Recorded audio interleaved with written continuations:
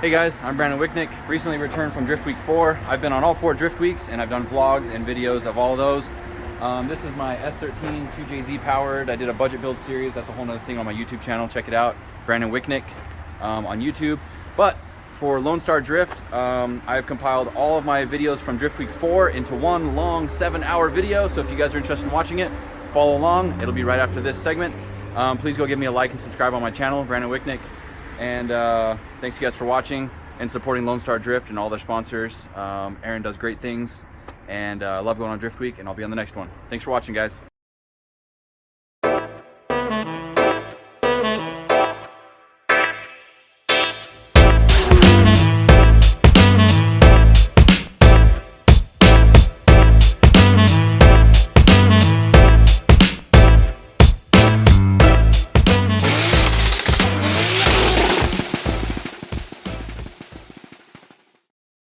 Good morning, guys.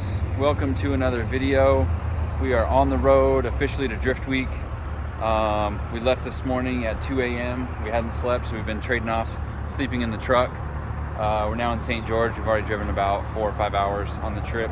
We got about another 5 or 6 hours to go to arrive at the track. We're gonna unload our stuff, and then tonight we've got like a city drive. We're gonna kind of get stuff situated in trailers and just it's kind of a meet and greet kind of first day, and we have a dinner at the track and stuff like that. So I don't think we're doing any drifting today, but it's definitely the first official day of Drift Week, and we're arriving on time. Not early, not late, just on time. The cars are all ready. I don't think we've ever been this prepared before, or this on time, on schedule. Both Seth and I had, like we talked about, those extra days to get prepared, and it worked out great because I feel like we both got everything done that we needed to get done in order to be like feeling confident and comfortable in how our cars are set up and all that stuff. So it's just road trip day, just driving. Kind of boring, but it's part of the process. You got to get to where you're going. This trip is not problem free. That's what we love. We want problems always. Ooh. That could be bad.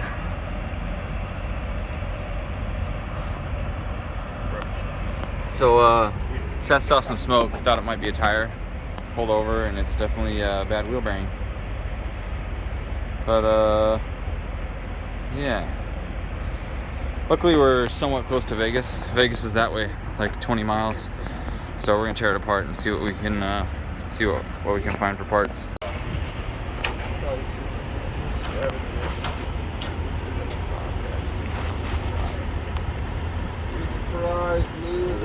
Oh, that's not nice. Wow. Sorry about whoever's tool that is. Oof. Yeah, actually real warm. The touchdown is hot. It is hot. Yeah. Now you're talking, man. Yeah. On today's episode of We Did It With Biz. One problems. They're nice. One down. That's bad news. What's up? How else do you want me to do it? Oh, my bad. Are we on the railroad? Down the railroad. Whoa, that was a spark.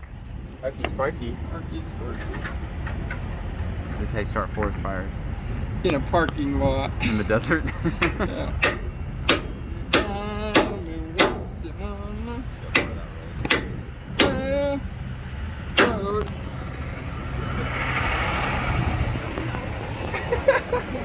Oh! Sorry. Gang. Back to the action. Let's try and hit it down. Just to see if we can get it to break free. You know what I mean? Problems. Problems.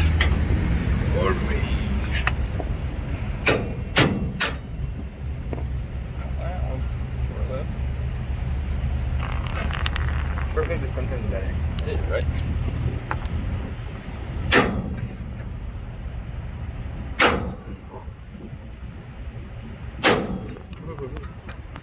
Trying to do a hard and fast. Oh! Whoa!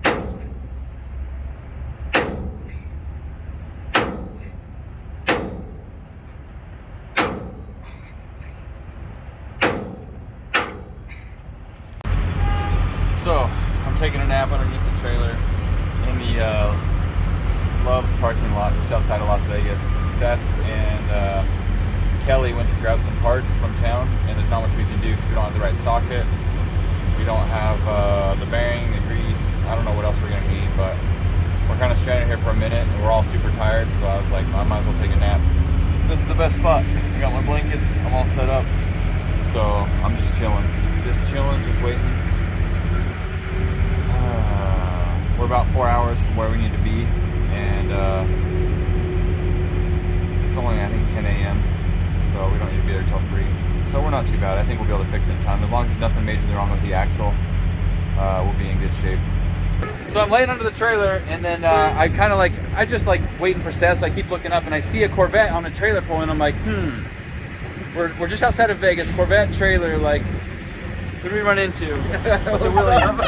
They moved to St. George in southern Utah, and I knew they had, but we hadn't been down to visit them yet. And like, and we're just like, what, like an hour from St. George, and I'm like, no way. And so they pull up and like, are those driftway cars? Yeah, I'm like, wait, are those drift cars? Like, oh shit. We stopped for fuel, and they're like 3 stacks, so we turn like, we'll get fuel later. And then we look, and we're like, no fucking way. Is that I'm laying under the trailer, and I look up, like, he's taking So, a nap. Yeah, I saw you taking a nap under the trailer. Yeah. I saw one eye open, just like.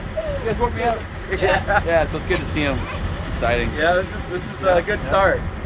So you guys are going to Drift Week. Yep. And then driving back to Utah. Yep. To do an off-road event. 2-day off-road. So And then going back to. we're going down to Drift Week to Willow for just tonight and tomorrow until like 1 o'clock, and then we're driving all the way back to Sand Hollow State Park for a 2-day off-road trip, and then Sunday night we're driving all the way back down to Tucson to make the rest of Drift Week. Wow. But we won't have the truck and trailer then. We'll just drive. We'll be starting right Drift Week. Cool. Real Drift Week. We're trailering it now Awesome. because if something happens to the car, we have to be able to get back to Sand Hollow. Yeah, this car is untested for us. The guy was drifting it, so. We got the car like on Monday. So. Wow. Yeah. So you'll be testing it on the. Oh, yeah. On the track. It's probably smart to have a trailer on. Yeah. Just in case. Cool. Well, good to see you guys. Awesome. Drive safe. All right, so they got back with parts. What's going on? So we get everything. It all is the right stuff, but the axle nut is seized on the threads and it's just worrying about coming it off. So if we try to take it off, we're pretty sure we're going to screw the threads and ruin the axle. So in hopes of fixing it right and having it good later, we're going to ratchet strap up the axle, hopefully get us there and fix it at the track with some better toolage, and hopefully be good for later. But we're gonna take off the other 2 wheels and grease them up, because if that one failed, it's usually an indication of the trailer needing service. So we'll grease these 2 since they're gonna have extra load on them for the rest of the trip. We got what, like 300 miles? Yeah, 270, something like that. It's not bad. So hopefully someone at the track has a grinder. We can cut that nut off. I don't want to go buy another grinder right now. I didn't bring one on the trip, so this is where we're at. How much were the parts? Freaking $100 for bearings. For one, bearings and yeah, some 2 bearings seals and some caps. the grease. Just the grease alone, that gives you an indication of like how much these people are charging for stuff. Let me show you this. I couldn't believe this. Valvoline multi-vehicle grease. That right there is an insane price for a tub of grease. Said $100 for bearings, some bearing caps, and I think that's it. And that grease, crazy. Just do the thing, man. This is the only thing they taught me in high school. This and making gaskets out of a cardboard thing. Geo boxes. Yeah. I did that. Make a water pump gasket, or I could just buy a water pump.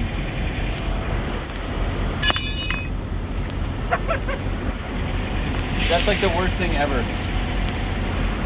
You got greased. When I greased more. Nice. Not my face anyway. Very nice.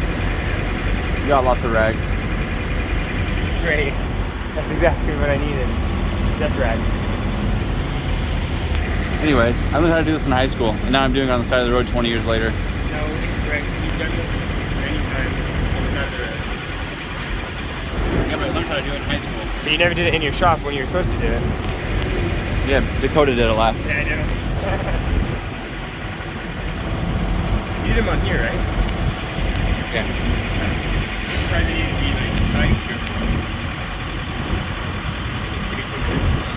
Look at that grease coming through there.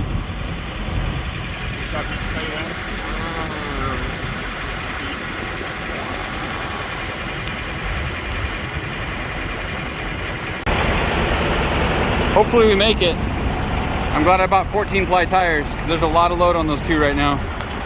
Okay, so we've made 3 trips to this trailer shop and finally came to the conclusion that we don't have the right race for what we need. The one part, they had everything else except the race. This one's pretty bad. We are not gonna reuse it. So now I gotta drive 12 miles away to find the race, and it's getting close to closing time in certain places, and the trailer is up north, and the place we need to go is down south. So I think we're gonna drag the trailer to the next trailer place and assemble it there. That way we're not driving back and forth because it says 30 minutes to drive there. I don't want to waste an hour when we could go that direction, put the wheel on when we get there. So, man, what a frustrating day. Yeah, it's not going super well because we got places to be and we got things to do. So, I guess it is what it is. This is what happens when you got to fix stuff. You just got to make it happen, whatever it takes.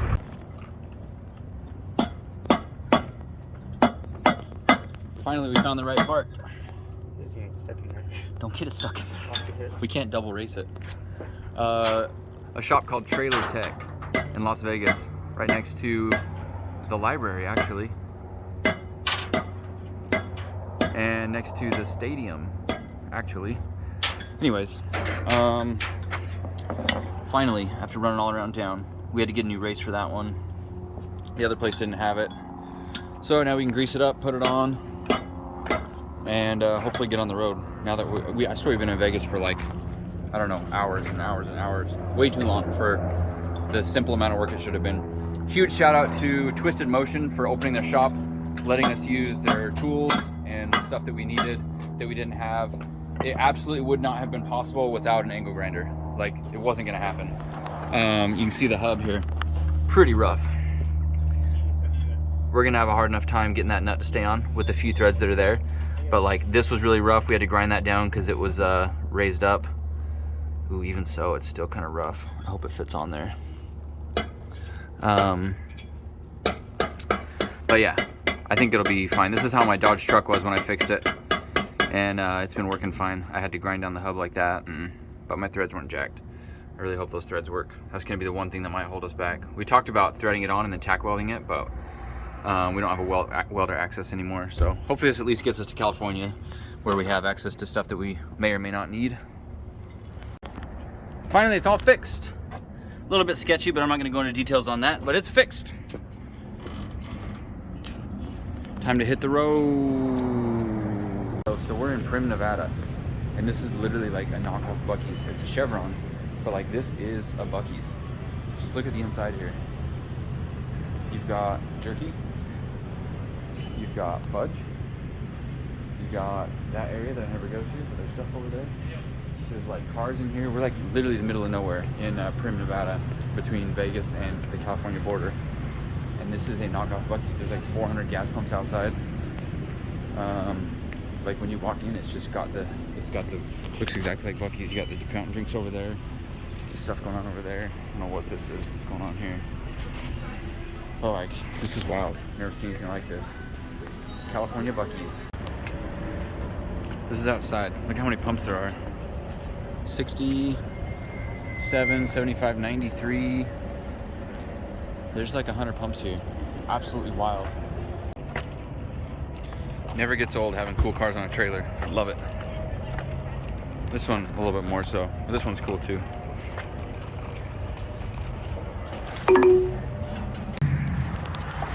We made it to California.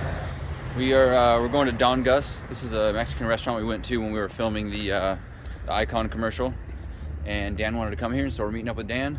I'm excited to see him. I haven't seen him in forever. So, and we're all starving. We've been in the truck all day, non-stop, with problems. So we're all ready to eat. We made it to California. You already know that. We're about to do some trailer maneuvers. I don't know if you can even see me. It's kind of dark. All right. What's up, Scotty? Scotty the man. MF Brock Heelys. He's the best. All right. Let's see if we can back it in. Crank it. Ooh, that car looks great. Shred it. Literally. Watch him over there, guys. Yeah. Hold on. You're good, man. You yell what I say. Oh yeah, look at this. Hold on. That wheel on the other side is gonna fall off. Hopefully none of the wheels on the truck fall off. Or any of these wheels for that matter. Precision maneuvering. Oh yeah, oh yeah. Keep it coming, keep it coming, keep it coming.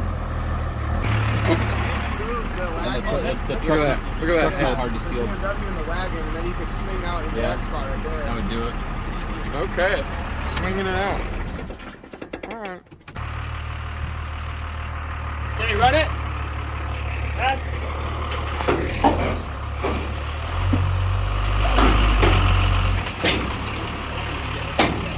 Dialed.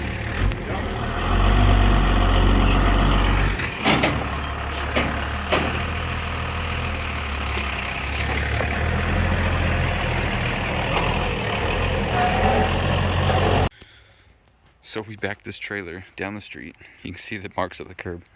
We had it over here and we were able to get it in this spot here on the side of the house. But we had to back it through this tree, and the tree caught like Seth's mirror, and it probably scratched my wrap and stuff.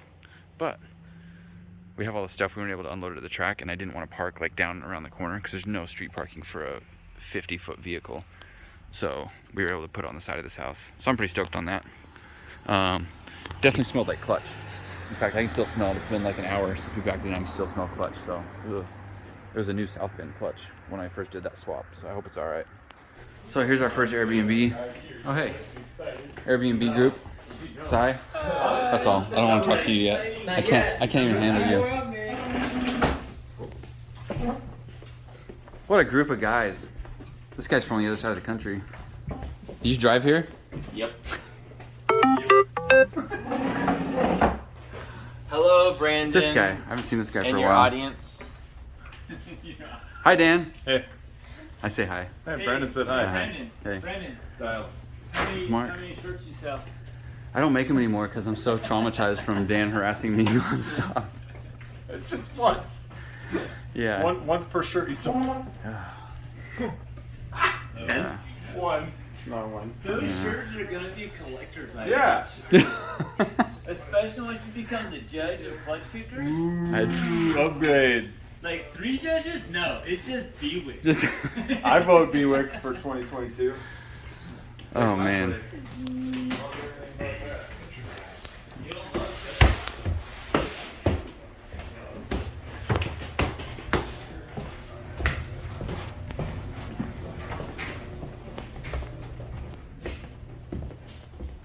Hey, buddy. All right, guys. Thanks for watching. This is the end of the day, end of the video. I need Dan to finish this off for me.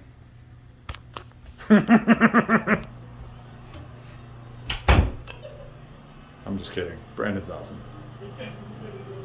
If you're not subscribed to the BWIX, definitely should be. He's one of my favorite people on this planet, and he should be yours too.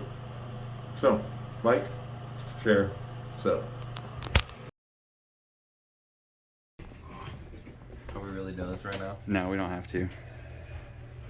I'm like still contemplating. That's where you sleep. That's where I sleep. And that's where the line is where we don't touch each other. Sometimes my leg just kind of crosses this way up. They better not. It does sometimes.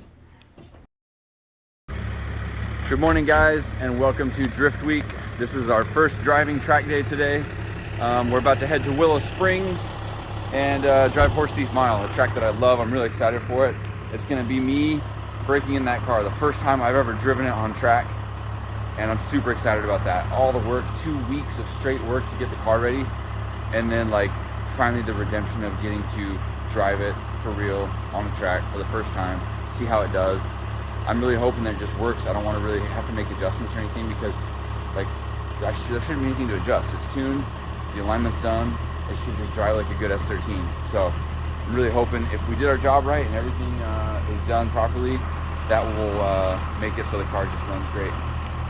We got a cool Airbnb group here. We got Fielding, we've got Wout, we've got Aaron, Losi, and his crew.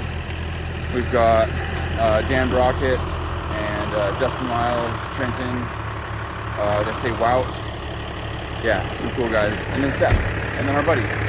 All of our buddies. And Kelly. All the And buddies. Kelly's here. And Kelly, that's cool.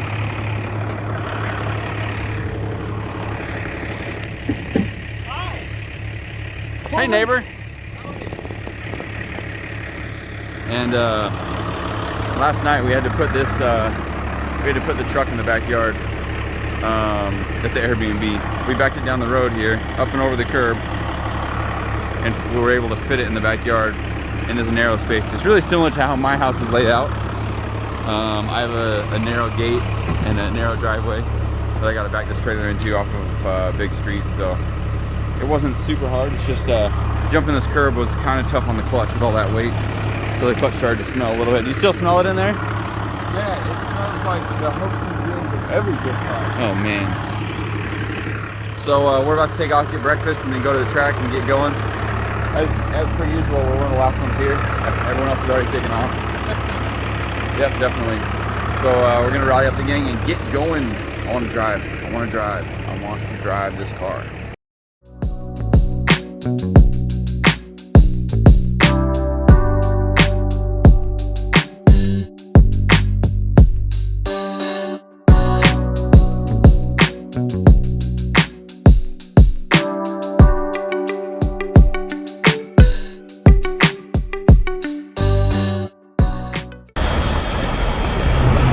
You can see it from miles away. It's just on a hillside. It's actually really cool track. I drove here like a long time ago. I used to come to events out here. Drove all the way from Utah just for Willow Springs events. But we're driving on Horse Thief Mile today, which is one of the funnest tracks here in my opinion, because you got elevation, you got really complex corners. It's super fun. So I'm really excited to drive it today.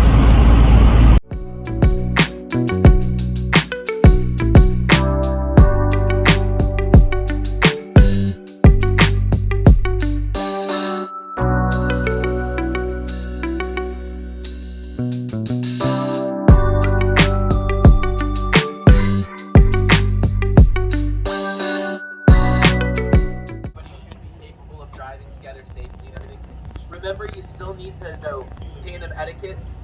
You need to know who you're driving with. You need to be completely aware that they're tandeming with you and you're tandeming with them. Do not just jump in on people because you're overly excited. He'll tell you where to grid up and where to slow down and get together with tandem people and all that. I'm gonna let him do the full driver's meeting through this place. I just want to make sure that you guys know. Do not jump in and total someone's car and be a ding dong. Area that just connects to the ongoing. So if you need to check out your car, if you have to get out. If we do have an incident, I would like everyone to reset, whether that be on the hot pit area, or staging up top. I don't want continuous traffic while we're trying to clear something off of the track. So this is going to be with the minimal crew that we do have. We're trying to run a skeleton crew to try to keep you guys being part of our crew. You need to help us out. Okay. So for those of you that watched the video yesterday, when I did the bumper crunch on the trailer, this is the damage that we got from it. Just a little crack, but still not good. Didn't happen on track. It happened before we even got here. But luckily that's the extent of the damage. It wasn't any worse than that. I've missed this thing. It's definitely different than when I last had it, but I missed it. And it's got problems again. Unfortunately, the engine is blown for the 13th time in this car since it's been imported to the States. No joke, dude. That's a legit count. And they're gonna fix it today. This time it's the head gasket. So hopefully things just work out for them. I really want to see Trenton and Dustin driving this car. So here's to hoping.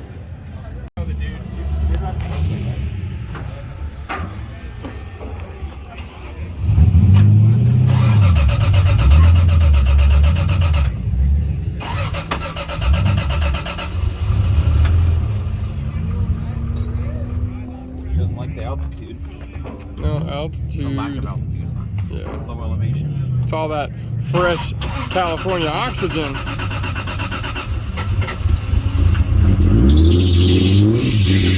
That's not embarrassing.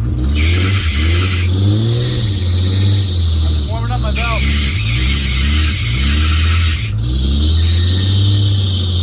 Put them underneath the ramp, just one notch. Yeah.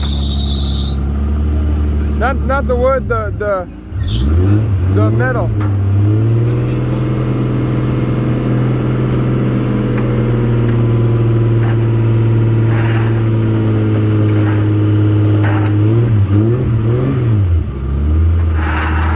Hey, that car does the same thing. Makes the same noises. Which car? That one? Yeah, the white plate car. It's the same car. Oh wow. Yeah. I wonder why. Jinx. Buy me a Coke. Jinx, you owe me a 2J head. Too soon. No, nothing's too soon. It's all in due time. Yeah, cut it. Small morsels. Cut it. We're more like.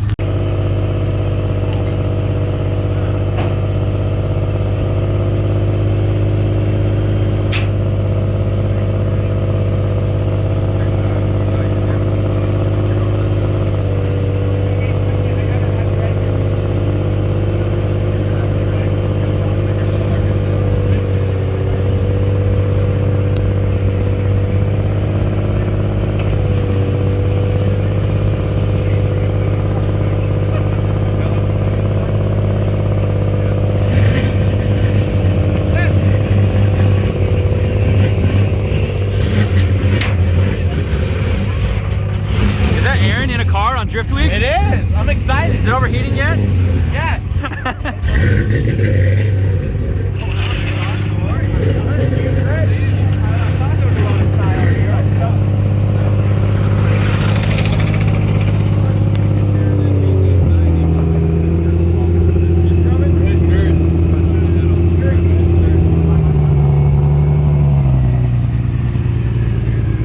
So low.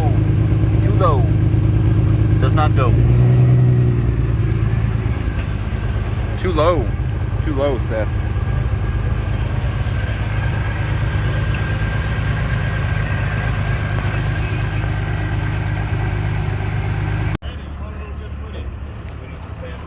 All right, boys, give me a rundown on what do you got going on. We got, yeah, we got a head gasket, we think, or a head, or something. It's not bottom end related. No, don't think so. Cool. Bottom end lived through it this time. Yeah, we threw a wad of cash at the bottom end and it survived. Head problems. Yeah. That head looks familiar to me. It sure does look familiar. Let's just leave it at that. We'll stop there. We'll stop. All right, Brandon says, you know how to work on this car so good. How do you can you get this off for What's me? the plan? Give me a We're rundown. giving this thing over to a machine shop today. You can pull the head off today. Head off today, gonna run down to LA, and they're gonna finish it for us today. And we're gonna slap it back together and drive it Dang. home. You got a head gasket? Yes, we do. And that's all you need. Copper spray. You gotta find copper spray somewhere in LA. Don't remind me. Somebody at this track should have copper spray. If anybody was gonna have it, it's gotta be you. I'm sorry, man. I looked at it in my toolbox and I'm like, nah, we don't need that. How could you say It was that? like knocking on wood. If I bring copper spray, I'm gonna have to do a head gasket. I went Oh, through you bring it so you never need it. If you don't bring it, you always need it. That's what I was missing. Why didn't you call me and tell me that? Bruh. Now we know. No, what happened? That looks dangerous. Whatever you're doing looks extremely dangerous. What are you doing? That is the danger zone that you're in right now. Yeah, so the car came on, the ram's just fine over there, and this side did not. Oh, they don't hook on anything. Yeah, no, luckily this car has the entire frame rails go on your stock, so it doesn't matter. Kelly uses these ramps on his trailer with no thing, but he runs a strap somewhere so they don't come off. That's yeah, safety. well, We don't- yeah. Safety 30 seconds, you know. Well, so what's the? Are you gonna put the ramp back under it? Yeah. Okay. So today's day one, track day at Willow Springs. We're headed to get gas. We just got the cars off the trailer, got the tires swapped over. All dog excited to go get on track, and the Seth's like, "Yo, we need to get gas." Like, all right, let's go get gas then. So we're gonna do that. Get prepared, right? Head back to the track and then get our first laps down. I gotta set up GoPros and stuff like that. The car feels like it's running pretty good. We gotta do a few boost poles and make sure that there's no major changes based on the elevation, and then hit the track.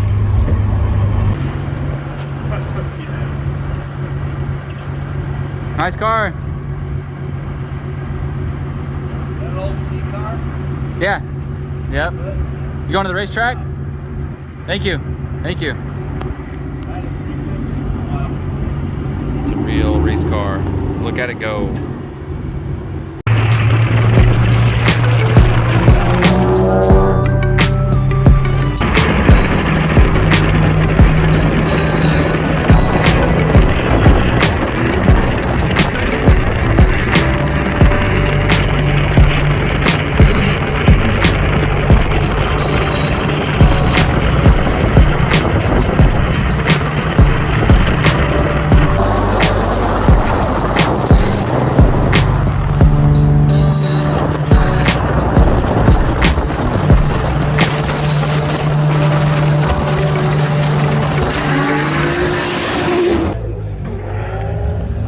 Look at this, they got it off.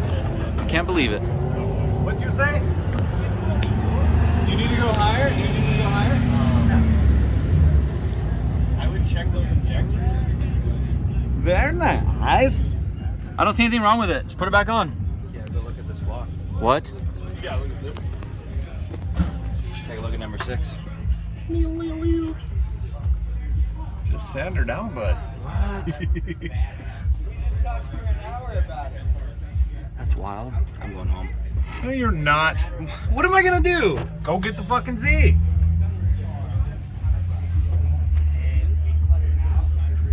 You gotta drive that way anyway. So, fell off the ramps on the trailer, and now it's on jack stands. Not sure if there's a correlation exactly, but definitely not a good thing. Okay, this is the first laps of the day. Brittany's gonna go for a ride with me, and we're going with Dan, right? Yes. And we're gonna lead. Yep. So I've driven the track, never driven the car. I'm excited to see how it does. I don't think there'll be any problem. I think I'm gonna be super comfortable in this car. But either way, this is the first lap. Let's go.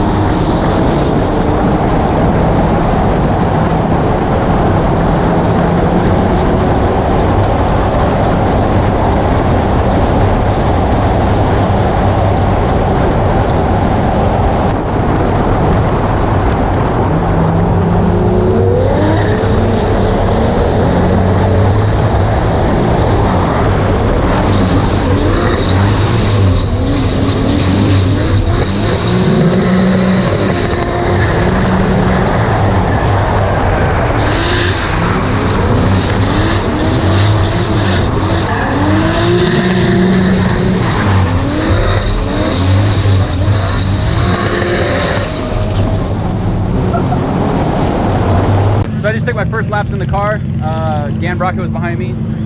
It was really, really good. This car just does exactly what I tell it to. It felt like any other S chassis I've driven. It's got more power for sure. It runs to redline way quicker.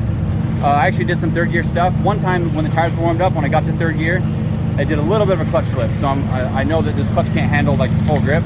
So I'm gonna air up the tires here in a minute and then just be really easy on third gear. So I know that the clutch isn't like 100% able to handle what this car can give it.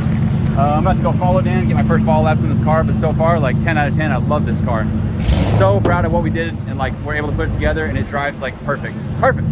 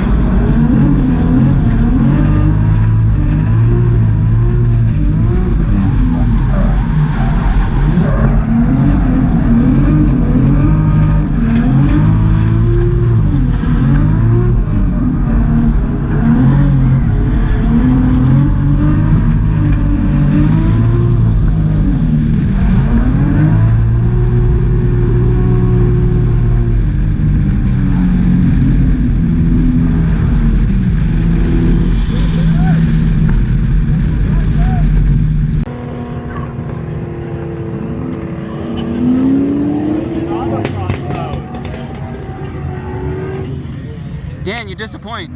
No shot for you.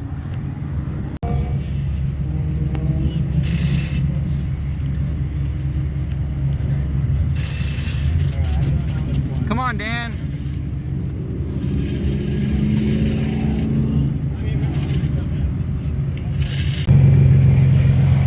And here we have a majestic Luke in the wild, in his natural habitat, away from home. Away from home. At the track. Fabio, is that Fabio. Yes.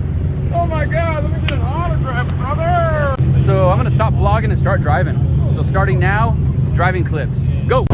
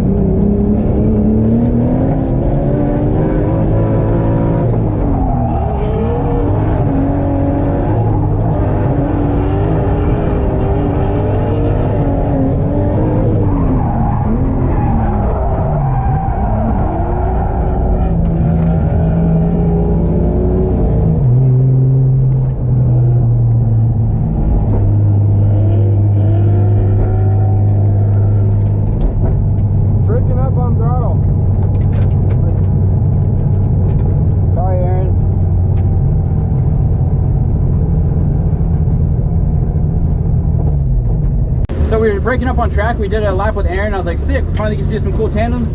And the car started breaking up and it was like, it just felt lean. And so we went and got the laptop and did a couple logs, and it looks like that fuel pressure is down. I'm glad we didn't run it long enough to cause damage, because it was like pretty lean. It's like in that spot where it's like you melt a piston lean kind of thing. So we're gonna turn up the fuel pressure and see what happens right now. But when we tuned it, it was at, can you see it? When you tuned it, it was at 3 bar, right? Yes. And now it's sitting at 2.5, 2.6. So hopefully we can just turn it up a little bit and it'll be good to go. So we got the fuel filter put on. It's clean, it's really nice. We pulled the old fuel pump out just We pulled the filter. Yeah. And it didn't look bad. Yeah, it looked really good. It was like, I honestly thought that's what was gonna be wrong, was a bad fuel filter, but it now you weren't technically wrong, right? Because the pump does have a filter on it and it looked sucked. Yeah, but I think that was fine too. We blew through it and it was alright. It looked good. So inside the tank, this is a canister. If you look right here, there's a lip, and then on the bottom there's a lip, and the pump is a motor inside this. And one of the other guys, our buddy Scotty the man, he said you can't like put a band clamp, hose clamp around this because it binds up the pump on the inside. We were already in there. This is a really good pump. He loves them. I think it's great. It supports the power really, really well. We're already in there. We have an AEM 340, so we put the AEM 340 in. Hashtag AEM the world. Let's see if it works or not. Yeah. What do you got there, Dan? I got thirsty, so I got a seltzer water, some chips to make it back to dry, and then some water to polish it off. See you guys later.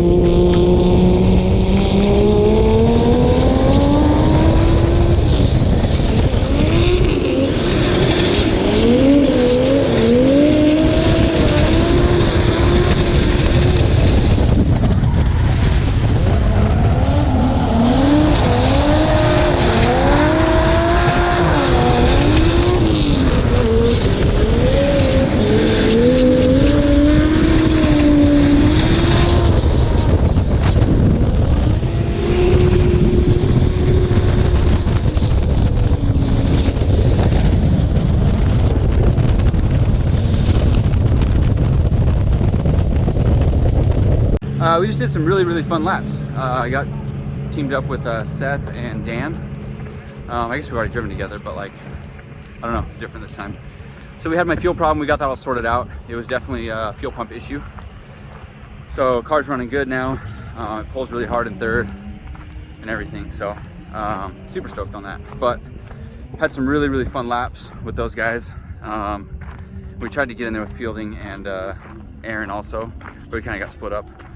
But so far the driving's really good today. I haven't done a ton of driving, but I've also gone through already 2 pairs of half dead tires.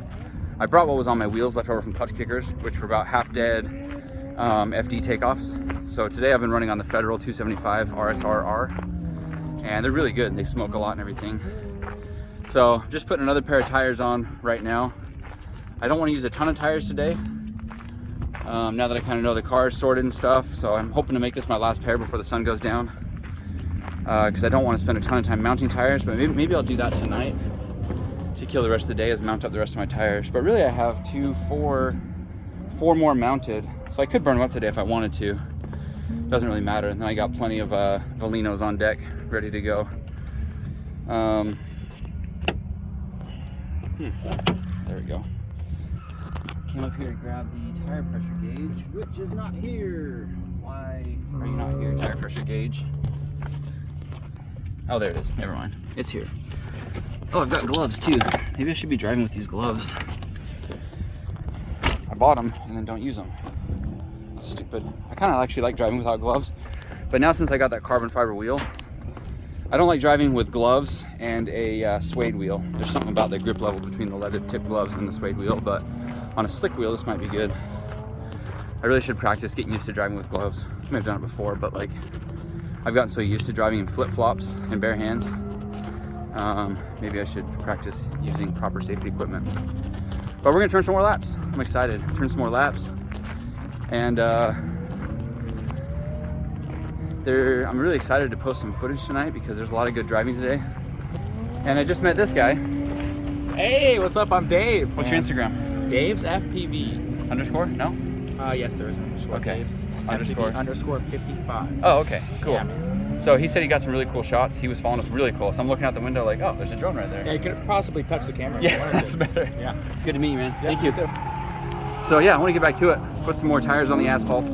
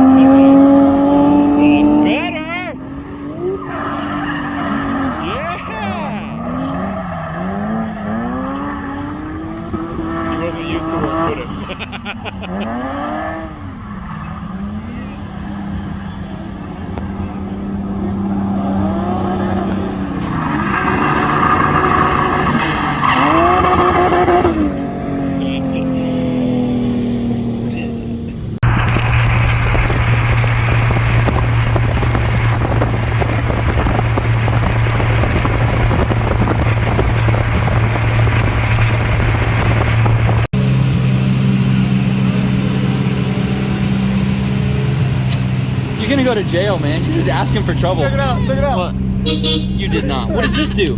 That's the blinker, baby. No way. Yeah. And it works? It works. Where'd you get that? Amazon? No, this was expensive. Really? Yeah. I was looking into that. I don't even want to tell you what brand because I'm mad at them because they kind of boned me. Really? But this was like a $230 blinker switch in stock. But it's legit. It looks good. It's nice. It looks good. But I hate it. All right, guys, it's been another long day on Drift Week 4. I had a blast today driving my new car. I still can't believe that we put it together in 2.5 weeks or less, whatever it was. And I'm driving it. It's street legal. It's driving on the street. It's ripping on the track. The engine's solid. The chassis is solid. Like, I just can't believe we put it together for so cheap and so quickly, and it works so well. I just love it.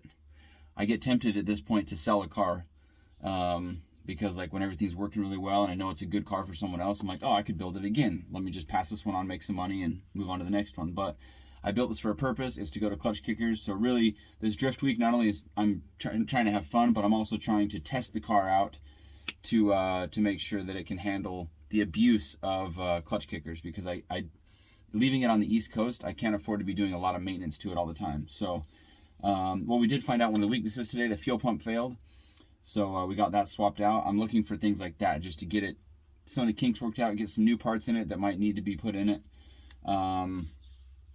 and overall just like learn how to drive the car. But to be honest with you, it feels just like my Icon car, just faster and a little bit better handling. Not much, but a little bit. I think the chassis is more solid because it's got a cage and a solid welded strut bar.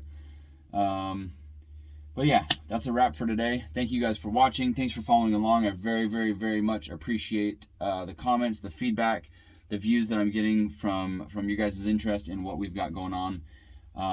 So please stay tuned. Subscribe if you haven't already. Hit that notification bell because I will have a video coming out every day, I hope. We're trying really hard to make that happen. I actually stayed up late tonight getting the GoPro stuff ready so that my wife can edit it and get a video out tomorrow. So that's the plan. Thank you guys so much. Good night. It's already on there. I wear my sunglasses at night. Oh, I missed the spot. That's a copyright strike. Is it? No. I sang it. It's terrible. There's no way they'll think it's...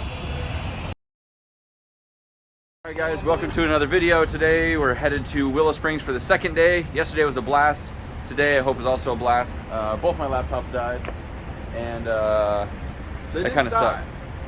They failed. They failed to do their job, which is to start up and do anything. So they're dead. All right. Yeah, they're not just dead. That implies you have a battery problem. We've got the best guy on the job for laptop repair. Yes, Officer Dan. Officer Dan Brockett, part-time laptop repair specialist, hacking the mainframe. Hello. But we're gonna get some snacks for the day and head to the track and get going on it. No, incorrect. That's the wrong one.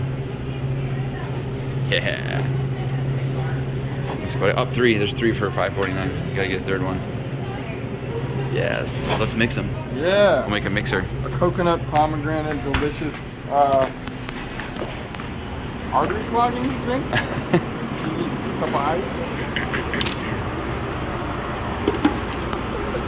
Amber calls me bougie because I like ice with my drinks. I don't know. Wow. What? That's a lot of damage. If I'm paying for a cup of ice, I'm getting ice, bro. Oh, that's true, yeah. Maybe you pay for ice. I don't know. We'll find out. If so, it's only 79 cents.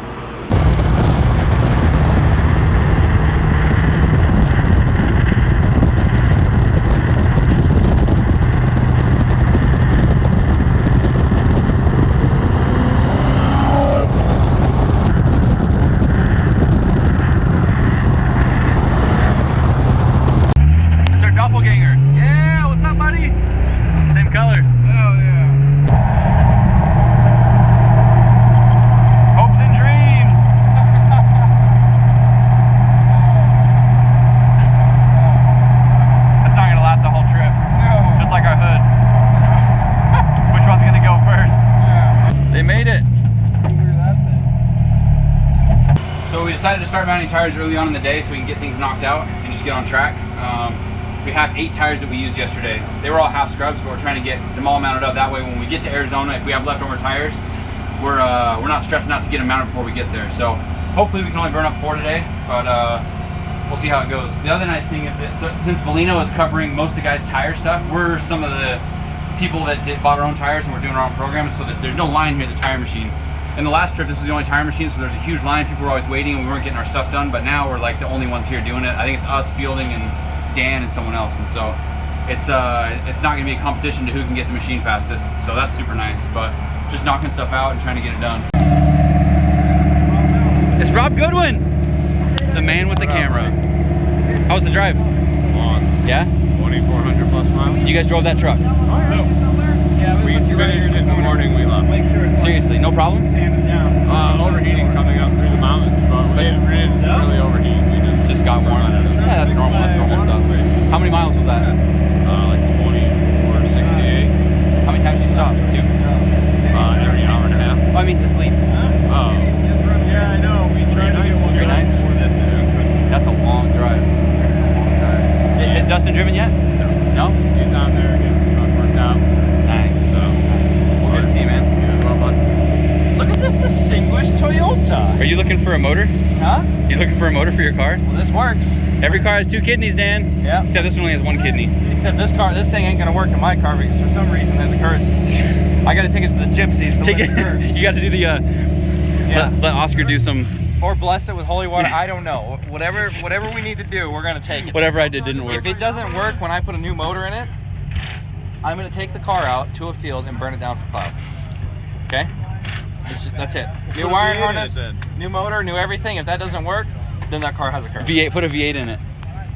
That'll definitely blow up on startup. Oh, no way. Yes, way. That car won't know what to do with all the extra torque. Your car blew up. You have a How V8 many and it blew V8s up. has this man Which blown one? up? The one that's currently blown up with water in the cylinder. No, that was just the head gasket. This man has blown up more V8s in his life than he's gone through tires drifting. I don't know. V8s versus RBs. Oh, V8 lasted. Your RB 1,000 death times count. longer. Yeah, I'll give it to you on the V8 there. V8 lasted 6 years before I blew a head gasket on it. Dang. Bye guys. I'm gonna go drive. All right, time to hit the track. Enough talking. Time to hit the track. Oh, this morning, I don't. You guys saw in the video, but it was like straight up. Wah wah wah wah wah wah wah wah wah wah. That's what it does on the freeway. Wah wah wah wah wah. We're definitely gonna lose a hood on this trip. The hood's coming off. Hood's coming off, not by choice, but it's coming off. We don't want peace. But we Kelly want did. How loose was it? The nut didn't come off. No. It was on the last thread. Oh. Like we would have lost it. We need to put a zip tie in the bottom of the nut. That way it can't come off. Yeah. You see these? I see it. I see They're it. broken. We're gonna have to. Regular maintenance is gonna involve re-vinyl wrapping certain parts of the car. This vinyl like is not good. I'm starting to realize it's just not good vinyl. Are you saying what I think you're saying? What? You're real. I'm so proud of you. About what? Don't buy $200 wrap. That's all they had, man. That's not true. At least it's one color. When it comes off, we're gonna start seeing the flesh undertones, and it's not gonna be good for anybody. It's a salmon undertone. Yeah.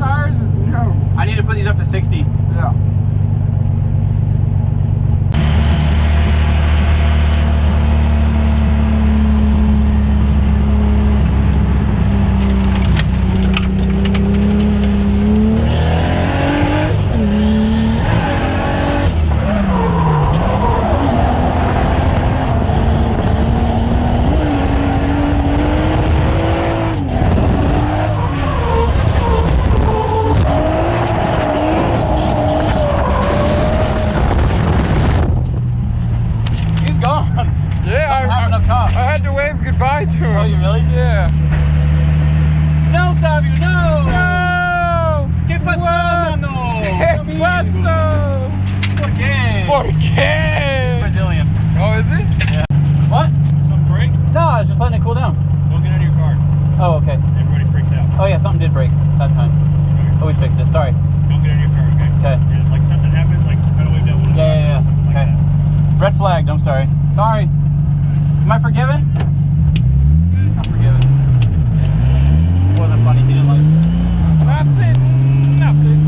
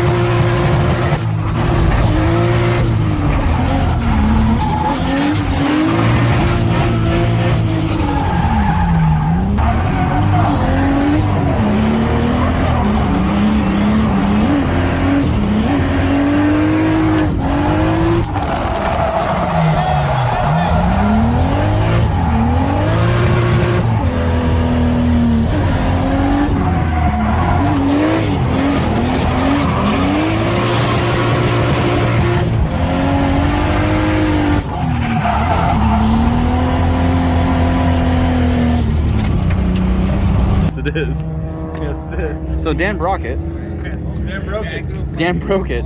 Drove off the track. I did. It's my first dirt drop, and I made it a keeper. And it broke an axle. Yeah. Oh, the balls are out of the balls are- should be in, but they're out. But yeah, you don't want the balls in sometimes, but sometimes you want the balls in. But they're Other times. Yeah. But those are clearly they're not out. in the right place. Yeah. Put them back in. Yeah, they won't go back in. Oh. It does this too. That explains. Oh, that's not supposed to do that, Dan. It's a convertible. I've never seen that. Never seen that happen. Well, have you met me? So, yeah, they're getting an axle swapped out, and Taka had one. And Taka had one. And he brought it over to you. At Willow. Yeah, it's the best. Taka is amazing. Yep. The best.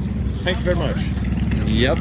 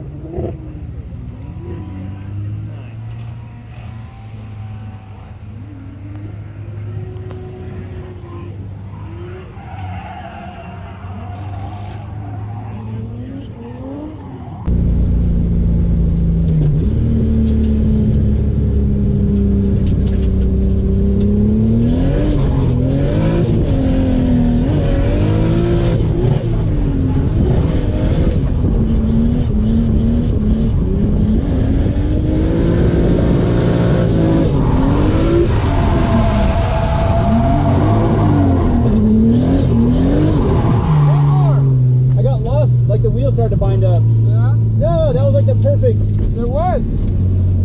That's perfect. Where you're dragging the front end, that's perfect.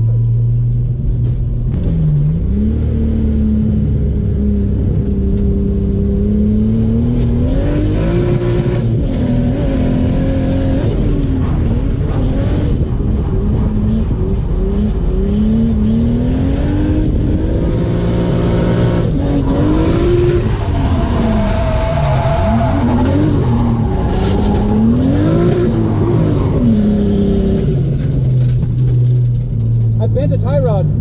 Good? Yep.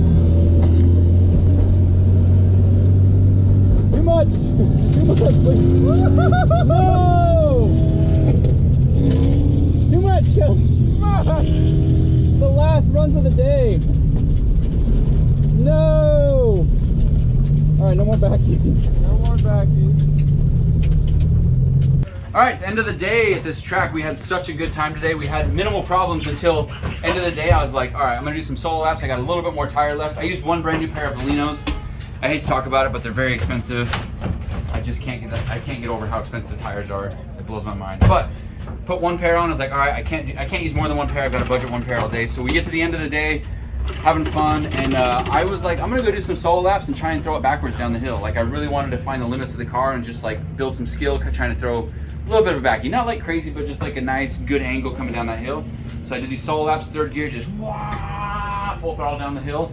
And then if you just stay on throttle long enough, just half a second longer than you're used to, go backwards, and then just a little touch of the handbrake and back on throttle. And I did one, it was like, all right, not bad, not bad. I did a second one, my steering started binding, but I was like, okay, I can get it. Third time I go a little bit harder, and went further than I wanted to. Well, not further than I had gone before. And then the wheel actually caught the tie rod and bent it. And so I kind of pulled that one off. I was like, oh, that was sick. And then I'm going off and my wheel's like way off to the side. So Kelly bent it back straight. I'm kind of thinking it's still going to be an issue. But I'll probably grab a spare tie rod and take it with us on the road in case we got to do it. But other than that, that was a lot of fun. I got tons of good tandems with some new people that I hadn't driven with. I got to drive with Mesker. I love driving with Mesker. Just a good time today. So now we're loading up all our stuff.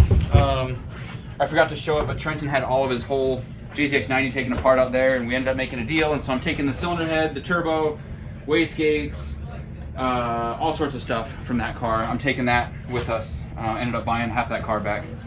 He's gonna do a full 2J in there and just start from scratch. Bought the EMU black, the wiring harness, like basically everything I put into that car, I'm buying back from it to put on my next Cresta. So now we got extra junk to lug along on the trip. Thanks, Dan, for letting us use your trailer and ruin your foam pad.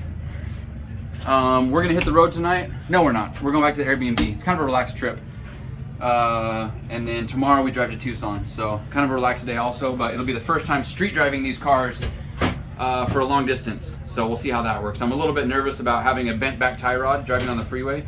So we'll see on the way home tonight if it's a problem or not. I'll probably grab a spare tie rod, and if it's really that bad driving here to the Airbnb, we'll swap it in the driveway.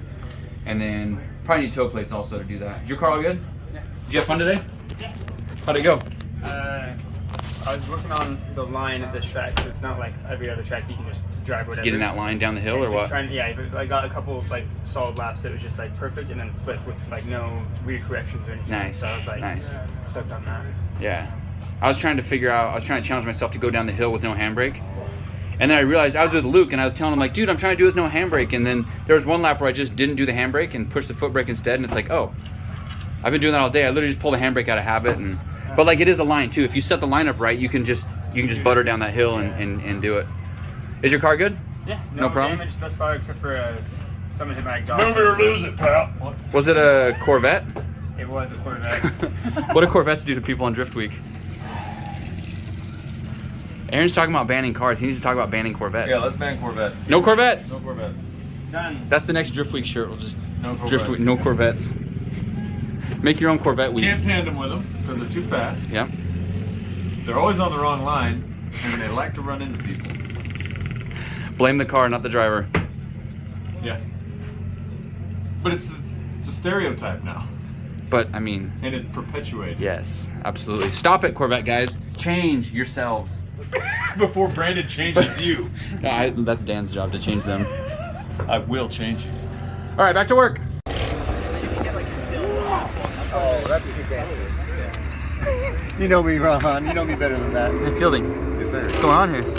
We're collecting water bottles that were half drained because I'm environmentally conscientious. Uh-huh. Pouring them in the radiator because it's also thirsty. Whoa. Where'd your water go? Either on the ground or through the exhaust. Either way, bye-bye. By way of the cylinder head? That's right. But did not mixing with the oils. So Okay, good. okay. Yeah. All right. Totally good. I got a bottle of Blue Devil on deck. I need it. I got it. But yeah, we're full now. All right, tell me again. How many years on this engine? This will be the end of the 9th year, so it's going to be going into 10 years in 2022. I swapped it in 2012. And you've done a head gasket, right? I've never opened this Nothing. engine. Nothing. No bearings? Nothing. I've literally changed the valve cover because I got them powder coated, and I resealed the lower oil pan. That's it. Everything else, completely stock. That's wild. I've never touched the timing belt. That's wild. Water. Oh, we did the water pump. But that Okay, doesn't that's count, right. That doesn't count. That's not opening. Yeah, That's exactly. That's maintenance. Right, regular maintenance. But I've never cracked it or anything. I've never even loosened it, like a cam gear. And how long have you been at 500 horsepower? The whole time. Literally as soon as I put it in. It's always had a turbo on it. The first half of its life, or a big turbo, I should say. The first half of its life, it was on ethanol, and now it's on pump gas. I calculated I've done over 10,000 laps. Drift miles. Drift laps. Wow. Over all the years. Between Wow. Lone Star, Drift Week, and traveling to other events, Grid Life and Hyperfest and that sort of thing. Over 10,000 drift laps. And then over 10,000 street miles from Drift Weeks. So, That's insane. That's insane. JZ Life. Yes. Never ever heard of an RB that could do that. No, we all know that. Yeah. We know that. Yeah. Oh, that's right. Blue for Devil, me, buddy. shout out to them. I'm not sponsored, but Drift Week 1, we thought it was a head gasket. Everyone was like, pull it, pull it, pull it. Yeah, I was yeah. like, heck no. We're going Blue Devil, and if not, then like I'm gonna just let this motor go by the wayside. Keep driving until it literally blows up. But And it did. the Blue Devil did its job. Blue Devil, probably. Whatever was wrong is not wrong Yeah, anymore. and it was fine until now. But dude, I think getting it, I told you earlier, I'm not sure if the scale of my ECU coolant temp sensor is correct, but it regularly sees 130 Celsius, which is like 250 plus, I think. Yeah, yeah. And I think it's just puking the coolant out. It just gets hot enough where it. Oh, you got a good cap too. Yeah, I got a I've good run those cap. caps. Those things work well. A good radiator. Yep. But my overflow is pretty terrible, and then it's just a can. There's no baffling. So it doesn't suck back in. I don't think it does. Okay. Yeah. So it fills that up and then it blasts it. So maybe Look, you already. Look at this. I have it overflowing to spray the radiator for the last ditch effort. As it's like losing its mind, it's got it right there to just dump it onto the radiator. So like, my gosh. it'll help a little bit. So yeah. All right, man. All right. See ya. We'll see you in Arizona. So I forgot to mention this because we were too busy packing up, but I bent my tie rod on the last run of the day. And then Kelly did the old jackaroonie and jacked up the tie rod and bent it back straight. And we just drove it here and it actually drives pretty good. I could do an alignment with this jack. I actually have quite a few GK Tech Stop opening doors. tie rod, extra tie rods. So we grabbed one and we're gonna change it to Airbnb. But first we're going to Sakura Buffet. No, it's Sakura Boo. Sakura Boo. Are you ready? Are you ready? Everybody that commented. Luke is cutting his food with a spoon. Yep. It's like a spork, but they're separate. Yeah. Two-piece spork. Yeah. I'm not doing it until I get in this. Kelly has a well put together plate. Chopsticks. Always. Trying to Never. Never. Never what? And noodle potato. Mashed potatoes and nudes. Good combo. Oh, dang, you got it going on over there. Where'd you get that? And that? Which one? I don't know. I'm gonna go find everything you got. And intercontinental, international. It's kimchi, sushi, and horchata. The goods. Oh man, what a day, guys! We just finished day 2 at Willow Springs, and we are done for now in California. We're heading out to Arizona tomorrow. We are gonna do an Azusa Canyon drive up the canyon in LA tomorrow, and then head out to Arizona, so that should be a good time. But tomorrow's an off day as far as drifting goes, and then we'll be back to Honda Musselman Circuit in Tucson on Monday, and Tuesday we'll be driving there. That's a fun track. I'm really excited for that. Just super stoked on my car, how well it's doing, how well it's performed, the minimal problems I've had, and I'm just really enjoying driving it, so I can't wait for more. Thanks for watching, guys. Don't forget to like, subscribe, and turn on the notification bell because we are dropping videos daily, and it's a lot of work, but we enjoy bringing the content to you because of the feedback we get. So thank you guys for watching. Thanks for following along, and stay tuned for more. Bye. The floppiness on that hood does not inspire a lot of confidence.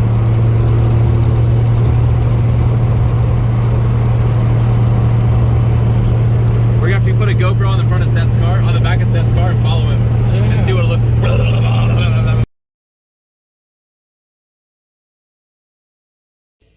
Alright guys, welcome to another video. Today we are we're doing just some last minute little maintenance things for the car to make the road trip. The biggest problem I'm having right now is the hood. Jerry cut the understructure on the hood before I got it, so it likes to flap in the wind. It actually flexes pretty far. It's actually like really bad. So I'm worried about it doing that for 500 miles, finally letting the hood rings go and flying up and breaking my new windshield. So Rob was kind enough to help me out with some aluminum pieces. So we're actually trying to brace it from underneath using rivets and then metal. We got one piece in place already, and it's still kind of floppy, so I think we're going to add some structure to the sides, and hopefully that does what we need. Eventually this is going to be a 200-pound piece of metal hood. Yeah. So that's what we got going on. Kelly's going to be driving the truck. We're separating. We're going down to the canyon today. Kelly's going to drive straight to Tucson. Aaron's car was getting worked on by Rob. We got that loaded up. Every time we bring Aaron's car on a trip, has problems. So we'll see what happens. V8s are not the solution for everything. Not for everything. Not for everything. But he was driving good. I got to tandem with Aaron, and the car, he's driving good. It's really fast. You can just keep it from overheating. So yeah, we're gonna do some more work on this and hit the road. It's gonna be kind of a boring day, but oh yeah, I haven't fixed my vent tie rod yet. I'm kind of hoping I might do pro alignment and get back to the road with what we got.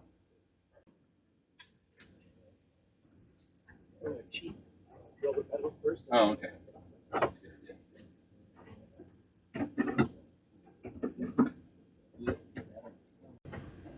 Okay, so we got a bunch of rivets in here. There we go. Got a bunch of rivets on here. And it's definitely a little bit stronger. There's just tons and tons of rivets. But Rob's saying it's not strong enough. Well, I'm just saying the way you're not restricted to 60 miles an hour. It's better. In a true, stylish, make it happen fashion. I just say a little safety grill on that. How am I gonna open my hood? That's a Jay-Z. I'm gonna take the bumper off. Look at these quick release zip ties. Bumper off. Check your oil. You know? Not bad. I'm just saying. Make it happen. In the true race car fashion. In a true street drive drift fashion. You wrap it up a little bit. You got some wrap? Put wrap over it? Yeah. I'm so sorry, car. I never meant for this to happen to you. I think you know about my belt problem. It's been almost in every video and every clip there is. So I bought some belt conditioner. I'm not really big on belt conditioner. I've never used it before, but desperate times, desperate measures. You guys know how that goes. So I'm just gonna go ahead and spray the belt and hope that it does something. Because yeah, I can't spray while it's running because the fan will be on and then the fan will just spray it everywhere. So I'm just gonna kind of quote unquote dress the belt as best I can, just get it all over there.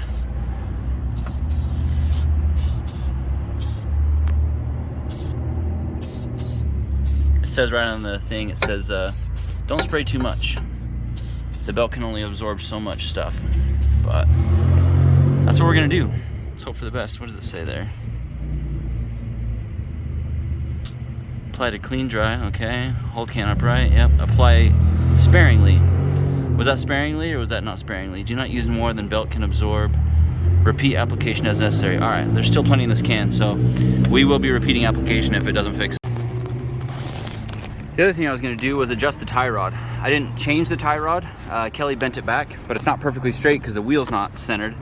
The wheel's slightly to the right. So based on my calculation, I must take this one and toe it in a little bit because this one looks towed out and it also makes sense why it would be pulling to the right a little bit if that's towed out. So I'm just gonna add a little bit of toe in and I'll drive it a little bit. If it needs some more, I'll do some more on the side of the road. The nice thing about this car is with the wheel wells cut out, I can totally reach the tie rods through the wheel well. So that's what I'm gonna do. Oh, sick, I didn't even realize this. The hood goes up all the way. I haven't actually been on my own yet. Kelly's driving the truck now, so I am on my own, and all the other guys left for the canyon drive because I had to stay behind and help a little bit and get my car fixed up. So I'm officially on my own for this part of the trip. So it's nice that the hood stays up. All right, let's see what we can get here. Reaching there. This is hard to be a cameraman and a worker.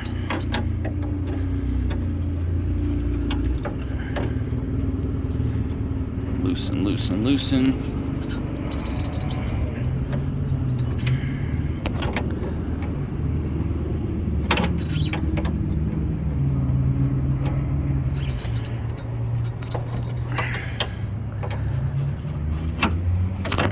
All right, a little bit of toe in would be, let's see, threading that in would toe it out, so I need to thread it out, make the tie rod longer.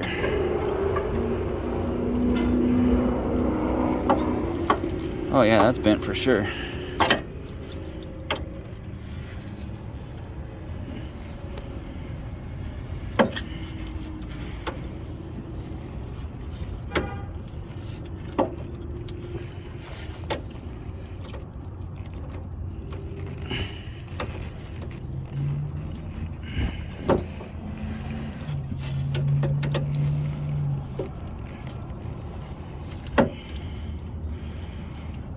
All right, we'll give that a shot. See if that'll do it.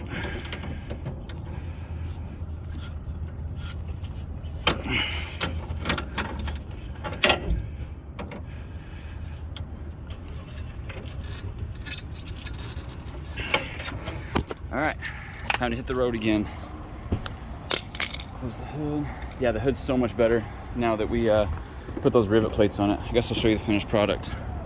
Bunch of rivet plates, just some random scrap metal that Carlson had, and I drove it down this road on the way to the gas station here, and it's definitely, it still flexes, but like I don't see it doing the wah wah wah wah wah wah wah. So it's time to hit the road. I'm gonna go try and meet these guys in Azusa Canyon. They're already driving, but I don't want to be too far behind. I want to have some fun.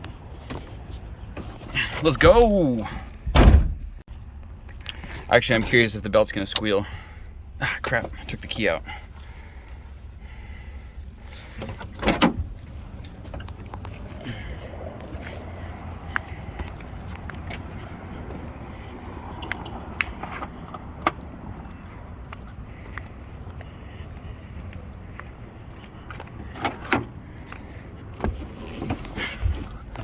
I just want to take a second to point out this beautiful carbon energy wheel. I've had a lot of steering wheels in my day and I've liked all of them for the most part, but this one is like really unique. It's super lightweight. It's got like a good feel to it, like the thickness of the outside, and it's got the old D-Spare logo on it, and it's just like, it's a beautiful piece. Shout out to NRG. They're one of the sponsors for Drift Week and for this car. So I wish I had the Prismas in here, the Prisma seats. I will definitely do them for clutch kickers, but these R32 seats are filling in for now. But yeah, awesome steering wheel. All right, let's see if this thing squeals when we start it up.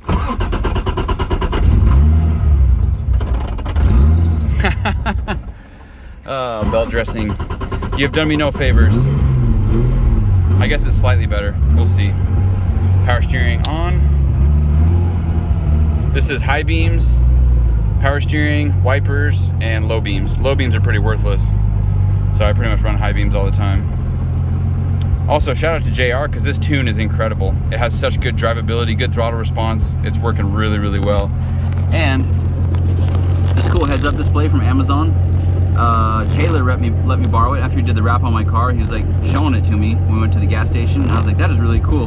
Realized I couldn't get it in time from Amazon, and so he's like, just borrow mine, I'm putting my car in storage. So it's just a GPS, you plug it into the cigarette lighter, and it shows you your speed on a heads-up display. So that's really cool. There's a bunch of other functions I don't know how to use, but all I care about is the speed. And I just put it on Velcro, so when I'm at the track, I can easily pull it off so I can see the cluster. So super, super cool. Time to hit the road. Bye.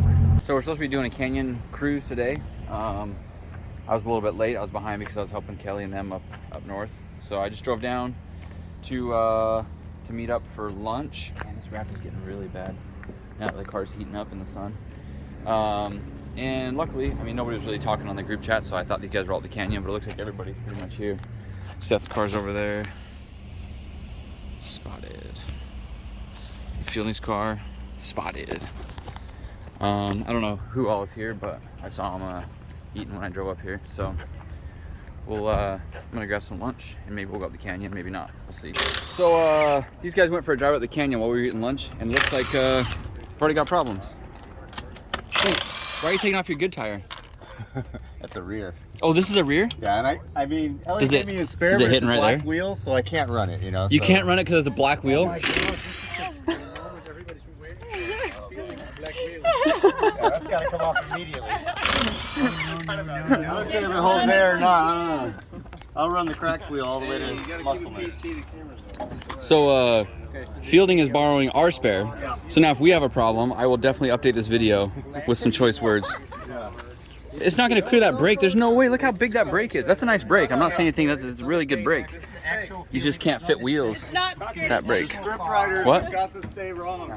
Oh. It's running black wheels, people. Now endorses the use of cars. That's not true. And it's also a really shitty offset because this is the new way. He wants to improve performance by making the rear axle narrower and having more side drive, and black wheels to fool the judges. Oh, you heard it here first, folks. Heard it here first. Fielding is running. What's the word? That's good. Oh, nice. And a non-DP That space looks alright. Yeah. Wow. That's kind of cool. It's pretty small, so it might your steering might be off. Oh, that's all right. You know, my steering was off so bad that when I put the 285 on the front right, my steering was perfectly straight. I was like, hey, I can get used to it.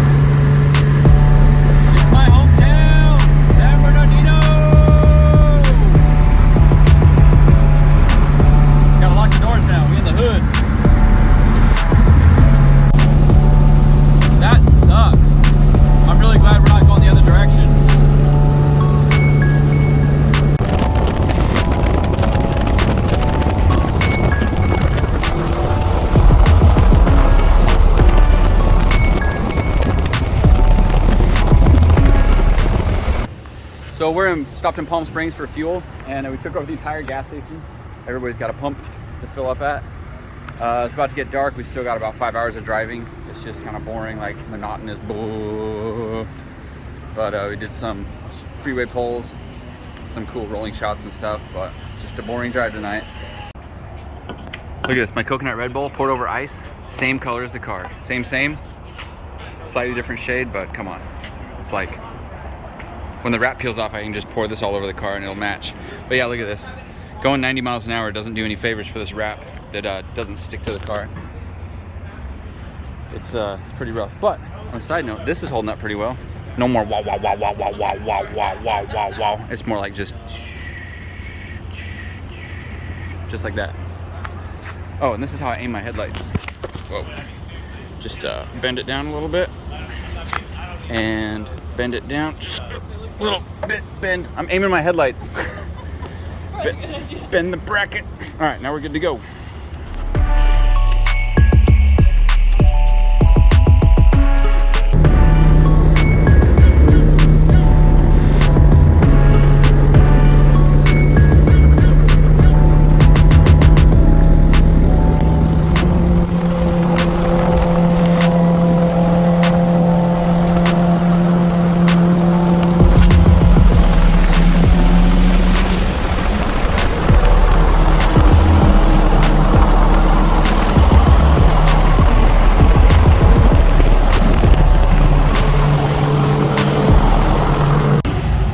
Yo, you gotta check this out. We're getting off the freeway and I'm following this guy and I see his front just go whoa, whoa, whoa, whoa, like insane. We were just going 90 on the freeway for like 2 hours. Yeah.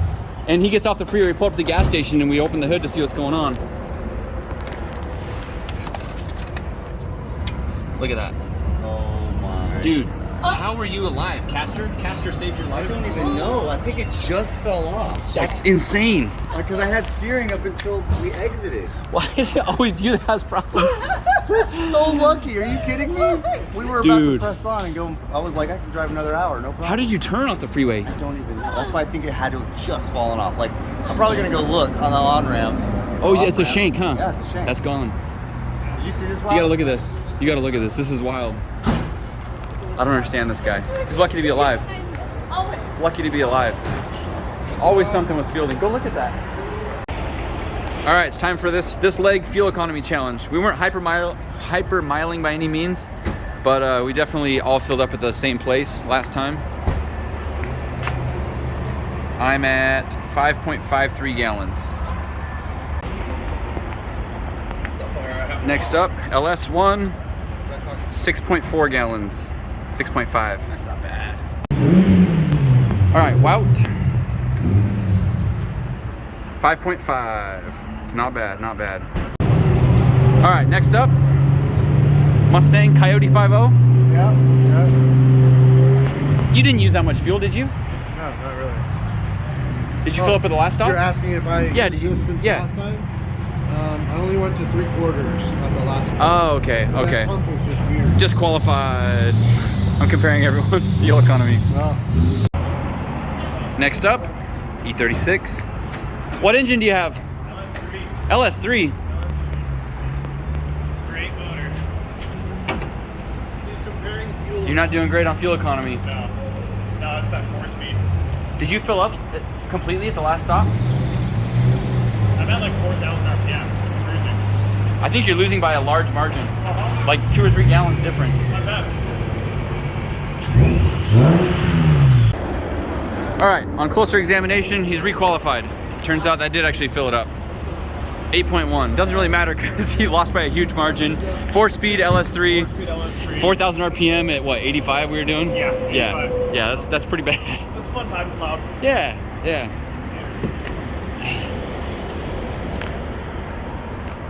Definitely a good looking car. I like the headlights too. I like driving in front of this car because the headlights look really cool.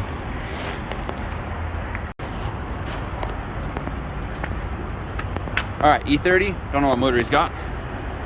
7.1, not great, not great. We were all pretty much doing the same speed also. My worst fears are coming true. All this speed on the freeway is starting to come apart. We're losing wrap. No. Could be worse. Could be losing tie rods. We've got a pretty good selection going here.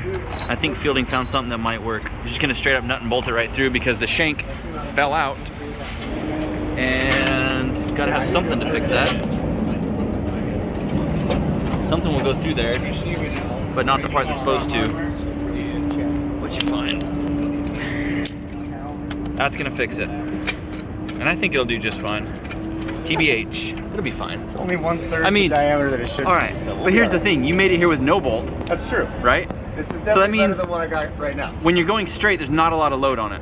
Right? The caster kind of centers the wheel. I honestly think that was just pure divine intervention because there's no way. What the fuck is going on? I've driven a car onto a trailer with no tie rod. Really? Because the caster kind of holds it. Kicking the wheel, right? No, and when you're going forward, once you go backwards, they flop because it's reverse caster. But when you have caster, it kind of wants to go straight. I don't know. Either way, you're lucky. It's always Fielding. Something happens.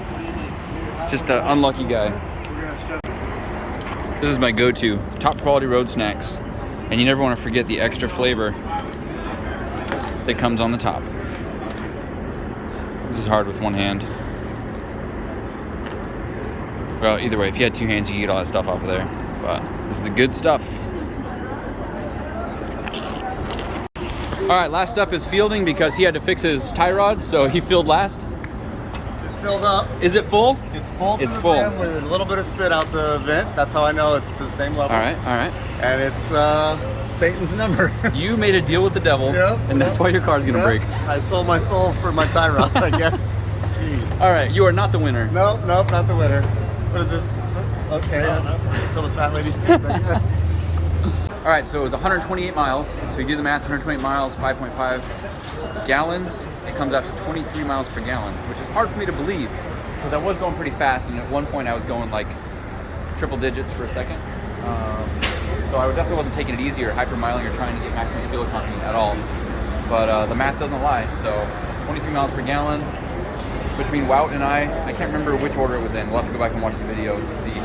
But it was either me or Wout was the winner. So Seth is disqualified because he's doing this half tank thing, trying to claim that he's the best. But we definitely know who did the worst by far. I'll keep saying that. By default. By default. By default. 4-speed, it's just no chance. Got a ton of weight in this car, so the back is like sitting really low. So I keep hitting my exhaust on stuff. Also, just check my tire pressure, and they're at 30. If there was a pump here, I would definitely put them up to like 40 something to try and get better fuel economy.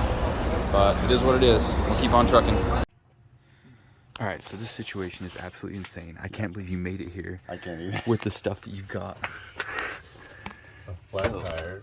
Yeah, the tire's flat. Don't even know how that happened. Look at that.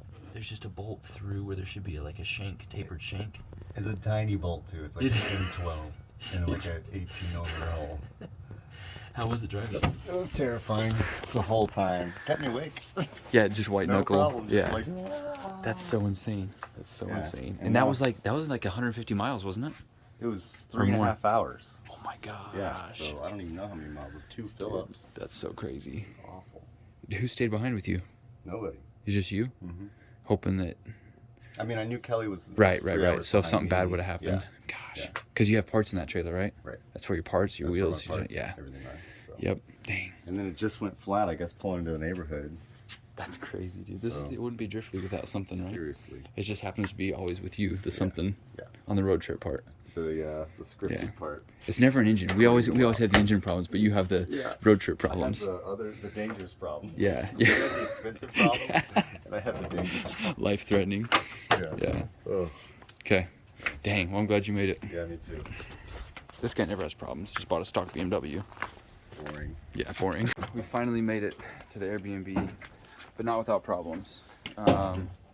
Fielding had a tie rod problem. Had a tire problem. I don't think I talked about that earlier. Had to take the spare from Seth, and we were like, okay, we've all got good tires. Well, sure enough, a mile from the Airbnb, Seth's tire goes flat. I saw it sparking on the freeway, and we're like, I guess we just keep riding on it.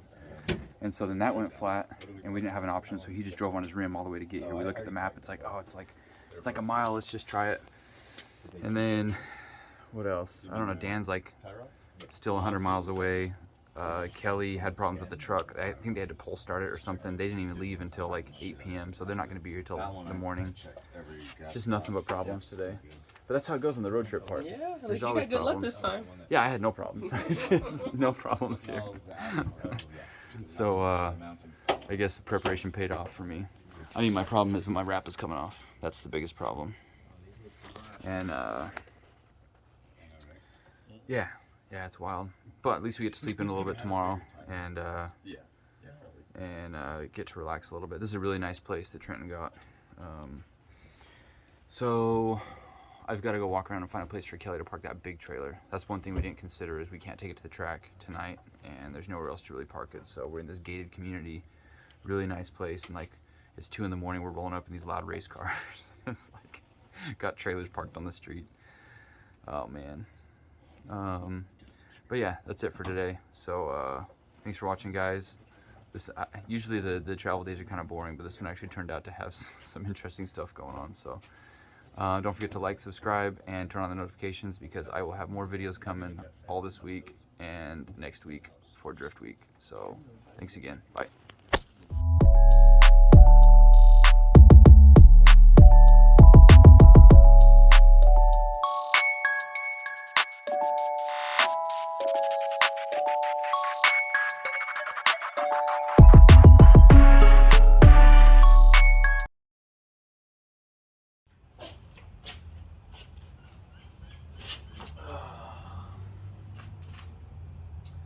Good morning and welcome to another video.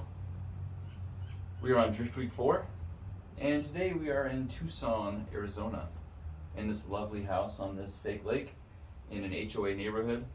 And we woke up to news that we're not allowed to park in the street, and that the neighbors are very upset that there's 2 trailers and a bunch of cars outside. So that's what we have to deal with this morning. We've got to get our trailers out of here, we've got to get our cars parked in the driveway, and so we just decided to take off. We're going to go to Fine Arc, those wonderful gentlemen that are not part of an HOA. They let us bring our stuff there and work on it. So we're going to go check some stuff out. I've got to tighten my front suspension and do kind of a nut and bolt check on the car. Other than that, my car is perfect. It drove here just fine. Got 23 miles per gallon average on the trip. Did a couple street races, street pulls on the freeway. I'm very, very impressed with the car. Very happy with how things are going, with the overall build, and how I have not had any issues with being stranded or drivability issues or anything. JR did a wonderful job tuning the car. It has really good throttle response through all parts of the map. It cruises just fine on the freeway, getting obviously really good fuel economy for what it is, and I couldn't be more happy with that.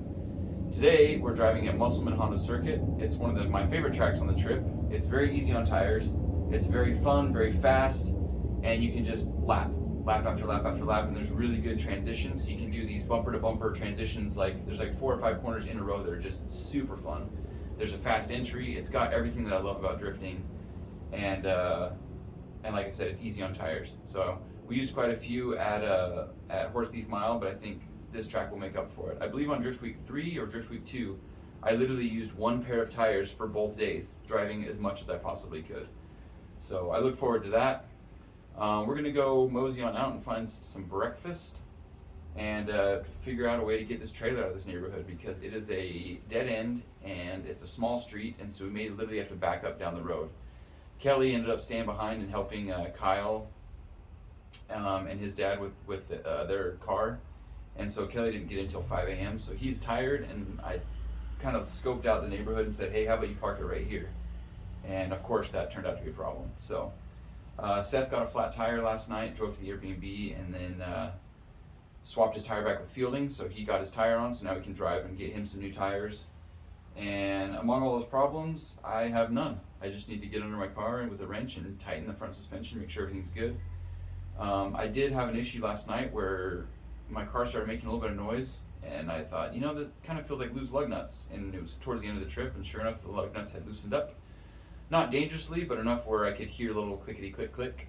So I tightened those up, probably about an hour away from the Airbnb, and that solved that problem. So yeah, overall things are pretty good. I just really look forward to driving today. I'm glad that I don't have any major work that needs to be done, and look forward to a wonderful day at the track. This driveway is kind of nuts. This car's a little bit too low. That's a bit of a problem there. So this is the fancy neighborhood we're in, where nobody likes us. Nobody likes race cars, nobody likes trailers. We parked the trailer over there, which was a huge problem. We parked the cars over there, which was a huge problem. You can see Wouts in the driveway, a couple cars in the driveway, so we'll have to figure that out tonight.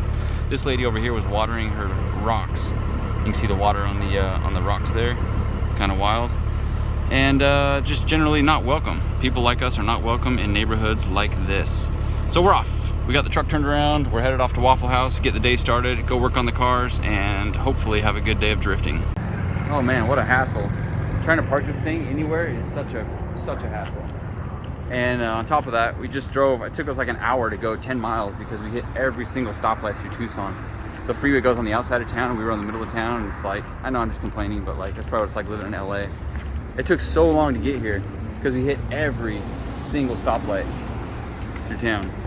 And then I just drove around in like circles trying to find a place to park this thing. Dude, Waffle House just super got a whole inconvenient. movie and breakfast.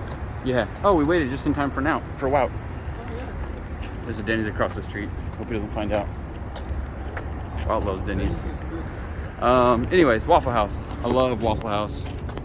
And we don't have them in Utah, so it's always nice to find a Waffle House out on the road. The whole rest of the world thinks they're trash, but I find them. Exactly.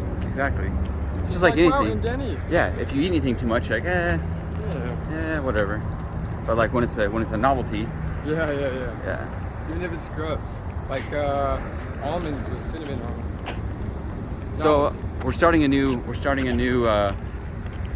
segment of these videos. What's your segment? It's called Tech Talk with Kelly. Tech Talk with Kelly? Not yet. I can do Not that. yet. Not yet. Someone mentioned it to me because we've done a couple Tech Talks with Kelly. We're gonna make an official segment. Okay. So we'll do that when we get to the track. Okay. Perfect. All right, on to Waffle House. Time to get some grubs. All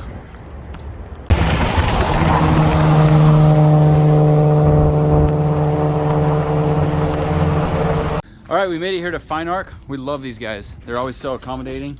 Fielding's got his car in here being worked on. What do you got going on? Oh, you found it. That's what you need. That's that part I need. That's the shank that's somewhere on the side of the freeway, right? Yeah, exactly. This is what fell off and almost If killed you would have me. had that, you would have fixed it. I would have fixed it at legit. the gas station. Yeah. That's what a 1/4-inch bolt was holding up, or whatever, however big it was. Yeah, a 12 that millimeter bolt. tiny little thing was like half the That's thickness so of crazy. That. Yeah, it was awful. So crazy. Well, cool. It's good you got a spare. Yeah, I got one now. So. Yep. The Fine Art's getting you fixed up, huh? Yeah, they got my wheels welded that I'm not responsible enough to own. They're the best. I love these guys. Yeah. They literally make Drift Week happen. This is such a good stop on the trip. It's the best stop. I love it. Let's go catch up with Kyle and Clayton. Clayton, that's his name. Clayton Kyle. Yep, I always call him Kyle. He's got 2 first names. And then Jason. Those are the dudes here that are always helpful to us. We're gonna pull my car over here and get some work going on it. Just work going on. Yeah. There's always work to do. All right. Hey Kelly. How you doing? I'm sure someone would ever sold it. Every time. No. I do it too. No, that wasn't me. Show me like this is what happens. You drove it last. That wasn't me. Somebody's playing a joke on you. I probably should have wired the power so it was key off. No signals. I'm trying to patch some of this, like this stuff in the wind. This vinyl doesn't stick very well, so I brought extra vinyl. I'm literally just trying to like make it so it looks decent in pictures with this track. So just scab together patches is what we got going on here. Scab. Unfortunately, there's a lot of spots that are lifting like that. Mainly on the corners. It's a good throw. Good throw, Seth. So that's about all the prep I have to do. And then we're just gonna do a nut and bolt check in the front. The coilover lower collar was loose, so the coilover was kind of rocking, causing a little bit of noise. I don't know what else is going on, but I just imagine with a long road trip like this and after 2 days of drifting, it just needs to be gone through for sure. Come here real quick and I'll show you what's going on. So before, we had this tie rod bend, and if you wanna come check it out from over here, the wheel actually hit the tie rod right there and rubbed aluminum into the threads and pulled it inwards. So while we were at the track, we didn't get to record it or do anything because that's kind of like a big deal to have a completely bent in half tie rod. But now it's straight. I mean, as straight as It's a normal deal. Is it? Is it a normal deal, Brandon? I feel like normal cars don't have this problem. I was saying it happens every time I'm around Aaron. Because he filmed this thing a long time ago, me bending it back, and he's like, "Why are you doing that, Wicknick? Why don't you just put a tie rod?" Yeah. Because I don't have a tie rod, Aaron. Now I got tie rods, but I'm still doing it because it works. Yeah, why would And you we drove all the waste- way here without a problem. Absolutely. Do you want to tell me about these? I've never seen these before, and I'm genuinely curious. Those are GK Tech wheel spacers. They're really cool because they're Nissan specific, so they're hub centric, but they're still slip-ons. I'm not sure why there's 30 holes in there, but I'm sure there's a good reason. Okay. But they're slip-ons and they're hub centric to the hub, and then I think the wheel, they're 73 millimeter or whatever normal wheels are. So it's actually kind of nice having a hub centric slip-on spacer because it gives a little added strength. Yeah. So the normal spacers just kind of flop around on there. Floppy doppy. Just garbage. Okay. Cool. This doesn't count as the tech talk, Kelly. I'm just looking at your stuff. You still owe me a tech talk. That's as far as I'm gonna go with it. Keep patching your vinyl there, boss man. I'm gonna turbo Tyler and rip some of it off. Only one of us is doing something important here, Kelly. I need to replace this tie rod. What? Yeah. Why? It's gonna break. No, it's not gonna break. Leave it on. It's gonna bend again today, so leave it on until we figure out what's bending it. It's the wheel. Yeah, I know, but I want to figure out full lock and set the lock stops so it doesn't happen again. Okay. Do you have lock stops? Yeah, you see You them? do! They're adjustable. Yeah, Shouldn't dude. have figured that out. Hell yeah. I need to clean the air filter too. You just need to bring It's got a bunch of remember that off-track excursion? Yeah, Didn't get that on film, Dude, fortunately. Brittany Williams and Kevin Williams, they have no idea what off-roading is. We do. That track is super high risk, super high reward. Low reward. Not really. That big like entry uphill, downhill. Oh, dude, so nice. But it's dangerous because like it's not like that. There's no pebbles. It's big rocks. And you're lucky to have clean wheels. So. On today's Tech Talk with Kelly Williams, we're talking. Suspension. So Can you hype like at least a 6? That was like a 3. I'm like, here's my 6. Hi, I'm Kelly, because I'm tired and I've been up forever, but I'm here. Don't be sad about it. These are Part Shop Max. No. These are Part Shop Max coilovers. They're really nice. They're really stiff. I was really surprised because Part Shop Max is kind of a. Sorry. We say Part Shop Max because the name of the company is Part Shop Max. Their website is poweredbymax.net. And so everyone says PBM, Powered by Max, but that's actually just a website, not the name of the parts. It's Part Shop Max, or in other words, the parts are Max parts. So that's, everyone says PBM. I won't get on board with that. Sorry, carry on. So Part Shop Max deserves max effort. Unfortunately, the car is shaking loose a little bit. So we're going around and just tightening the top hats. Let's see if I can transition. Oh, wait. Boom! Okay. So the other side is pretty loose. This side is pretty loose. The coilover sits in this like sleeve, and there's this locking ring on top. And it was really loose, which might have been our noise. We have quite the steering noise at low speed. When you turn more than you would at high speed.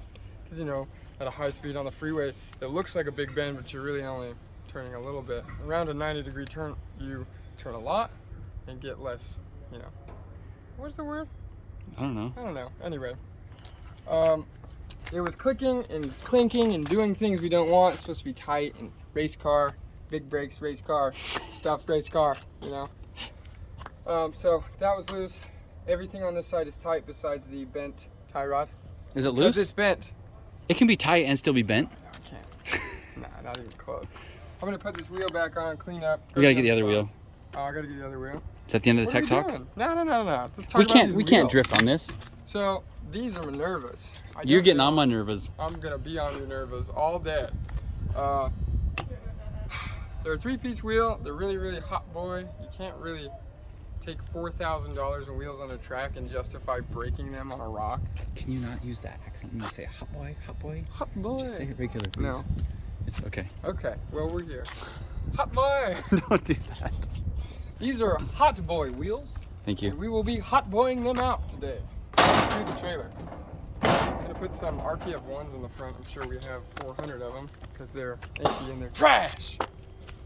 Did you hear that, world? I think RPF 1s suck because everybody's got them. Be original. TED Talk over.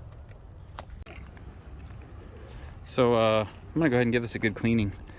I'll probably wash it with water and see what will come out of it. Because just banging it out, it did not look healthy at all. Super dirty.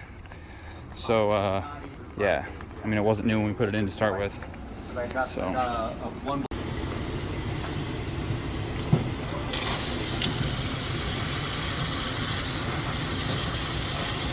I like to get the stuff off the outside first. I know probably people are going to argue with me about this, but I like to get the dirt off the outside and then go from the inside. Maybe it makes more sense to do it the opposite way, but there's literally like chunks of tire and stuff on here. They're loose debris.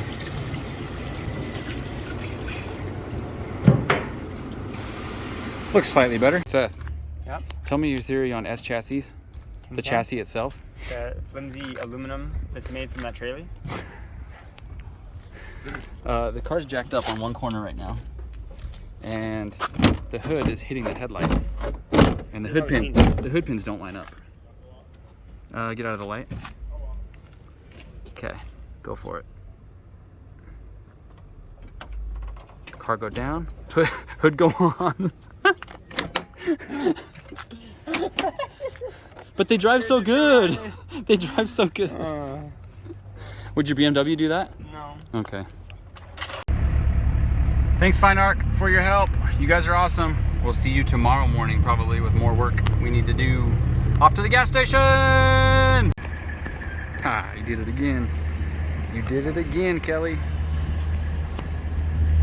We made it out to Honda Musselman Circuit in Tucson, Arizona. Everyone's getting set up. This is actually a night event, which is kind of cool. It's one of the things I like about it, is that we drive under the lights. Makes for some really cool shots, some really good stuff. We're getting the car prepped. Still gotta unload the stuff. I'm gonna lay that tarp out and put all my stuff on it. That way it's easy to put back and forth in the car. Doing a front suspension shakedown. After tightening some stuff up in the front, it was still making noise. It turned out to be actually the tension rod brackets to the frame, which is the last thing you suspect, but I guess that explains why it was making so much noise, because those are really structural parts of the car. But they'll creak like really loud and pop and bang, but it really doesn't mess anything up. No, right? it shifts a little bit the pickup points. So you'll be driving and it'll be like pop, pop, pop, pop. You don't even feel it. It's not that bad. Yeah. It's only when you're really putting torque on them, like when you're stopped. You know. Anyway, go ahead. At every track we come to, we swap from our floss wheels back to the race wheels. So that's something we've got to do every time. I was patching vinyl up earlier, hoping to make this car look decent enough. So if we get some good photos tonight, it won't be like wah wah wah wah wah having vinyl flat. I don't know the noise to make. Having vinyl flapping in the wind in those pictures. But yeah, we're gonna go hit the driver's meeting, and then I think what we're gonna do is Seth and I are challenging ourselves to only use one pair of Kendas today. I really want to go 2 days, but at least I want to make these last all day. So my plan is to go out while it's hot, do some laps, get them warmed up, and then let them sit for probably 30 minutes to heat cycle them. And then after that, I'm just gonna start going hard and turn some laps. How are you doing? Good, good. Tell us your name. Adam O'Connor from Drift Games in Ireland. Awesome. So we're here driving the E46 M3 with Drift HU guys. So yeah, traveling through. Absolutely insane to be here. Because that's what even just drive. I was saying to the guys in Ireland, like we drove 16 hours yesterday. If you drive from the top of Ireland right to the bottom of Ireland, you can do it in about 4.5 hours. Wow. So like you can tie top to the bottom 4 times in one day. And he's like, this isn't even a big drive. So yeah, it's just like we only have one national race circuit in Ireland. So that's why exactly the reason we came out here. Like crazy circuits. Like you call this a small go-kart track. This is a big track for us. So it's fun to try loads of different layouts over the next couple of days. And how fast were we going last night when you passed us? What's the speed limit is 75? Yeah. Yeah, we're doing 75. Okay, fair enough. Yeah.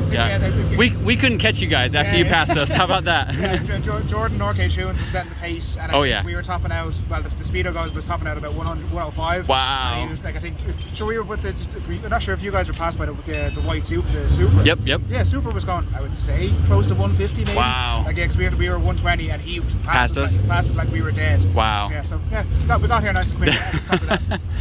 Can you drive that fast on the freeway in Ireland anywhere? 120 kilometers, so about 75 miles. Yeah, about 75 out of home. So this is a really unique experience for you guys, huh? Yeah, it's just crazy. It's just crazy all in. Like between the scenery, the drivers, everybody. Like just everything we see online. It's just fun. It's just mad to be here and actually see them in person. How's the car doing? Good. Yeah, very good. Yes, it's solid. Like we drove 2 straight days at the Horse Teeth Mile.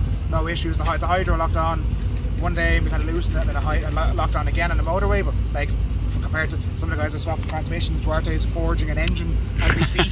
So like we'll take handbrake locks on. Yeah. Small issues. How is it powerful enough to do the tracks that we're driving? Yeah, it's good. Like the ratio was a little short in horse heat mile coming from second. It was top of second pretty much most of the way. Where third was dead. Here it should be absolutely perfect. We'll be with a quick track walk there, and it should be absolutely loads of pace in the car to get us around. Cool. I can't ask you about the tracks because we haven't done a whole lot yet, but I'll catch you later in the trip. Yeah, sounds good. Okay, have fun. Cheers.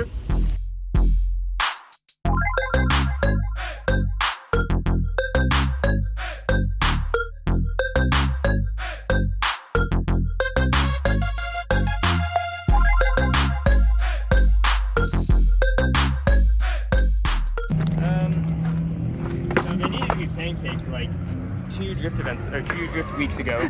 Really? I don't know. And I had bad toe out last drift week, and then it kind of ruined the tire. Those look like really good tires, like expensive. They are, and I forgot to tires to flip them. Oh. And then when we needed a spare, it wasn't there. And why wasn't it there? For reasons. Okay. People borrowing stuff that they needed it more than I needed it. It's alright. I talked about it yesterday in the video. Okay. Yeah, that's an expensive tire. So yeah. That sucks. And I had to replace both of them. I'm hoping I'm gonna try and find the footage from last night where I was on the freeway and I saw it sparking. And Seth's like, how bad? So I just sent him a video next to him.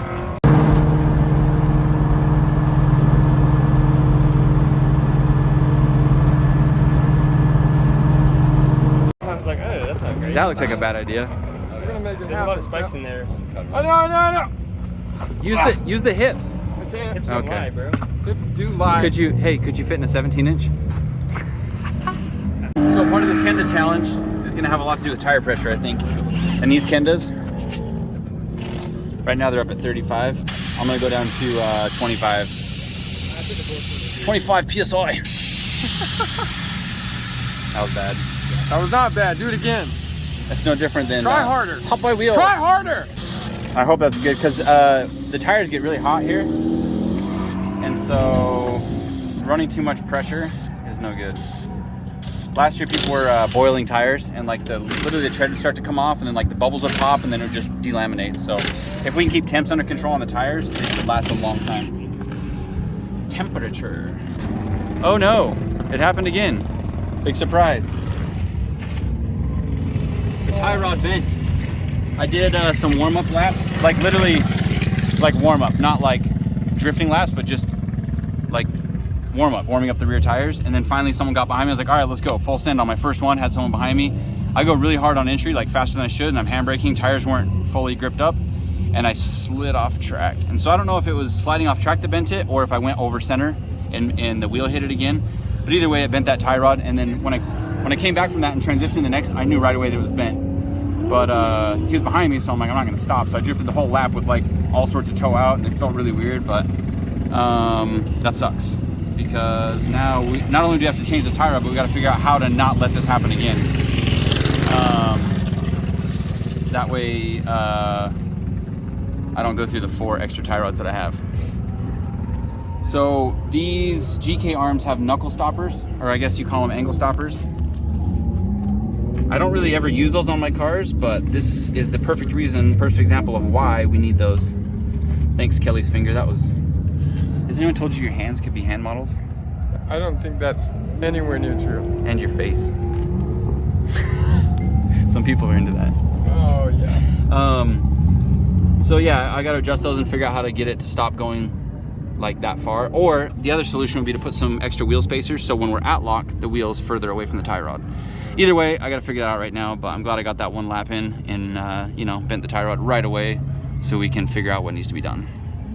And let you do them at your own speed, your own pace, whatever track you want, whenever you want to do it, I don't care, but you don't get the sticker until you show me the video, okay? So that's how it's gonna work this time, because all y'all are liars. All right. So, a couple challenges from last year that are gonna stick around, and you guys come see me after if you want to get this. The turbo challenge is gonna be anyone who's got over 400 horsepower. That's gonna be this one. There's gonna be the opposite of that is the too slow, which is if you have under 250 horsepower. We are gonna give you the burst pass challenge. That's if you pass someone in drift and no one crashes and you continue drift throughout the whole way. So make sure you get that on video. Some of these I'm going to tell you a little later. One of them, which we're going to do today if you guys want to, is the Trucker Knob Challenge. So this one, I've got this steering wheel here, and this is the whole wheel. So we're going to put it on. Yeah. Jesus. I'm going to have a quick release for it, but this is all you got to hang on to. And you have to complete a full lap. So full lap. You got to do a whole lap. Yep. And you got to get it on video. And if you do, you will get the challenge. So that's the Trucker Knob Challenge. Brandon, I don't want to gonna learn. I don't want to change. I don't want to change it. So okay. Look, it lasted pretty good. If we can keep it from hitting again, then I think it'll last. In the comments section, this video is gonna go up. We'll already be at tomorrow when this video goes. We'll be fixing a second bent one tomorrow at this time. What time do you think this is gonna break? If you comment the right time, I will give you a shirt. What do you mean? What time do you think it's gonna break? Like what time during the day? We drive from 3 o'clock till 10. Tomorrow or today? Tomorrow. What time's it gonna break tomorrow? Tomorrow. If it breaks today, I get to punch him in the face. On camera? On camera. Oof. It might be hard. It might be soft. Who knows? Is that Nick Prouty? That's Nick Prouty. It is. And his dog Ted. Let's get this. Ted Talk. Come here. Ted Talk. Okay. So hold the deuter. Oh, we gotta get this out of the way. Okay. Aaron Losey. Don't at him, man. I don't want to be involved in this. Oh, it's hitting there now too. Hitting where? Oh, don't do that. Hitting there. Stop it. Look, if you didn't have that stupid piece on there, that's not even rubber. It's not even doing anything. It's literally doing rubber nothing, on Kelly. The bottom. What does that matter? It matters because it's flat and not a freaking dish. All right. Did you even tighten this down? Yes. Okay, stop. I need a second hand. I gotta hold it like that. I'll hold it. No, you can't hold it. It needs to be held with a wrench.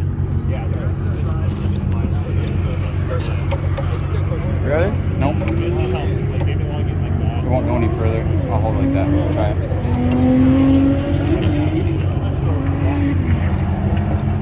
Dude, the jack's hitting the thing now. This is stupid. Get this out of here.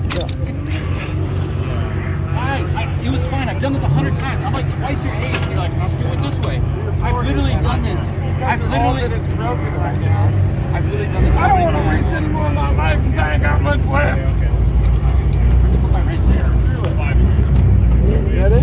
Look at that. It's a freaking piece of spaghetti now. No, it's not my fault. Stop blaming me. I didn't do this. With the guy with 4 brand new tie rods sitting in the truck. I didn't do this. If I had done it, we'd be good to go.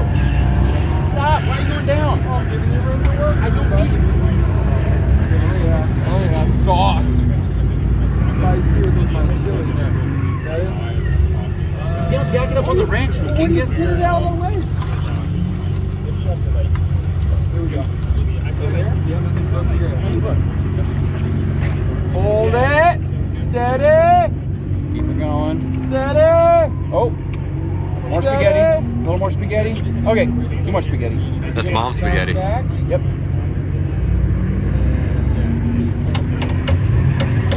Couple safety taps. Safety taps. No, it's actually fortunate. What do we say? Is that pretty good? That's terrible. That's how that works. Everybody knows that's terrible. Ooh. I speak for the world. All right, let's go. Let's get it aligned and go. Now. All right, so this tie rod is still bending. We were checking for full lock. I put a bunch of wheel spacers on, and so I'm pretty sure we're gonna have to change that one. But we started hitting. Can you point for me, Kelly? We started hitting on the side skirt on the other side, right? Started hitting right here. Yeah, just in that general area. So, solution time. I'm gonna cut both sides so we have full clearance, because we put spacers on, and it seems to be that that's not. I mean, it's good. Yeah, there it is. Right there, bam. Yep. So if I just trim the side skirt a little bit, it should be good.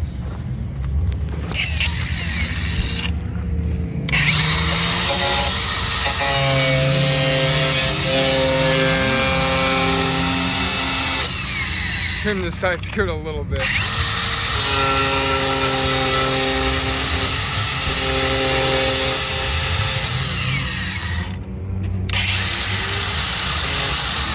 Man, I thought we were done getting fiberglass all over us.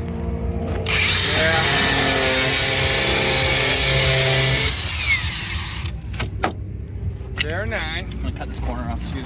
Okay. He's cutting corners! Look at Brandon cutting corners. If I do it, tell me it's not gonna hit that piece of fender too right there. That's close. I'm gonna cut that off too. Oh my Lord. If we're cutting, we're cutting.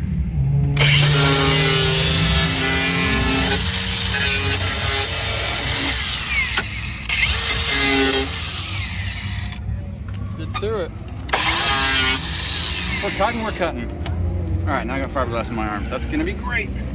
All right, let's do the other side. I think it'll work. All right, I want to give a shout out to NRG for this this challenge that we're gonna do.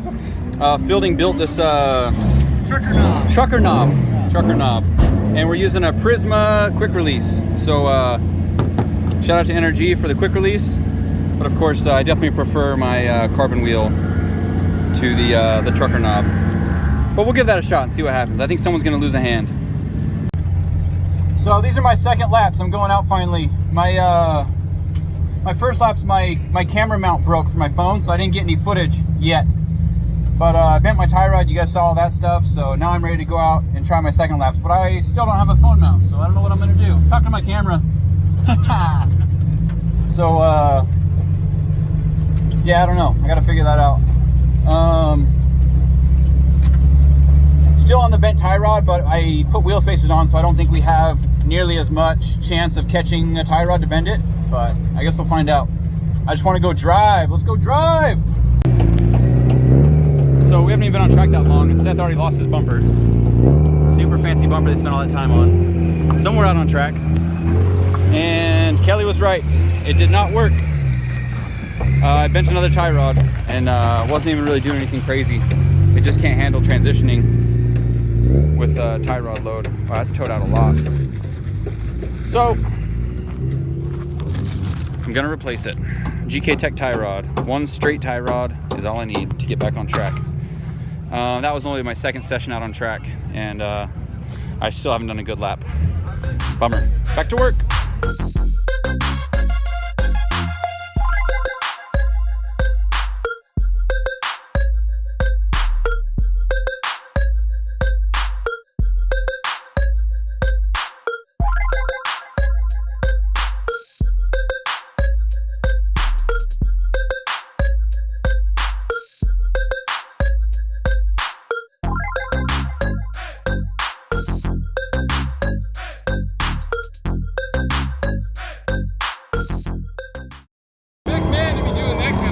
More power at this track.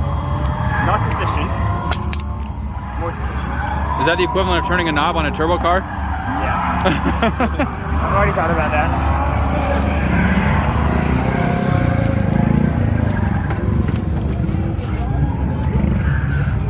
I mean, to be fair, it looks pretty easy. Yeah, it's pretty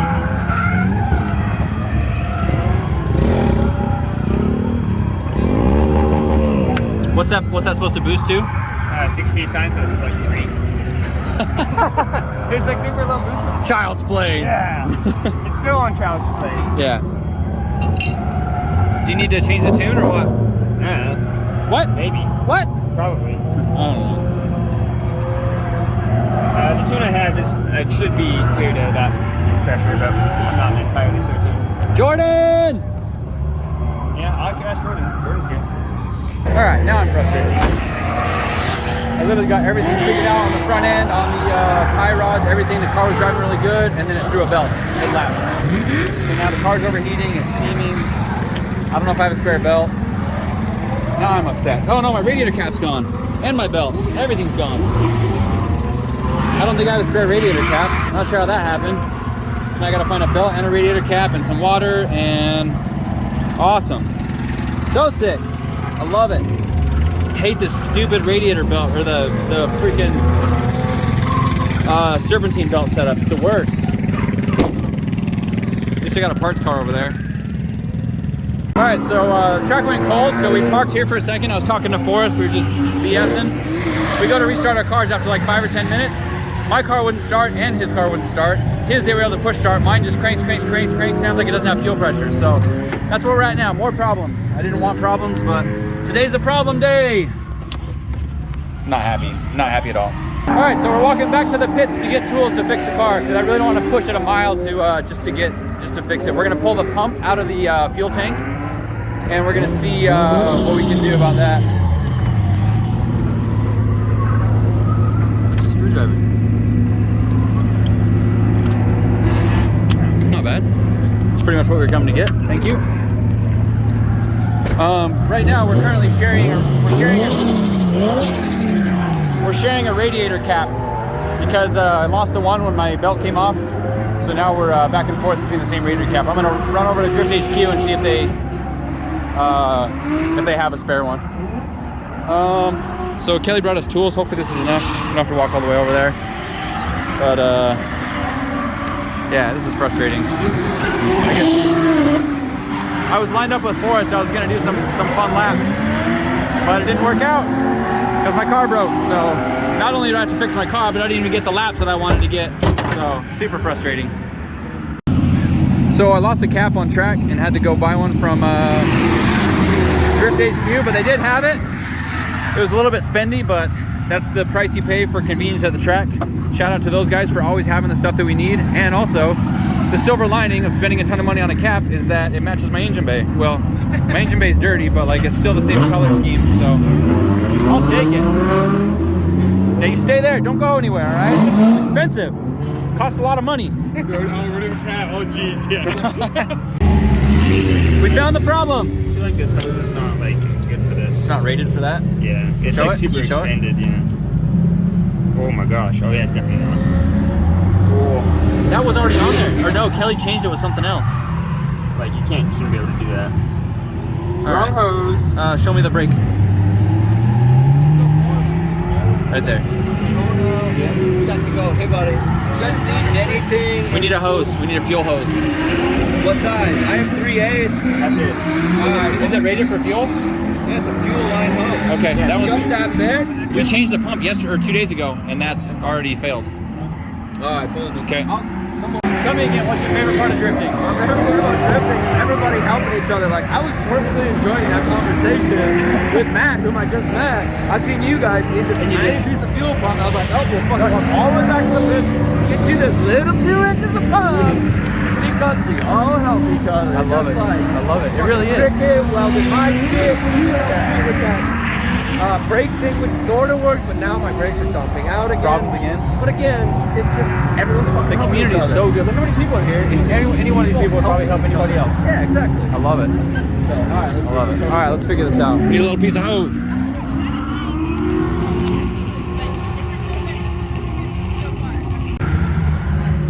We have the solution.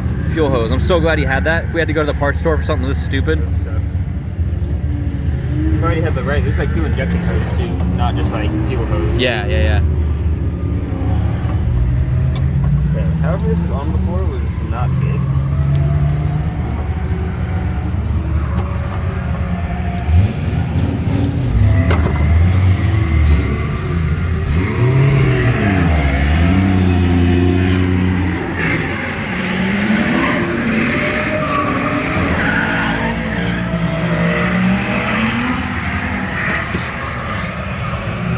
We left it loose because we were worried the clamp killed the other one, but I think we left it too loose.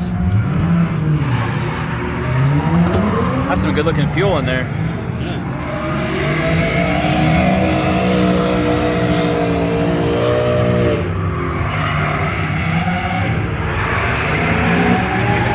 What? You tamed them now? Yeah. I might need to change tires actually.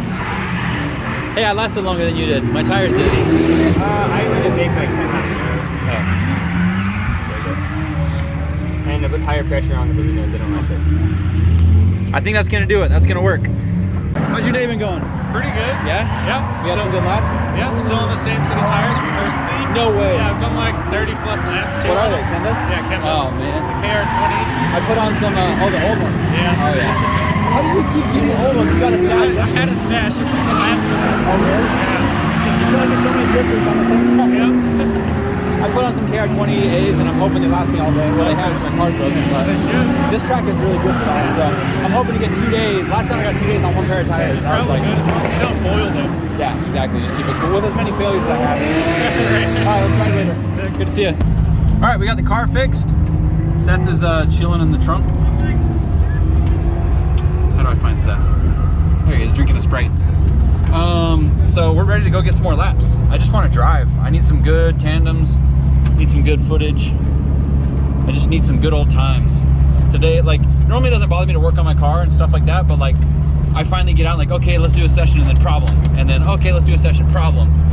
So I just want a good session with no problems. Let's go.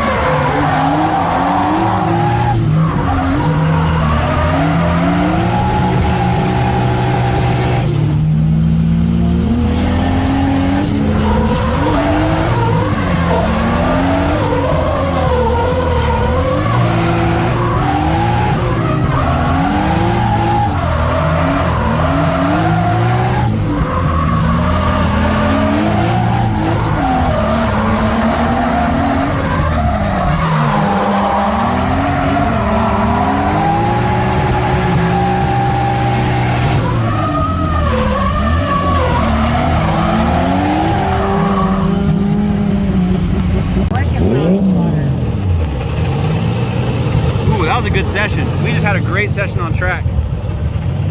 All right, we just had a really good session. Finally some redemption. I've been working, problems, and I just had a great session. I got to do one lap with Forrest. I got to go with Massacre. I got to go with Fielding, and it just went really well. Like, the car's doing great. Only problem I'm having is the car starts getting hot, which is surprising because it's actually fairly cool outside. I think it's just so much heat for that. So I'm gonna have to figure that out for getting ready for clutch kickers. I got to get better cooling overall. I don't know if it's just airflow. I mean, the radiator's doing great. It's pulling a lot of air, but it's just, the car just runs hot. But man, is it running good.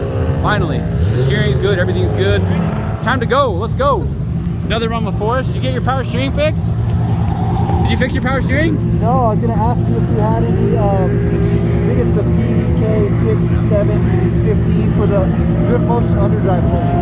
I have it belt, let me check what it is.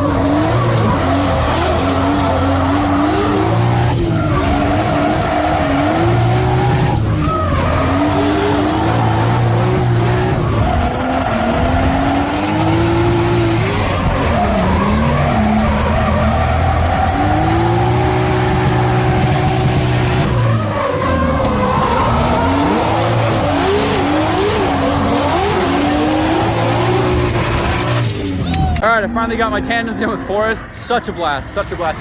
He broke his other car, so he took out his pro car this time. I was like, all right, let's see what we can do. Let's see. And we did some really, really good laps. It was so much fun. And he got into me a little bit, but I can't think of a mark I'd rather have on this car than some amazing laps with Forrest. So good, so good. I love this car. I love how it's driving. It's so fast. And like, I was just chucking angle. Like, this car can really hold it out there pretty good. So yeah, and we got some good footage of that. I was like, I'm not really getting much good footage today. I haven't been driving very many people, and just the level I was driving at was not good. So I was like, I need to go out there and push myself, and it was good. It was very good. So I'm stoked. Finally, I'm stoked.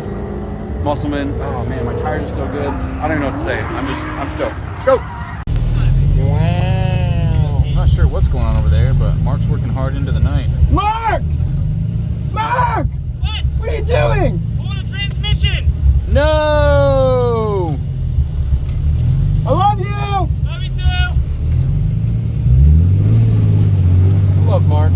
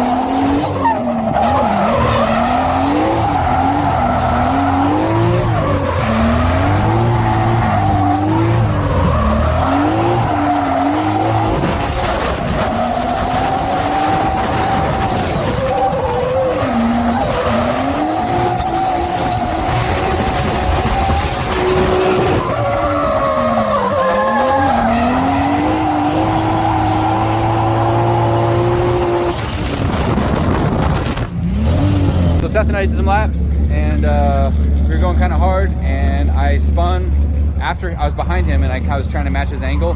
I went off track backwards and bent another tie rod. So I'm back to it. I'm going to take the wheel off again. I'm not gonna time lapse it this time. There's only so many interesting time lapses you can do. So I'm gonna fix it and keep driving. I'm having a blast. So sorry I'm not doing a lot of filming, but like I'm just having way too much fun driving. This is the new one I literally just put on. So I'm gonna do it again, try and get some more laps. Also my my tie rod, you can't see it, but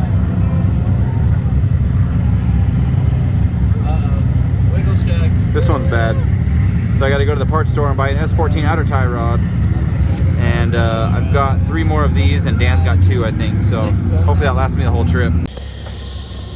I think Fielding and I went a little bit too hard. The car won't cool down. The nice thing is when it gets this hot, it waters down the air filter. So then when I started again, I got water injection. Hot water injection. Fielding hit me pretty bad. Something's definitely bent. So maybe I'll just get a ride back to the Airbnb tonight and fix this tomorrow. I don't know. That kind of sucks. I'm booking to the Airbnb now. I might just jump in with you. So that's kind of bad. We'll kick it out tomorrow. Luckily this is a car that I'm not concerned about stuff like that happening. It's not the end of the world. I just don't want to deal with bent suspension arms. So I'm trying to determine what I should do about that and what I should figure out. So that sucks.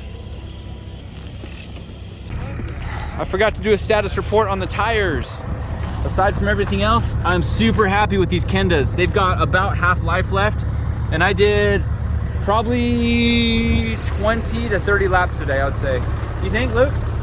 20, 30 laps? Oh, yeah. Yeah, sure. And they were hard laps. Like I was smoking third gear, like drifting the whole track, not taking it easy at all. And these tires still have probably another, hopefully I can get the whole day tomorrow on it, especially if I spend half the day fixing the car, which I did today.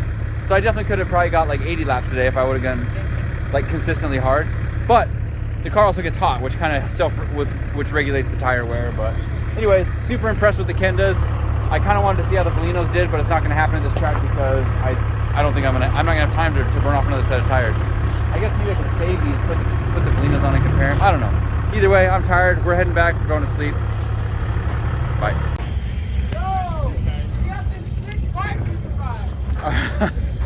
All right guys, so we're not taking this car home tonight. We're gonna leave it at the track and work on it tomorrow. I've had a long day of fun and ups and downs and working and all this stuff, and the last thing I want to do right now is take this apart. I want to go back. Plus they just said we got 20 minutes to get out of the track. The track is cold.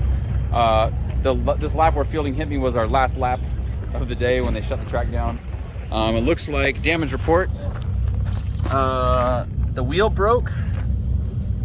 That's caved in pretty far. Let's see if I can get you a good view. Yeah, caved in pretty far there. The door still opens, so that's good. And the wheel is towed in and cambered in, so there's definitely some bent arms or something up there. So that's what I have to deal with tomorrow. I need a front tie rod, outer tie rod, because as I was changing the other ones, I realized that one's bad, so I'm gonna try and order some of those, see who's got them in stock at O'Reilly or AutoZone or whatever. And then the engine got to 131 degrees and it wasn't cooling down with the engine running. So I probably just need to top it off with water. It's still too hot right now. It was geysering just a second ago. But I think that's it for a day. I mean, there's really nothing more to report. It was a fun day. I actually had some really good laps, had a lot of fun, had a good chat with my buddy Kelly. Hey man. And we couldn't get shark card running. I have no idea what's going on. We're gonna look at that tomorrow and try and figure out why.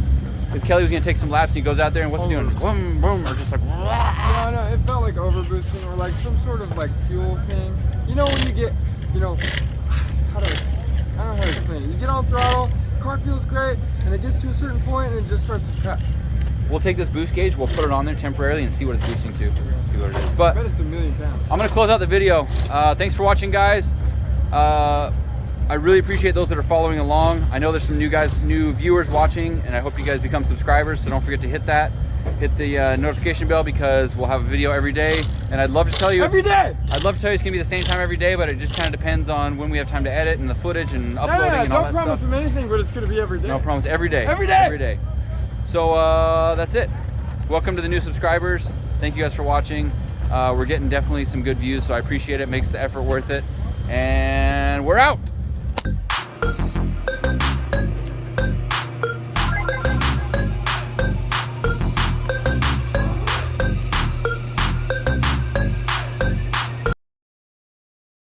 Oh, I'm gonna break him.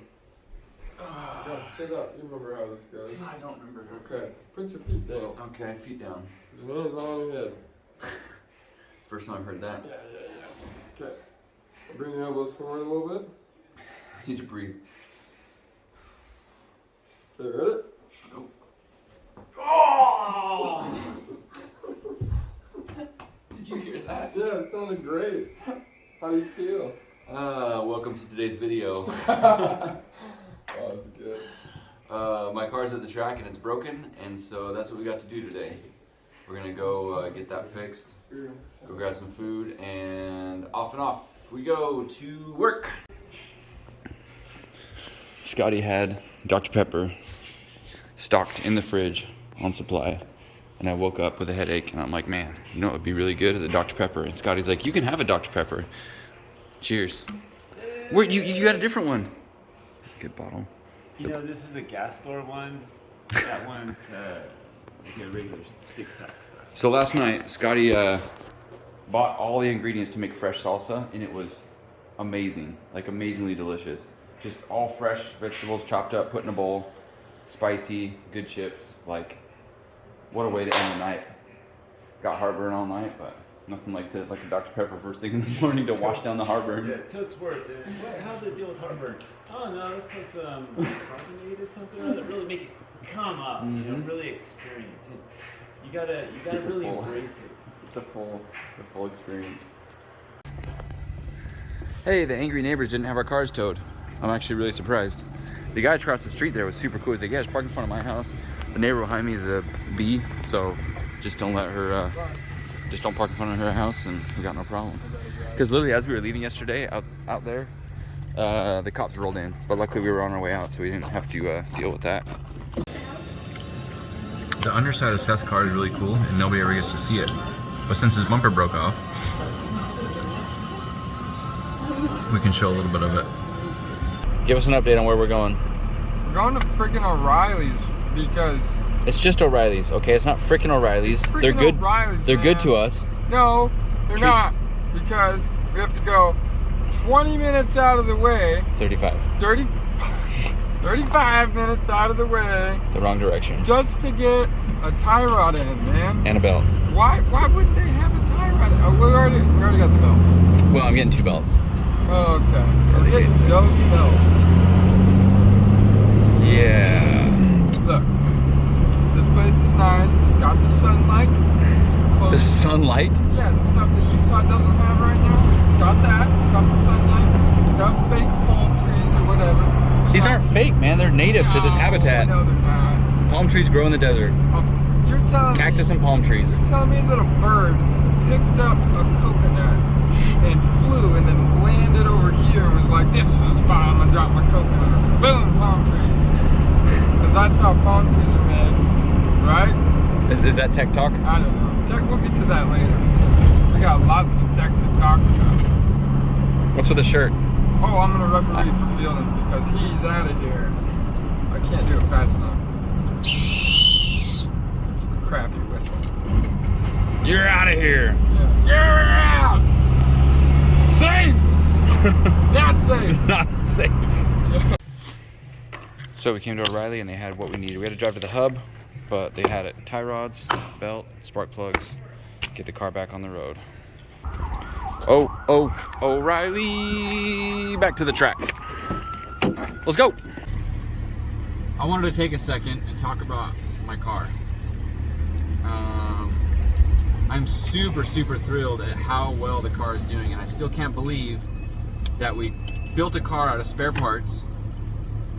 Like literally, it was like, do I use those coilovers or those coilovers? Eeny, meeny, miny, mo. Use those ones. Or like, when we started this build, I didn't have an engine picked out. I knew what I was going to use, but I didn't know which one. I literally didn't have a plan. I didn't pick anything out specifically. It was kind of like, build it as we go. And so to do it like that and to have it turn out so well, the more I've been reflecting it, it really is a testament to how well we know S chassis, and just our general overall ability to make something work with good old-fashioned elbow grease and skill. So I wanted to give a huge shout out to all the guys that helped me put it together, people that had the ideas to do the stuff, and I just can't believe how well it worked. And I was talking to Brody about it earlier, and I really think we could replicate this. We could do it. It wasn't like by chance, it wasn't lucky, it wasn't like, oh, it just happened to work out. It really is because of the knowledge that we have all gained from working on these cars so long. And there's something to be said about being a master of your craft, and I think we're getting close to that level of like, yeah, of being masters of what we do. And so I got to give a huge shout out to D-Spare Garage, and just the time and effort that we put into this. It paid off, and I'm super thrilled about that. And I don't want that to go like undeserved or unnoticed or anything like that. It may sound like I'm giving myself a pat on the back, which I kind of am, but it wasn't me that built the car. It was a group effort by everyone involved, including this guy. So big shout out, thank you to everyone. I wish I could have them on video to congratulate and thank each one of them, but as me being the driver and and dragging this car across the country by its own power, I am just thrilled and like beyond stoked at how well it came out. I don't know how else to say it, but like I don't want that to get lost in all the fun and the driving footage and all that other stuff, because it really is like amazing how well this car has come together for a 2-week build. Very little money put at it. In 600 feet, turn left onto North Freeway Road. We're almost to the track. You got that? Yeah, I got that. Yes. So thank you, D-Spare Garage. Day 2 at Musselman Circuit. And day 2 starts with work. No driving, just work. What do you say, ref? You're out of here. Get out of here. Would you look at that? It didn't fix itself overnight. That's probably what I'm most upset about, is these broken wheels. Major bummer. That's all fixable. Even the fiberglass isn't that bad. Like, we can pound that out. Oh, sad day. Poor bolt. But like that's all fixable, and I can just easily put more vinyl wrap over that. Just like the other door, I can fix out the vinyl wrap. But the broken wheel, and I hope the subframe's not bent. That would really suck. But we're gonna go to the driver's meeting, and then we'll come back and figure out what this needs to make it whole again. Fielding did offer some parts. I think I have parts, but if I don't, Fielding offered some of his spare arms and stuff, which was very kind of him. That's like beyond what normal drift etiquette is. Most people are like, oh, I hit you, good luck, man, figure it out. But it was nice of Fielding to offer that. So yes, Forrest is here again today. More good driving. Hey, Forrest, say hi. I didn't know if you were coming both days. Yeah. Stoked. Did you fix your power steering? Yeah, well, I lost the circ belt. Oh. The circ belt went into the timing belt. No. I had a front cover on. I had full plastics, but it went. So the circ belt, it went into through the plastic cover. What? Into the timing belt. Basically, probably like went in between the gear and the belt, around the lower timing gear. Did it skip it all? It skipped. No, like it skipped timing? teeth. And it didn't bend. Nothing bad. They're not interference. That's back on, and it should be ready to go for the day. So you took the whole front apart? Yeah, I had to take the radiator off, all the front Dang. covers off. Same timing belt, same everything. Nice, just nice. New circ belt. Hopefully Yeah. this one stays on now for Yeah. a while. Wow. That's wild. I had no idea. That's when you pulled off to the left after entry, right? Yeah, like it just because you're loose. Yeah, yeah, yeah. Boom, and but then if I'd have just stopped there and left it, probably would have been fine. But I would have to tow it back. I Yeah. tried to drive it all the way Right, down. right, right. You were driving slow, and I was like, oh, okay, can't be that bad. All like, Only 10 teeth skipped. yeah. All right, man. I'll see you out there. That's wild. All right, new day, new pair of gloves, and this is where I keep them, on the floor in the back seat of my truck. The box exploded. I keep all my good stuff under the back seat in the truck. Definitely gonna need this here in a minute. Thanks, Jose. I got this from Jose a while ago, and I've used it a few times. Scott, I'm so sorry. Your alignment is messed up. I don't know how we fix. We're gonna have to use tape measures and strings Just kidding, we don't have strings. Tape measures and toe plates. And it will never be the same, and we still gotta drive 7 hours back to LA. I'm so sorry. Just kidding, it's not my fault. Do the old eyeball alignment. Okay. And okay, yep, well, that's probably pretty good. Yep. Okay. On today's episode, we have a tech talk with Kelly Williams. Let's go. Okay, so he got hit in the front of the wheel and the camber arm bent. And it's not super bad. The camber arm already has a big loop in it right here. And it's pretty structurally sound. Like, it's not cracked on the back, it's not cracked where it joins to the extension towards the subframe. It is kinked. It is kinked. So, I don't think it's gonna break. Brandon doesn't think it's gonna break. Everybody is in the same boat where we think it's strong enough to. If it breaks, can I punch you in the face tomorrow? Yeah, but you have to do it with less force than I use on you. Okay, alright, cool.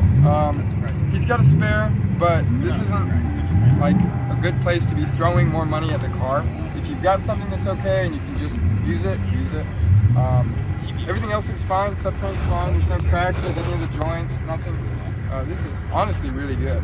Last night it looked pretty bad. The wheel is chunked, I don't know if I'm gonna show them that. It's pretty gnarly. Chunky wheel. Yeah, it's kind of good though because it's an aluminum alloy wheel. But it's still holding air. Yeah, you could probably run that. Drift HQ has a TIG. They welded someone else's wheel, so, you know, we'll see. Leave the tire on and We'll let see. him weld around it. Yeah. Wicknick stuff. If you look inside the car, he did get hit hard enough that these fins that they cut when they do the over fenders are now bent in. These ones right here. Kinked. So I'm gonna push them back out with my hand. Back. Done. How about that? We'll be back in a second with a fixed suspension.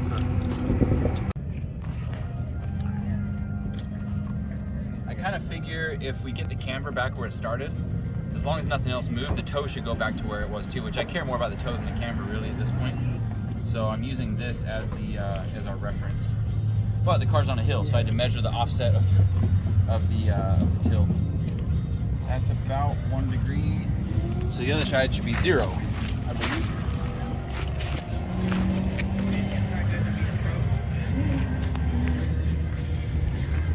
All right. I officially don't know what I'm doing now.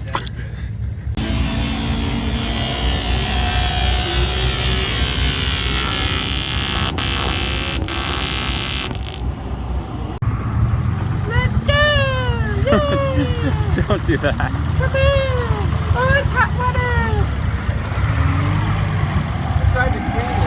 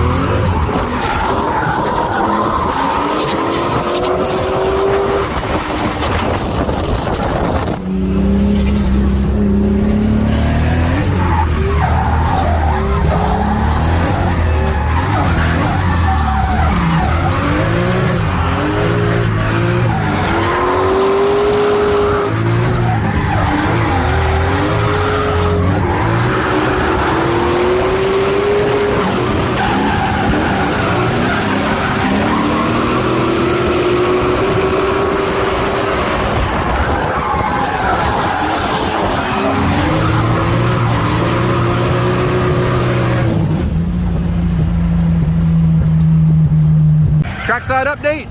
So we went out on track, did a lap with Kyle on Panovich. Super good lap. He's really, really good and consistent. He's got a V8 S13, you know, really nice. But I have never driven with him. Yeah? In that car, I should say, on this trip yet. That was our first lap on this trip. That car's really well set up. He's doing great. The fans didn't kick on. We didn't know what was going on. The temp kept climbing and climbing. And he's all, oh, we'll do a cool down lap. Didn't work. Come off track and the fans aren't on. And they're triggered by the ECU. So it's a ECU in line with a relay that triggers the fans. The main power is drawn off the alternator. And it has this fuse in line. Now we ended up breaking one of the tabs off, but that wasn't the problem. The fuse on the inside has this break point in the middle, and it looked like it was fine, but it actually broke down here at the bottom in a really weird spot right there. So you really wouldn't normally see this, but you can even see there's like heat down here, and it's been melted, and it's just crappy. So we took it out, broke the tab off, and now we're using one of these tabs to attach it to the alternator to run power without a fuse. Well, we'll get a fuse and put it back, but or the car will burn down. Yeah, it's not gonna. Wait, no, I didn't show you. Sorry. I pulled it off of another fuse that is shared with the power steering. So it's still fused, but I think it's a 50 amp for a fan and a power steering pump that's gonna pull more than 50. So it's a self-resetting fuse. So we'll see if we lose power steering or fan, we're gonna have to redirect it. Okay, yeah. All right. Just kind of piggybacking stuff. New build problems. New build problems, yeah. Mark! How's it going? It's going back in. Yeah! Woo! Yeah, Mark!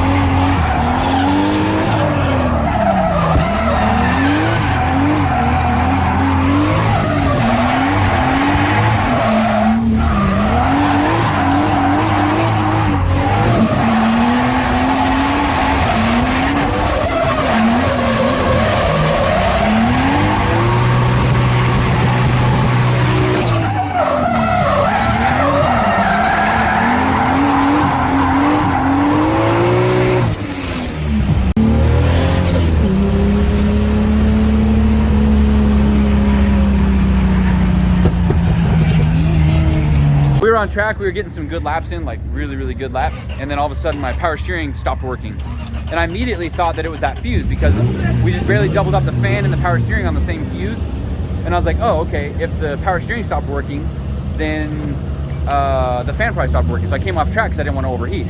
Well, we're coming off track and the car's still cooling down, so I'm thinking, well, the fan must still be working, so something else is going on.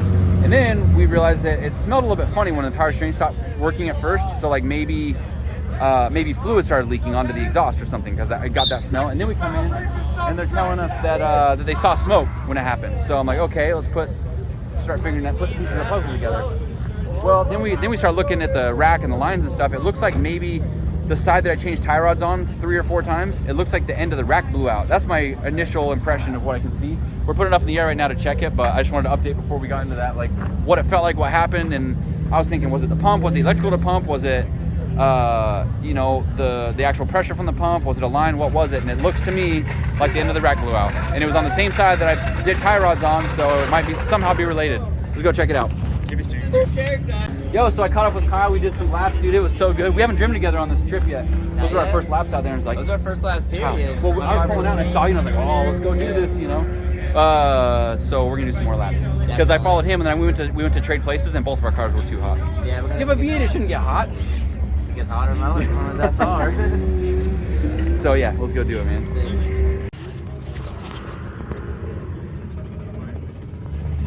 Wow. Really get after it. Look at that zoom. Is it really unthreaded? Yeah. Or did it strip? No, it's unthreaded. It was gonna thread right back in. Oh, really? Here, hold on. I don't know where exactly the seal sits. I don't either. Should we take it out? Yeah, slide it out a little bit so we can see it better. Oh boy. Look at that. That's not supposed to do that. Oh, the seal's right there. Inside? No, it's not. Well, let's just thread it in and see what happens. I've got a rack, but like I don't want to use it if we don't have to. Well, the people don't know what's going on, so. Yeah, I already prefaced it. It's actually exactly what we thought it was. Oh. That unthreaded. So we'll thread it back in and hope for the best. Oh, your hands are dirty. Wow. Zoom out. Look at that. Look at that. You can see the acne on my knees. Let me. I'm gonna get you a rag. Please do. All right, let's get it fixed up. Update on the car. Power steering should be working now. Let's see. It takes a minute to ramp up. Come on, do the thing. Do the thing. Oh yeah, look at that. Nice. Build the pressure. Yeah, yeah. Oh, there we go.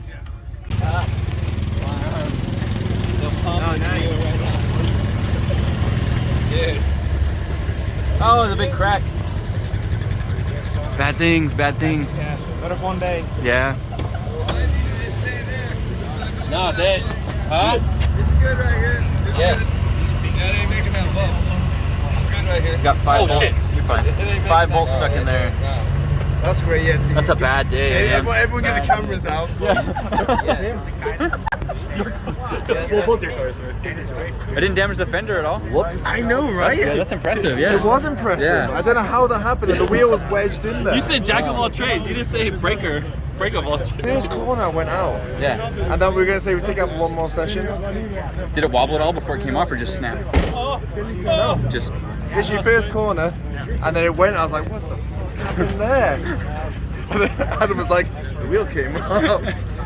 Yeah, I was like, the car seems a lot lower. And It seems a lot lower. Yeah, so Welcome to California. at first I thought DB did a tire, but the situation It was was worse much than worse. that. Much worse. But we slid a long way as well. Like we really. With it wedged under there? Yeah. I don't know how there's not more. Where's the wheel? In the back of the car? Somewhere. Is it on track somewhere? Hopefully it's not on track. You guys having fun? Yeah. Oh, yeah. But bad time to ask that question. Bad time. I'll ask you in an hour. We got an update on the license plate situation. He still hasn't lost it. I thought for sure it would be gone by now, but I guess he's got it figured out how to stay on there. Look at that thing. There's no way that's gonna last much longer. But he made it from LA to Arizona with that thing flapping in the wind. So here's to hoping. Good luck, buddy. Are you guys changing the size of the Jay-Z shims? Yes. Dude, That's what we're doing. that's next level stuff right there. What is that? Wet stone? Like, It's the stone, just to make sure it's flat, right? dude, this is wild. This is. We went over to Harbor Freight and we're like, we're driving out of here. So they were all too thick. No. Or wait. Yeah. So you're taking material to get back. We went down to, we lost all of the intake valve blast. Right. I saw that. Yeah, so Yeah. zero compression pretty much. Wow. Yeah. Dude, I love it. I love it. I saw grinding. I was like, oh, that's interesting. And I was like, wait a minute. Weren't they looking for shims? And I was like, oh man. Good luck, guys. Got to run to the store to get some gas. Gas gauge is empty. The gauge is reversed on this car, so F is E and E is F. And we're out of fuel. I started fuel sloshing on some of the last corners. Just had some really good laps with the purple JZX 90 Mark II. I wish I knew his name, but like some really good laps. That was sick. And then there was a session where Dan and Seth were out there, but the guy wouldn't let me on track. He's like, oh, there's too many cars. I'm like, literally, I'll go with them. I won't be in the way of anyone. He's like, no, I can't let you on. So that sucked. I missed out on my tandem opportunity with those guys, but either way, still had a good session. Running low on fuel, so I'm gonna go get fuel. Car's running great. I haven't been to another tie rod, and whatever we did to the rear alignment seems to be working out well. So hoping to get plenty more laps in tonight, but not without some fuel. All right, so we're gonna do a review on these Kendas again. We started out one day ago, over 24 hours now, drifting. We didn't drive the car home, so it didn't see any street miles, but the tires were chunking a little bit. We decided to keep them on and run them, just keep it going.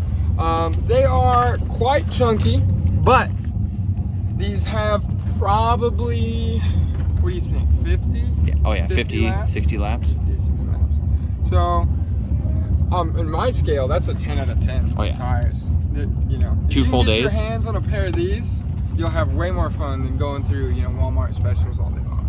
Which, no offense to the Walmart specials, but Kenda kill them again. Hey, we still got more time to go. Like we can go out and have some fun until they're completely done. Last year, same deal.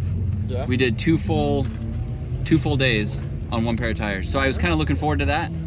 We're here. Not disappointed. Not disappointed. Are they old? These? Yeah. These are 1.5 to 2 years old. But they're still new. They haven't been run before. No.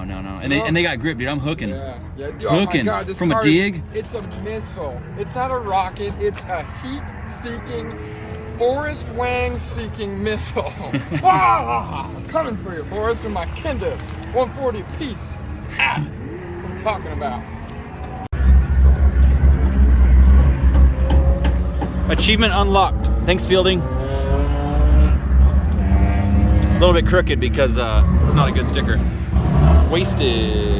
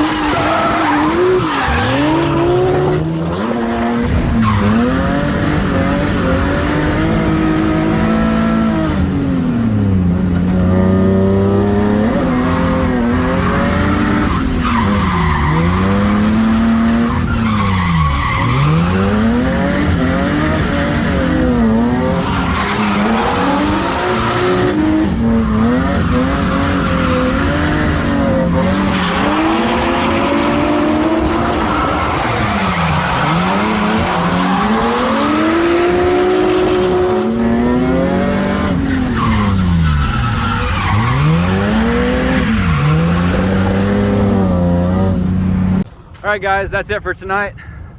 What an amazing night. After everything got fixed, my car was running good. We had some really good laps. We did a couple paid ride-alongs, made a little bit of money, like just a little bit. But like I got to do laps with a bunch of people that I hadn't driven with yet. And so that was amazing. Still haven't driven with Dan. We'll get it, Dan, I promise, we'll get it. Dan's got a bad head gasket. I think we're gonna try and do that in the morning. But what an amazing day. I can't believe it. I can't believe how good it was. Like, just good vibes, good times. Like, I love it. This is the pinnacle of drifting. I've done international drifting.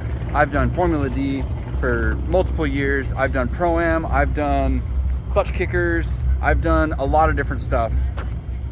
And for me, this is the pinnacle of drifting. It doesn't get any better than this.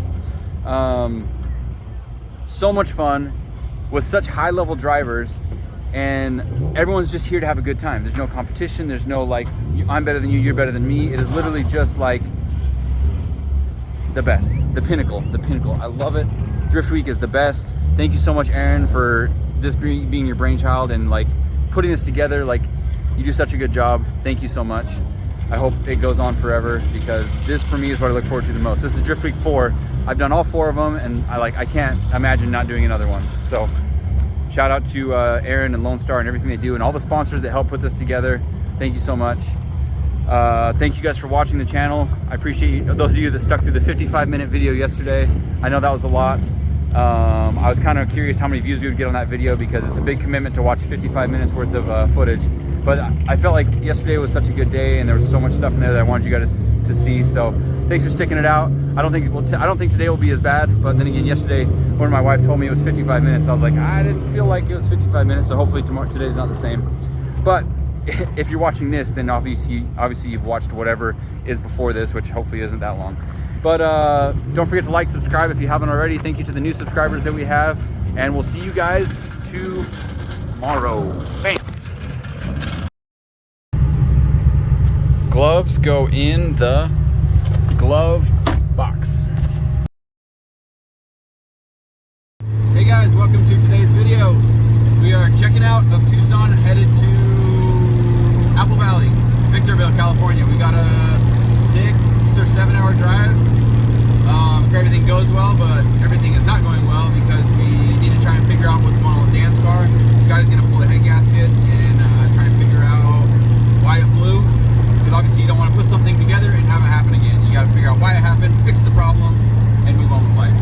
We've also got to go load up the trailer, and we've got a couple vehicles on the trailer. Well, we got one extra vehicle on the trailer that's being taken for support. So we've got that responsibility, and luckily my car seems okay. My front tires have some camber wear, and being a long drive like this, I kind of want to flip them. So we're gonna go to Fine Arc and see what their situation is, if we can use any of their stuff. I've also got an outer tie rod on my front right that needs replacement. I changed inners, but the outer looked bad. Everything happened on that side. The rack pulled out on that side. The tie rod bent twice or 3 times on that side, and then when I was changing it the last time, the outer, I could feel some play in it. So I bought some outers. I have them. We also fixed the damage in the rear from fielding, and we did no actual like physical adjustment on the alignment, or measurement on the alignment. We just adjusted it until it looked okay, and it drove great at the track. It's actually driving straight right now, but doing a 7-hour road trip, I don't want to risk it. I want to do some measurements and make sure everything's towed out so I don't ruin my good tires on these street wheels. That's the plan for today. Right now we're going to get some brekkie, and then we're gonna figure out what all's going on and then hit the road. Look who we ran into. How's it going? Another day, yeah. Another day. Another road trip. We're damaging panels by day. Bumpers, doors, front bumpers, everything. But yeah, no, having a good time. So this wheel came off, and I'm surprised how much damage it didn't do. It literally didn't do it. It didn't pull the fender, pull the bumper back off. Yeah, but the bumper's already off. Still in good shape. Yeah, so we're capable. Very impressive. We've it back on, everything's back on. Ours in one piece. Right there, the guy's got the sheared 5 studs completely off. Can't believe that. Yeah, so that the guys welded in. And you guys literally took it all the way off track with a jack. Because they had no wheel dolly, so they put the jack in and literally. That's wild. That's wild. So yeah, no, we're back to fight another day and drive. So we've got about. How do you like these long road trips? That's what I think. I said, like, it's mad. Like, we're driving 8 hours today. It's like, that's like double the length of the country again. So it's something you never do that. You never do that in your country, huh? no, never at all, because like you can get everything done so Yeah. quickly. Like if we like far to us, like there's some guys who drive like 2.5 hours to a track, and they go, they complain about it. It's like, I just can't drive this. Yeah. It's so crazy. And here it's normal to go 5 to 8 hours to a drift event. Oh, yeah, so I picked up a Yeah, it's like we four can- hours away. We're like, no, this is completely alien to us. But yeah, no, How's the driving here? How do you feel about that? hard. Yeah, that's you. Yeah? You guys are driving, like even you yourself, and you're like fielding shredder and everything, guys, shredding all day long, like pushing door and door. Like but there's so much seat time, so you kind of group up in your own groups. Right. Which is so much like you can free to do your own thing if you want. Yep. Or if you want to go door to door with someone, absolutely all day long. Yeah. Are you guys getting comfortable in this car? Yeah, good. Yeah, that's it, because like it was just an adjustment going to left-hand drive from Right. from right-hand drive. But first day or two, we got Getting comfortable. Yeah, ironed out the issues, and we're flying. Nice. Yeah. Nice. That's good. Well, good to have you guys here. Yeah, absolutely. Glad to be here. So once again, we're here at Fine Arc. We're getting our cars ready for the road trip. We've got a few things to do. The biggest thing is, of course, Dan's car. But I've got a few things to do on my car. Seth is building a firewall for his. And then we're gonna hit the road as soon as all that stuff is done. So these guys are always super friendly, super accommodating, very helpful. They found all the tools and parts and stuff that we need for Dan's car. They hooked up Seth with the cardboard he needs for his firewall. And like, just Fine Arc shout out. Every time we've been here, these guys are like top notch, super helpful. And they're brilliant guys. They've got all sorts of equipment, tools, machines, and know-how to do almost anything that ever needs to be done. And they're just always down to help. And they've got the coolest cars. And so we just love stopping by here. It's always a treat when we come to Tucson to be able to stop and visit these guys. Things I've got to do is my car was over boosting. I don't know if my boost controller worked its way up or what's going on exactly. So I'm gonna check that out. I've got to check my front alignment, do an outer tie rod, and then flip all my tires so they don't wear out anymore. I was broken. You just broke. Sometimes it happens. I just broke I'm too. broken. So Seth is building a firewall for his car. It's actually pretty good. Yeah. Cardboard firewall. Paper cardboard or plastic cardboard. Oh, plastic cardboard firewall. No more exhaust fumes of death. Got my beauty of tacos. Watching Scotty do his magic. This car needs more than magic. It needs some voodoo tricks. All right, we found some junk in the pulleys. Probably because of my belt spray. If you guys remember that from the previous video, it needs to be extracted by way of a pick and a brave man. Brave man, big beard. Let's do it. All right. You ready? Yep.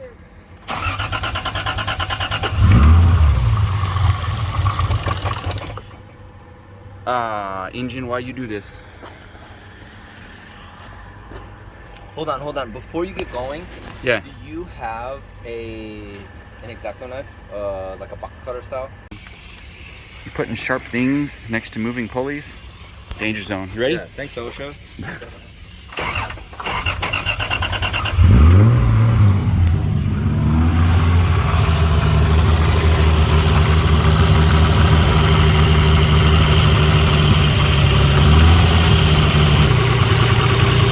That stuff is in there pretty good.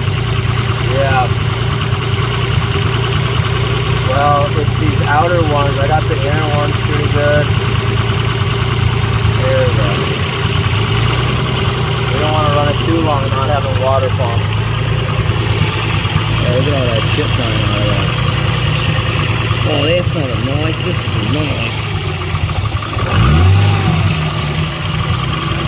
I need him for this, dude. Come on, why is it that way?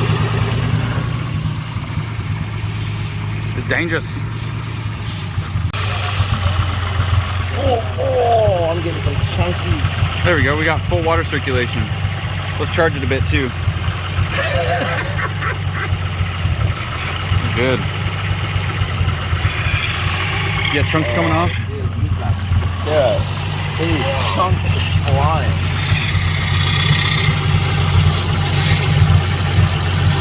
We got a chunk on this one I need to get out. All the stuff that came off? Oh my goodness. Look at all that. All the highly elusive. Should I take those chunks back and warranty my belt? Excuse me, this part is the part that broke. And that part, and that part. No, excuse me, hello O'Reilly's, what is this trash? Wow. Ooh, hey, look at that hole there. Oh, pedigree you ain't never seen. Ooh. Alright boys, this is why we do not use belt spray. It is now turned into melted belt goop, and it's extremely hard to get out of the pulleys. Belt goo? Hey, belt goo. I'm doing something for you. Oh, hey, thanks. Belt goo removal. And I'm picking rocks out of this thing. I didn't put those in there. Maybe they stuck to the belt spray. I blame Forrest. I don't know what belt spray does, but I know that it is not. It didn't solve my problem, but it did make things worse.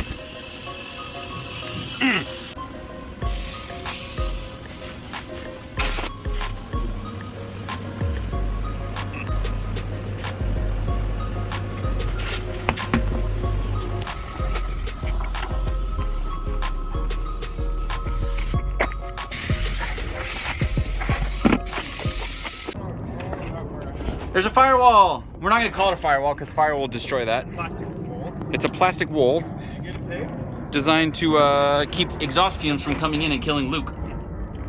So that's pretty sick. Keep smoke out. Yeah. Smoke. If the car made it that much. Smoke is the killer of men. We've got a loose up.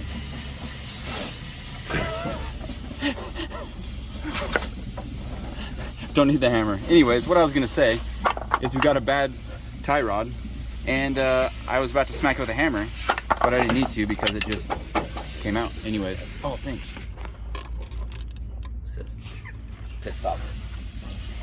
He totally could have stuck a thing of ketchup in the bottom of that straw and just totally got me. Like, yo, here's your Dr. Pepper. I would have thrown up everywhere. You know what I used to do as a kid? Or mayonnaise, I would have like. I used to go get slushies and put fucking 3 Snickers king size in it. Walk out and they're like 99 cents. I'm like, thanks. Go to the truck, 3 Snickers. You're a bad kid. Oh, you're filming? Okay. Oh, now I gotta put it back in to get that off. All right. Dude, you cannot to work. that. Oh, it's getting played. It's getting played. I was gonna start stealing because of me. Right.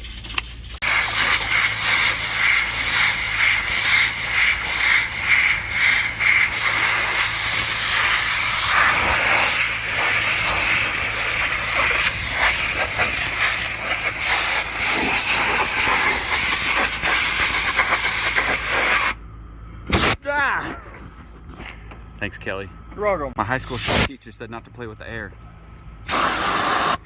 Seth's bumper got in a bad way. I'm not sure if that made it in yesterday's video, but we were doing tandies. And sick tandies? It was all right. And he slid off a little bit, and then his bumper got sucked under the front, and then he, it was actually pretty smart. You pushed it off. I watched you push it off the track. Yeah. That was pretty good. Because it was right in the middle of the way. It would have got ran over, and so like it's probably less damage than it would have been if you hadn't moved it. But I watched it, I was like, oh, I was so scared. But I think it finally caught your tire at the very end when you were pushing it. I saw it go and I was like, nope. And then I got it off and good move. Seth's pretty smart sometimes. So they call this the improved design. I don't know what that means. The only difference I'm seeing is the length of the threads. And this one comes with a nylon lock nut rather than a castle nut with a hole in it. So I guess that's cool. Looks like the same length, looks like the same style of finger dinger. The way it locks in and everything. Shape looks the same. One thing that you should note when you're changing tie rods, leave your nut as close as possible to where you took it off. That way you know the length, so when you thread this back on, you're pretty close, at least with a good starting point on how your alignment's gonna be. So we'll go ahead and thread this on till it stops. I'll leave it just a hair off because I did back that nut off. Oh, that nut spun right about there. Thread that back, put this in.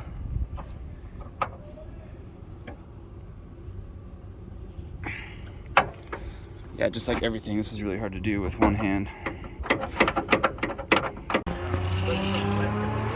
All right, so we did the outer tie rod and now we're doing a front shakedown toe adjustment, 1/2. That's really close, that's 3/8, and the other side is a 1/2. It's towed in now. Yeah. I'll just go a little bit of turns out. Okay. We keep fighting it. Get into 3/8 and then we'll stop. All right. Okay, I want to thread it in. We need to go toe out, right? Mm-hmm. So it was a 1/2. Okay, toe out. I did not know that. That is this way.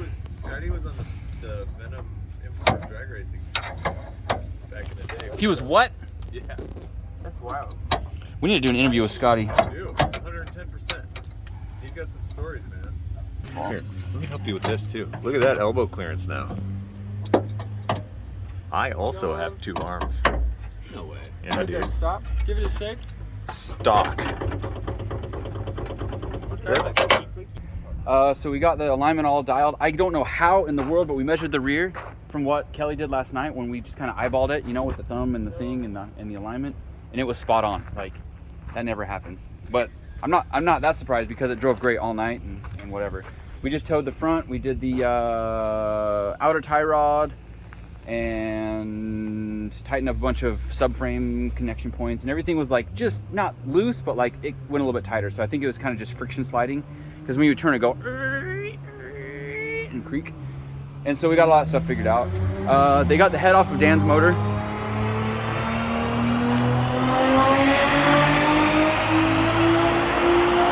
There's the gasket. Oh yeah, gasket's eaten up a little bit. Scotty got this taken apart really quick. Pretty well taken apart. Cylinder 4. Oh, and no, it's all of them. Well, cylinder 4 is the worst. Stock pistons. Oh no. See the freaking rain. No. That is wild. Pressure wasn't misfiring. Dang. Right? I wonder if you got a bad tank of fuel or something. To go from good to not good quickly is like, that's weird. Well, it burned between almost all the cylinders have to burn. Oh, the head gasket? This one you can see is. Wow. How was it still running so good? I guess it kept getting worse. It still ran like a champion. I don't understand. Dang. That is wild how it wasn't smoking so bad. That's impressive. Blow the dipstick out. I'm not even gonna ask the question of what the next move is. Put it back on and send it. I'm sorry, Dan. Welcome to today's Tech Talk with Kelly Williams. What do we got? On today's episode, we're gonna do this stupid truck. It's not stupid. This truck's sick. It's not. It is sick. This is a lowered 1995 Dodge Ram 3500. Look how many cars. Look how many spaghettis you can fit on this trailer. And this thing carries it with no problem. Until it has a problem. Rice, spaghetti, rice. Don't get them mixed up. Tell us man. about today's problem. Well, today we've had a problem in the past where this truck doesn't like to keep charging the batteries. Probably because the battery was 16 years old. Stop talking bad about my truck. I'm talking bad about the batteries. The Okay. truck is fine. The All right. batteries aren't part of a vehicle. They are part of the charging system or starting the vehicle. After the vehicle is started, the alternator seems to keep the vehicle running. Now that is a brand new Remand O'Reilly's alternator. It's been working just fine. We killed this battery, which was the old battery. This is now a new battery. The one that was here is... That battery is a loaner. Yeah, it's a loaner from a drift car. We steal shit around here, apparently. I was gonna steal a jack. But, so, you can't just deduce that your batteries are bad if your truck is running or your vehicle is running and your voltage is low. You test it somehow. We're gonna try and start it, if it'll start, and see what's up. So the vehicle out of here. Oh, look at that. It's a good truck. good battery. Gotta talk loud now. You take your voltmeter and you turn it on to volts DC. Wait for, oh, there it is, DC. Okay, we'll test this battery.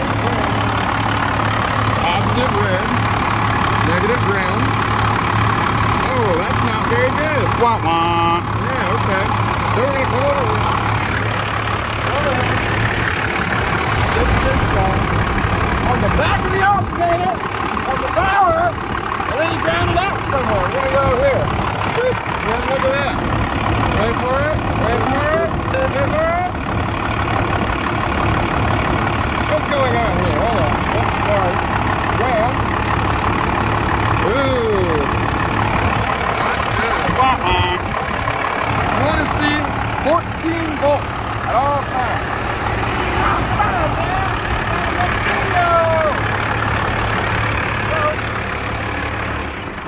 To remedy this problem, we're going to replace the alternator, or in our case, warranty it out, because we just bought one. Might as well get that benefit of the doubt, you know? Reman stuff doesn't always work. Don't always trust new parts. That's something I've learned along the way. You say, oh, I just replaced that. That's not the problem. Don't always trust. You can assume, but you've always got to go back and say there's a possibility that that new part is still the problem. Yeah, these are new shorts. Problem. Problem. Those look like they used to be pants. Is there a story there? Yeah, man. Every time I go on a trip with Brandon, it's usually in the colder winter time. Yeah, look at that. Flex the leg for you. Oh, God. Don't look at that. It's a good cut. Yeah, pretty good. I always pack for Utah in the case that I've got long sleeves, I've got long pants. I wanted to ruin these pants because they're white, and I don't wear white pants.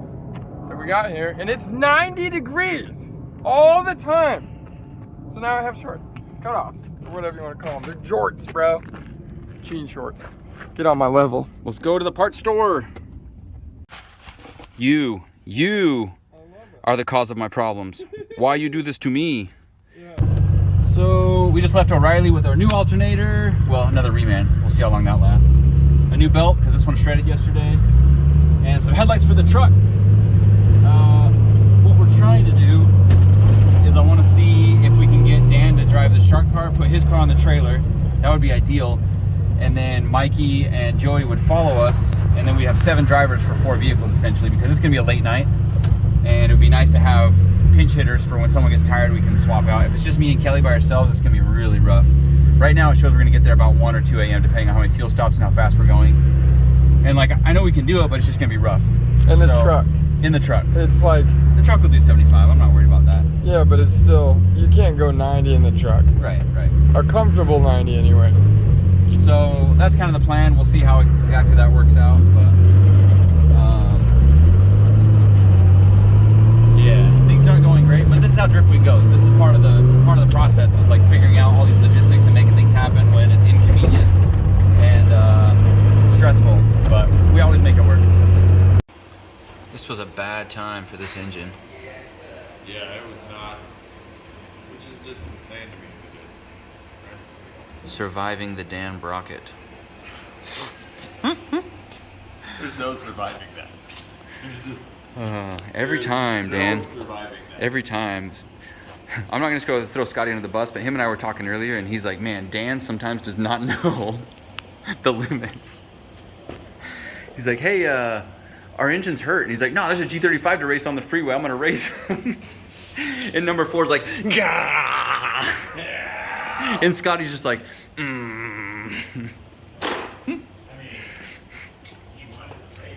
He wanted to race. He did want to go, and he wanted to go like 2 or 3 times. I capped it at 2. Who's the real winner here? Probably him. His bouncy suspension is probably still driving down the highway. Dan Brocket. Brocket. Dude, oh my god. It barely fits a dollar. Look at that fitment. If this rim flexes... Isn't that wild? Oh no, it has hit. That was when I was first doing fitment test. You definitely could not put a credit card between there. Is it really that thin? Dude, look at this is a dollar bill, Joey. Let's see your credit card. It won't fit, will it? It's stuck. My car. That's a good parking brake. Just jam a credit card in your front rotor and walk away. Once it hits, dude, it will not hit. Don't worry, there's no way on it anyway. That's so wild. That's so wild. So the plan is Dan is going to get himself a ride to get a rental car so they can run around and get parts tomorrow and try and fix this thing. Still trying to figure out exactly what he's going to do to get that, but I think he's going to bring your truck back here, pick up the car. I got a lot of driving to do. I'm so sorry for making you late. I hate when stuff goes down like this for you. We tried. Yep, it was a solid effort. Once the head came off and like the Every level of piston destruction was just like. The thing is, there was zero indication that there was that much damage. It wasn't even smoking when you started it. If you told me that you drove that here and I didn't see it, I wouldn't believe you. I was like, there's no way. There's no way. No smoke, no nothing. I Blows my drifted mind. a whole day like that, basically. Yeah. But we got a 8 or 9 hour drive and the sun is down, so it's going to be a late night. It is. But I'm sorry, it's nothing compared to what. No, we have a lot of late nights ahead of me. So yeah. Drift week! Yay! It's road trip time, boys, and you know what that means. 87 octane. No boost, no nothing, just freeway cruising, saving some money. I'll save my $5 on this whole trip. Totally worth it. Road snacks. Let's go. You got some new upgrades for your car? What's on deck here? Oh yeah, where does that go? Say I want to put my earbuds in there? Bam, earbuds. No, they fall out. No, that's not. No, they will not. Oh, it's foolproof. Where's that gonna go? Where are you gonna hang that thing? Right here. Outside or inside? Keeps it cool. Keeps it cool. Keeps it cool. Thought, right? Big brain move right there. We're pushing through as hard as we can to get to Orange County so we can pick up Adam and Colette's car tonight. First, we have to stop at Apple Valley, which means we got to drive on that dirt road for 2 miles in the dark, drop the cars in front of the track, then take the truck all the way to Orange County to pick those up. It's going to be at least 2 hours. I don't think we're going to get to sleep till 5 a.m. Then I want to just drop the truck off in front of the track at 5 a.m., stash the keys somewhere, and then go back to the Airbnb and sleep and let someone else deal with that stuff in the morning, because Seth and Luke already went ahead of us. So I'm going to ask them to handle that in the morning so that Kelly and I can sleep in a little bit, because it's gonna suck. It's a new belt and we cleaned it. Why is it still squealing? Stop squealing, stop. Stop it. What do you want from me? There we go. Thank you. Thanks for cooperating. Oh my goodness. Stop it, stop. Stop it. I love this car. It's a love-love relationship.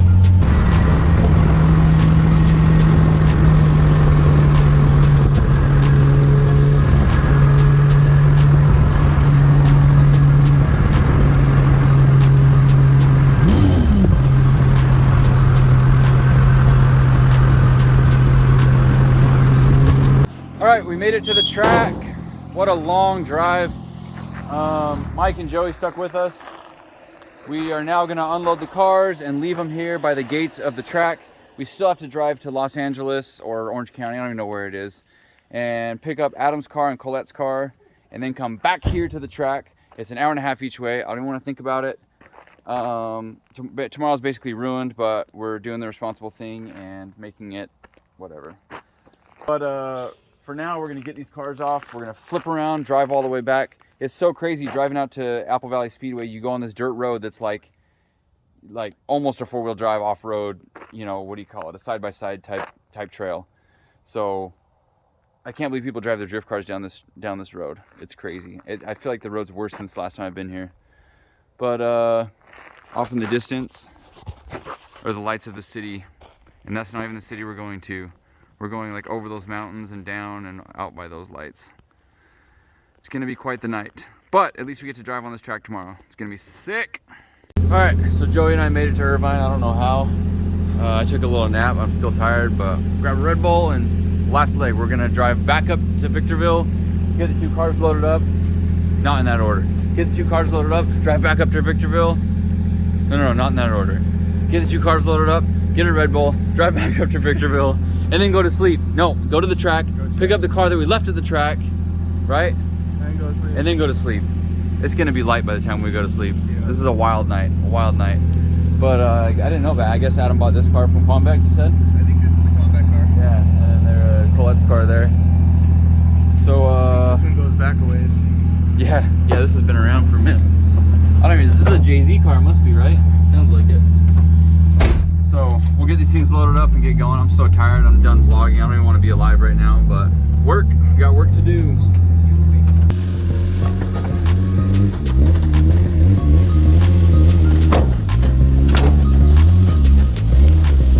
Straighten them up a little. So we're about halfway to Victorville.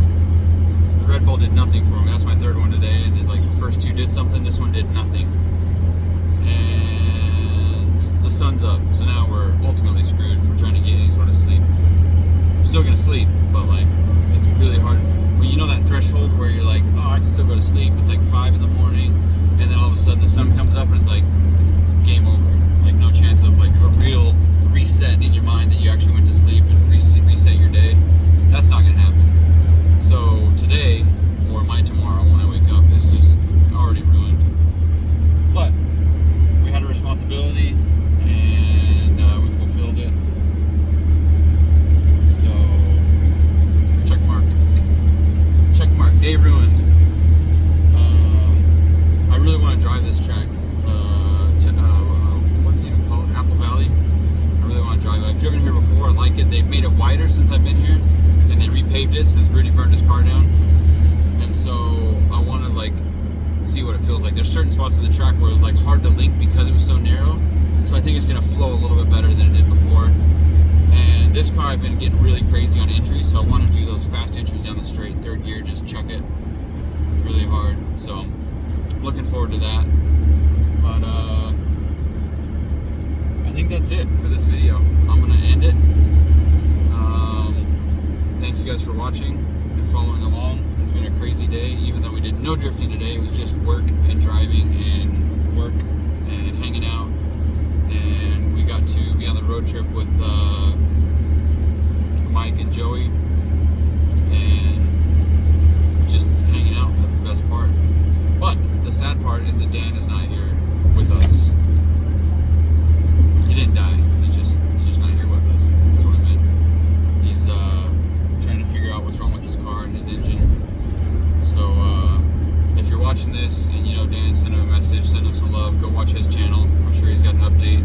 He's had nothing to do all day besides edit videos, so he's probably gonna have a video up about his engine troubles.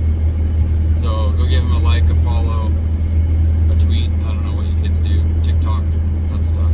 Go do that for Dan. We love you, Dan. We miss you, and we hope you meet us at the next track. Bye, guys.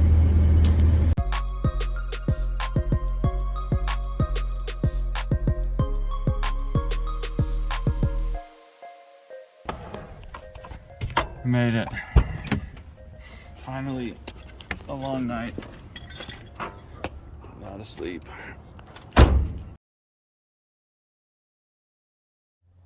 Alright guys, it's a beautiful day here in Victorville.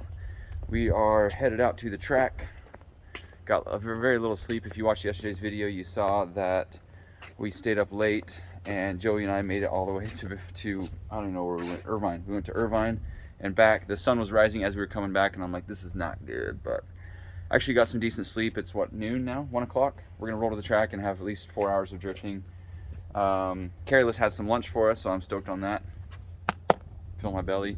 But we just got to get the car ready to go, which basically means unload the stuff and put it in the Airbnb and get things going. We just had a chat with Dan. They're getting things figured out and got an engine figured out, so I'm stoked on that. All right, we need ramps. We got the jack. We've got that. Is this yours? What is this? That's Scotty's. Oh, hey Scotty, we got your stuff. Yeah. Hope he's not missing it. Scotty, we got your. This is. That's my sock. Kelly, every time. You know what? I thought it was the dryer. When it comes to Kelly, it's in my bag. Leave the turn signals on. In my sock. And leave socks random. Like one. Where's your other sock? How do you end up with one sock in my car? Where's the second one? And why, if you have socks on your feet, why are they in the back of the car? You know, I'm gonna talk to Santa about this because he needs to bring me more. All right, we'll take this stuff inside and we'll hit the road. It's actually a pretty nice house. There's a swimming pool in the backyard and it says do not use swimming pool, and it's like, okay, cool.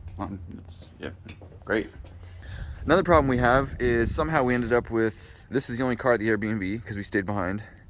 And there's 1, 2, 3 people in a 2-seater car. So I'm the smallest. I get shafted every time. we don't have to draw straws. You're just doing it.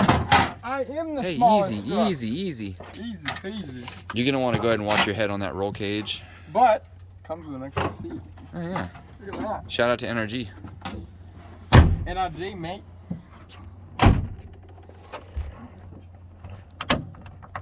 Get.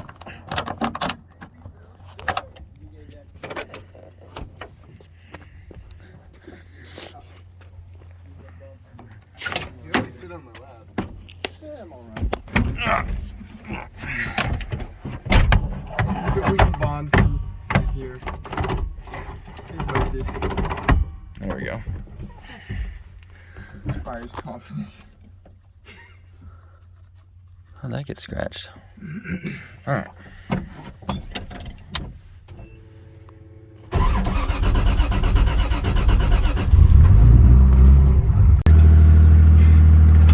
Part of the morning procedure. Got to grab the window crank out of the center. Open the door a little bit.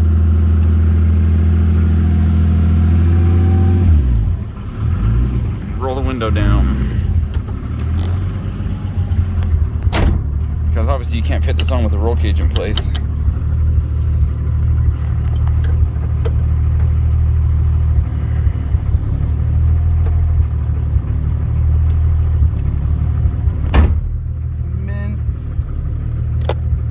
Yeah, buddy. Look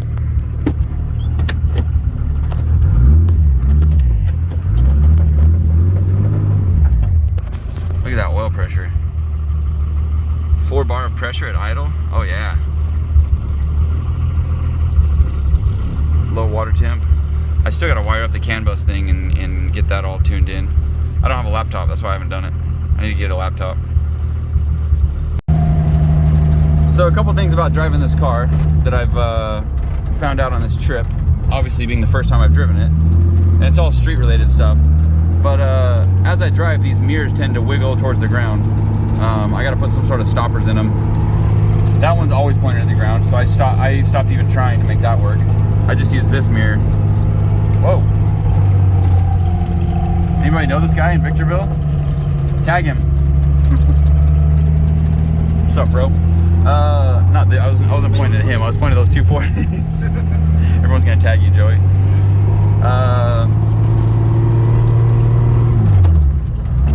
Yeah, so I pretty much drive this car without mirrors. When I have this window down, at least I can adjust this one and see behind me, but that one there's no chance because I usually have that window up when I'm on the freeway, and I just gave up on it, even trying to make it work.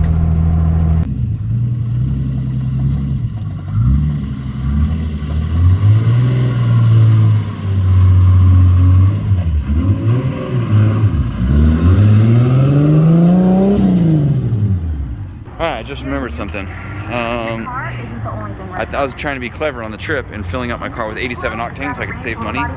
Well, I was so tired last night from the drive that I totally forgot on our last fuel stop to start blending back to 91. So I've got at least a half a tank of 87 octane, plus whatever 91 I put in here is going to blend it down. So in order to not blow up my engine today, I probably need to go to the auto parts store and get some octane booster and dump it in there, because I'll probably turn my boost down also, at least for today, and then blend it back to 91 tomorrow.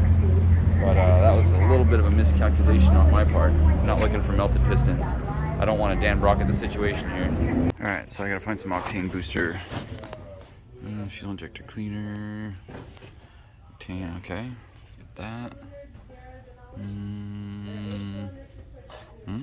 Maybe. Maybe. No. What do we got here?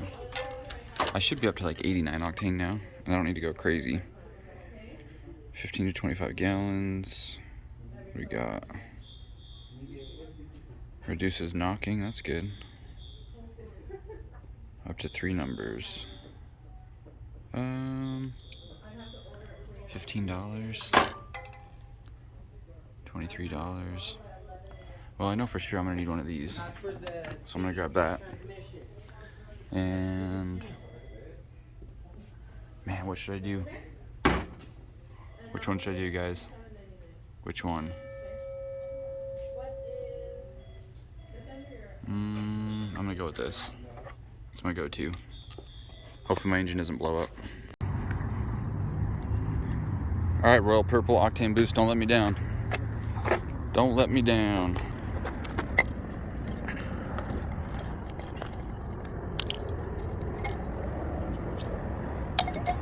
Nice.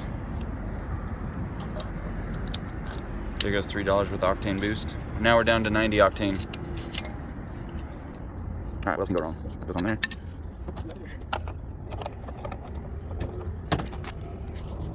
All right. Glug, glug, glug.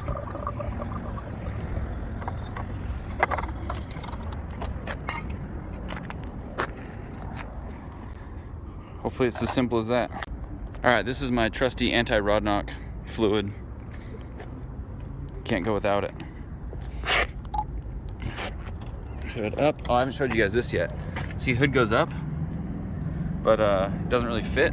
But if you move the wiper right there, hood goes up. How about that? All right. I'm not gonna bother checking the oil level because no matter where it's at, it's definitely always too low. And then Lucas goes in. Glug, glug, glug. This is the start of the road that leads to Apple Valley Speedway, and you got to be really careful and pick your line through here. It's like what do you call it? It's like rock crawling. Pick your line, avoid the potholes. Look at that one.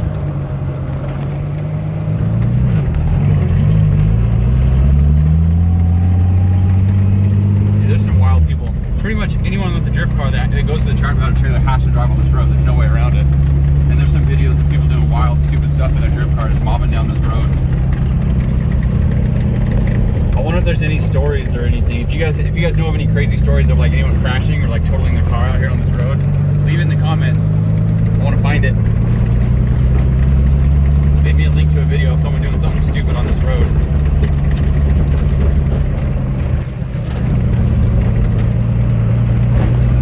Honestly, the pavement's the worst part. Once we get on the dirt, it smooths out.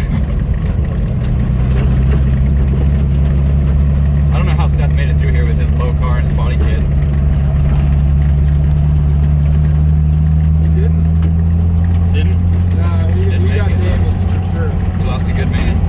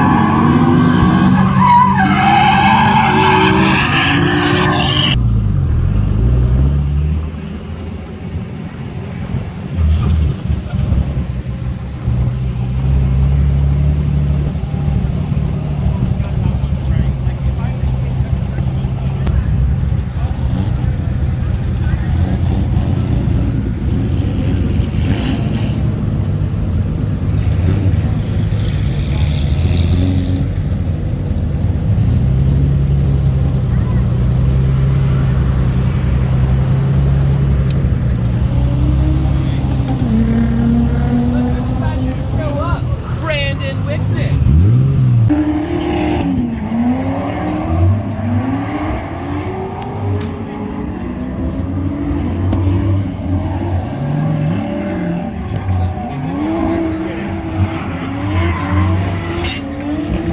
Hey man, how's your lunch? Good. Good. What kind of sandwich is that? Those guys take care of us. Do they? They're called careless, but they care. But they definitely care. Nice. We're out here at Apple Valley Speedway, and there's about 2 hours of track time left. I was just eating my lunch. So I'm gonna put my tires on and just go get some laps. I want to make sure I get a little bit of driving in today after our wonderful adventure last night. So, is your clutch all good? Yeah. Heck yeah. So these are the first laps on track of the day. I want to go shake the car down, see how it feels, and then see if I can get some tandems in with the boys. I don't know who the boys are, but we'll find them. We'll know when we see them.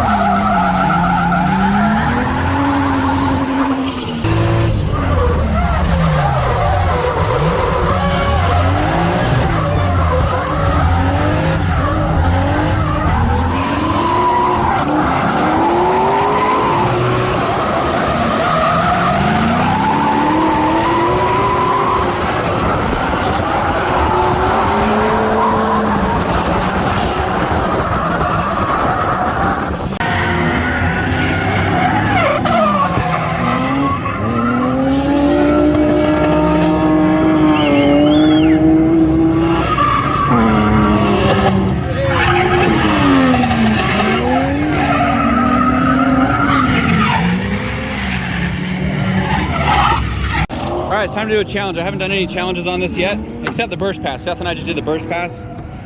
But next challenge is the death trap steering wheel. So let's get this out of here. Where's this gonna land? What the heck?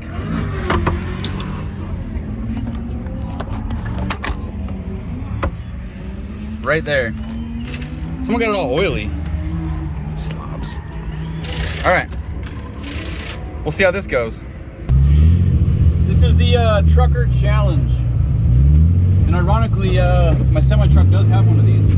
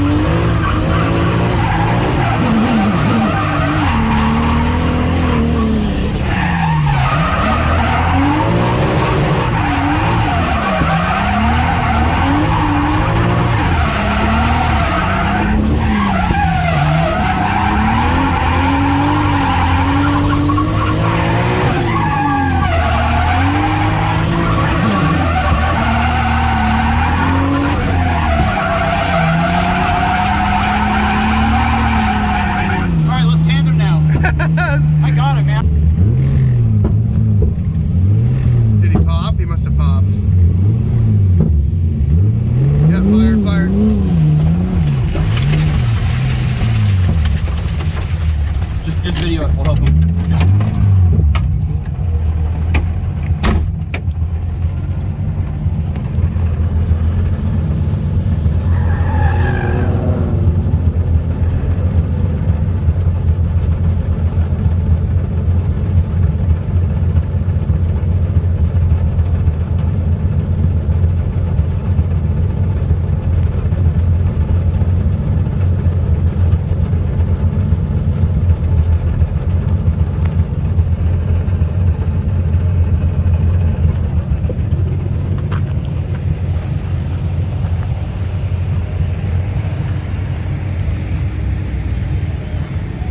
A little fire, like not huge, but it was like crazy smoke.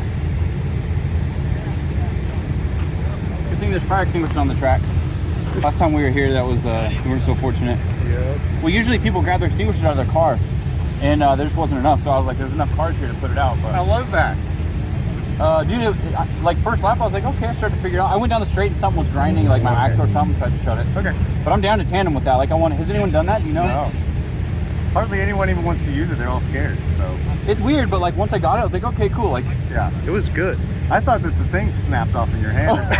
I was like, I tried to build it good, but I no guarantees here. Yeah, I'm gonna go check it out because I want to do a lap. Well, it's probably too late, but we're still good.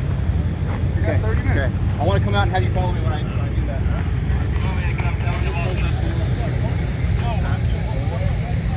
No, we'll push him when it's signed.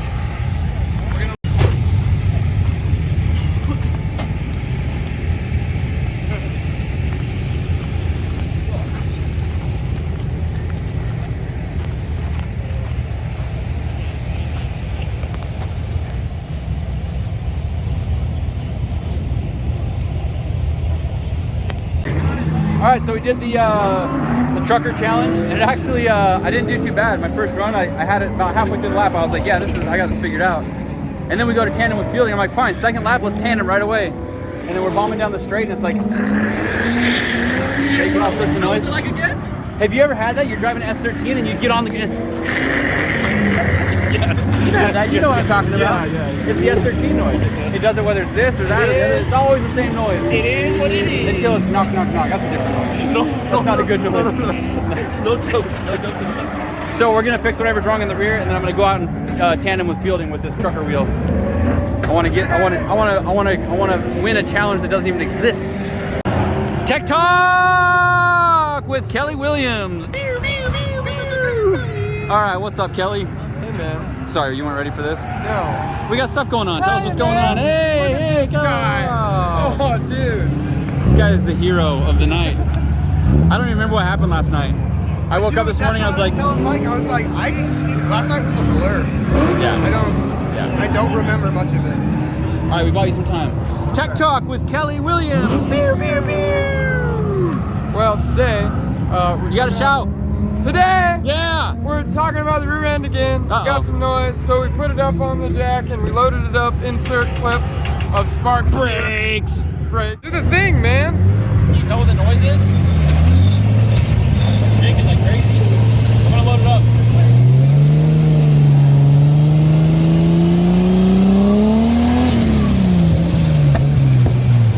Why is it shaking? Okay, brakes are over. We're gonna go through and do a nut and bolt check again because there's a lot of stress on the car. Like, you really shouldn't, I don't know. On a normal car, you don't ever do a nut and bolt check. You just don't drive it like this. You just wait, I don't know how to explain it. Drifting is so much harder on cars than any other sport. Like, also, the solid mounts, the Heim joints, all that stuff tends to vibrate more than like a bushing car. This car vibrates like crazy. It's terrible. It's like the spaceship Columbia. Is that too soon? Too soon. Apollo something or other. I don't know. Apollo teacher in the sky? Oh no. Okay, let me grab some tools. We'll be back. Okay, we'll be back. Pew, pew, pew. Pew, pew, pew, pew. Tech Talk, hello. So, we took everything apart. There were some loose bolts, but we did deduce it down to the CV axle. Now, when the car's under load, the CV axle is actually kind of kinked upwards because it's so low. And we're assuming that because it wiggles like that inside the inner cup, that it's grinding when he turns, or when he goes straight, or when he goes backwards, or when he goes to the right or the left, or any direction. It just grinds. Any sort of movement? Yeah, any sort of movement. What about when he goes to Disneyland? Yeah, it grinds there too. What? There's no hope for this CV axle, so we're gonna take it out, replace it, and you can get these at O'Reilly's and warranty them out. They got a year warranty on them. Yeah. Okay. Well, I'm trying to help the world. Yeah, it's not going to help me. Talk. They're going to be out of stock. Okay, well, if they're not, hey man, shut up! I'm doing a tech talk. Quiet on set. Wait, quiet on set, man. Hey, the gabagoo. Hey man, we're one thing gabagoo. There's no more gabagoo in the axle, and now it makes a grunt. We make the most racist videos ever. Yeah, you're right. Ever. Well, there's a variety of people here, so it's okay. It's okay. It's okay. Hey, we're the gabagoons. So, we're gonna spend the next half an hour or so taking out the CV axle and replacing it. Are the brakes hot? CV axle's bad. No, they're not. Oh, Not okay. anymore. Not anymore. They're warm, but they're made out of metal, so they should be warm. Go by quick. We're getting comfy down here. It's done. Tell me what's going on. We're putting a CV axle back in the car.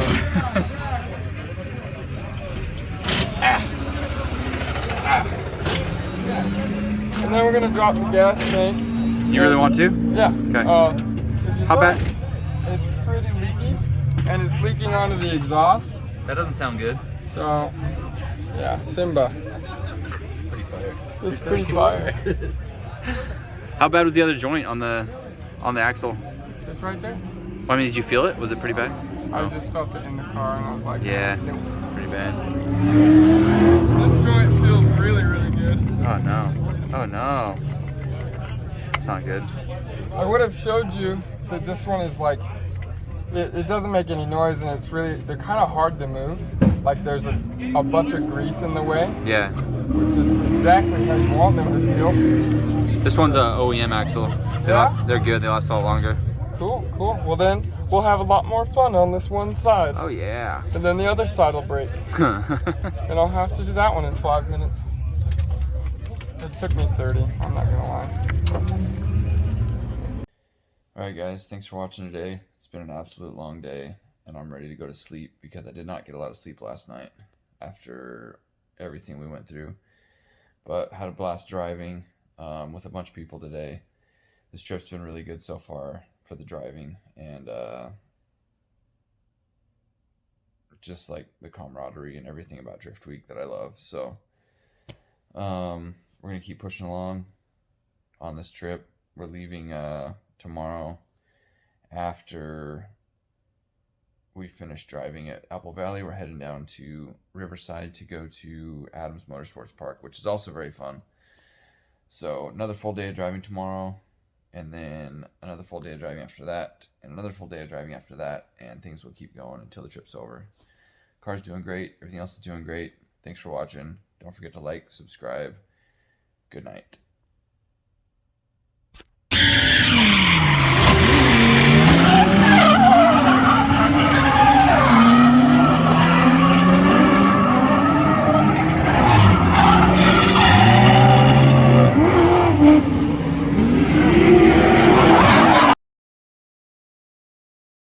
Yo guys, good morning. Welcome to today's video. You can tell we're getting close to the end of the trip because I'm wearing the same shirt for 2 days in a row, which isn't really that unusual for me, but we're running out of clothes, and there wasn't a laundry at this last Airbnb. So today we're heading back to Apple Valley Speedway. Yesterday we only got a few laps because I showed up late because of all that stuff, moving the cars and staying up till 7 a.m. Today we're getting a good start.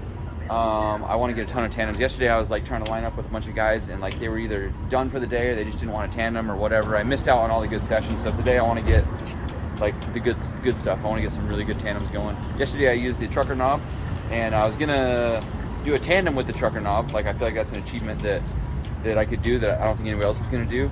But my axle blew right as we were doing that last lap. So Kelly changed the axle for me. Thank you, Kelly. We're gonna check the gas tank this morning or what? 45.55. I'm killing it. $120 for diesel? Yep. Oh, get me out of California. The gas tank was leaking like onto the muffler, so I'm a little bit worried about that because this car tends to shoot a lot of flames. So it's asking for just fire to burn the whole car down at Grange, and I don't need that on my. I just don't need that. Aside from that, things are going pretty well. We're heading down to a giant mansion tonight, and everybody in the whole Drift Week is staying at this Airbnb, so that should be a good time. And then we're doing Adams Motorsports Park for the last 2 days. So let's get to the track and get going. Go, Mr. T. I pity the fool. I pity the fool that do drugs. Wait, smoke tire, not drugs. All right, so Kelly is taking the day to deliver Adam and Colette's car again back down to the valley, which you should have kind of figured if we picked them up, they've got to go somewhere. Adam flew in for 1 day for driving, and I didn't even get to tandem because I slept all day after doing all that stuff. But so yeah, Kelly's gonna be busy doing that today. We're gonna go hit the track. Hopefully Kelly's back by 5 p.m. to get that all figured out so we can load up the other cars. But this is turning out to be quite the chore, which is what we signed up for. I just didn't realize, you know, how it was gonna end up for us. But I'm ready to go do some tandies with Seth and the other guys here. We didn't get a lot of driving yesterday. Today is the driving day. Yeah. So let's stop goofing around and start driving. All right, these are first laps of the day. Second day at AVS.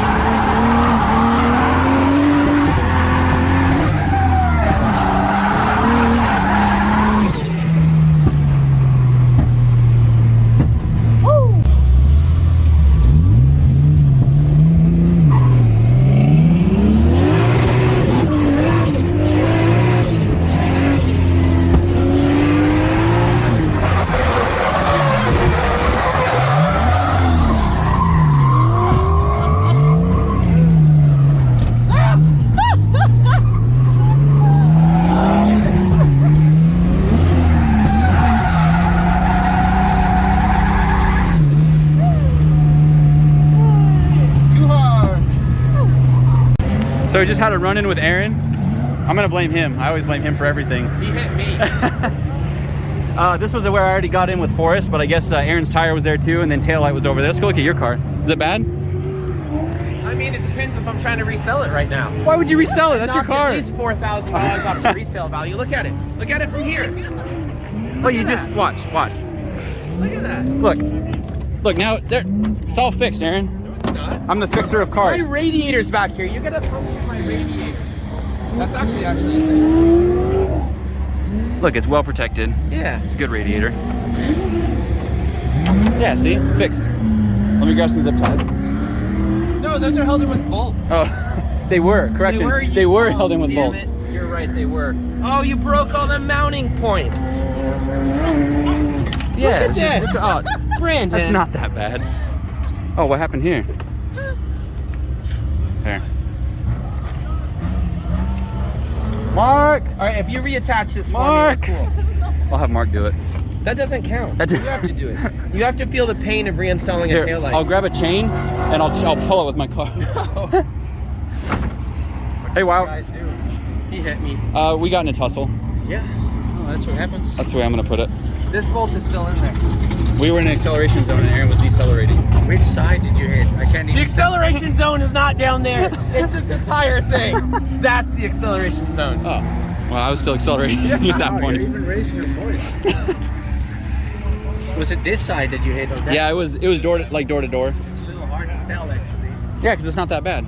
No. See, Watt says it's not my bad. car It's is not that bad. straight. What happened to your license plate? Well, no, it kind of makes the car look more aggressive because you moved all this in like 3 inches, so you can see the tire more. You know what I mean? It looks mean. Well, let's do the other side now. See, look at how big of a difference that is. That much. Oh yeah. Oh jeez. Way better. Way better. I'll just back into it with the truck. Did you wash your car? Yeah. Dang, we talked about this last night in the video. It's important to me, and Yeah. also to my sponsors. I That's want good. the stuff to look good. That's good. Kelly's the man that never stops working, like a river flowing.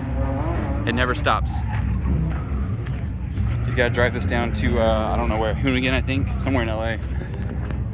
Never stops. Kelly! We're gonna miss our tech talk today. Unless we do it right now. On today's Kelly's Tech Talk. Hi, I'm Kelly and this is Tech Talk. Let's talk about straps. Most people will strap their car down from the frame. We're doing that with this car. If you want to look, it's a bash bar in the front, bash bar in the rear. This car, we're strapping it by the wheels. Probably not a great idea because it works and whatever, but we're just transporting the car. We don't get in trouble for anything because we're cool. In my personal opinion, I like to strap cars by the wheel because Brandon taught me this. It's a great thing, really. It's not great for the suspension because it pulls the wheels whichever way the strap's going, but it allows the car to spring up and down without like jostling the straps or coming loose. So you get this like really good contact area on the car that keeps it in its place. So going down the road, you can hit some gnarly bumps, and this car will compress, these straps will come loose, and then it'll come back up and it'll tighten up again, which is great for the car. And we're hoping the bash bar doesn't fall off. Tech Talk with Kelly.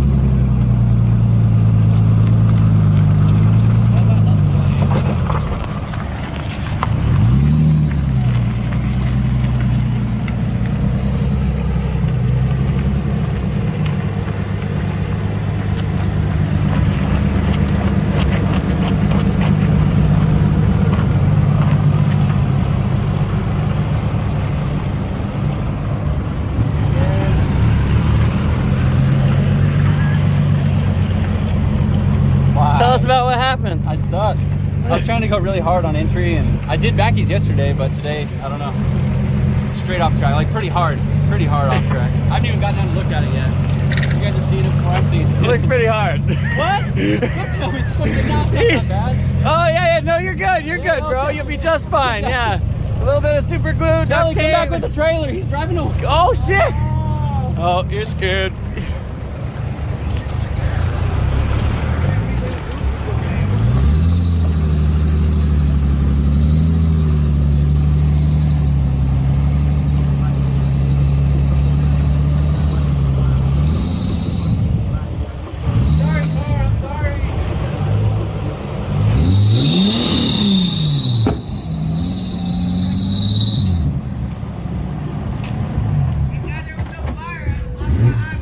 Oh man, how bad?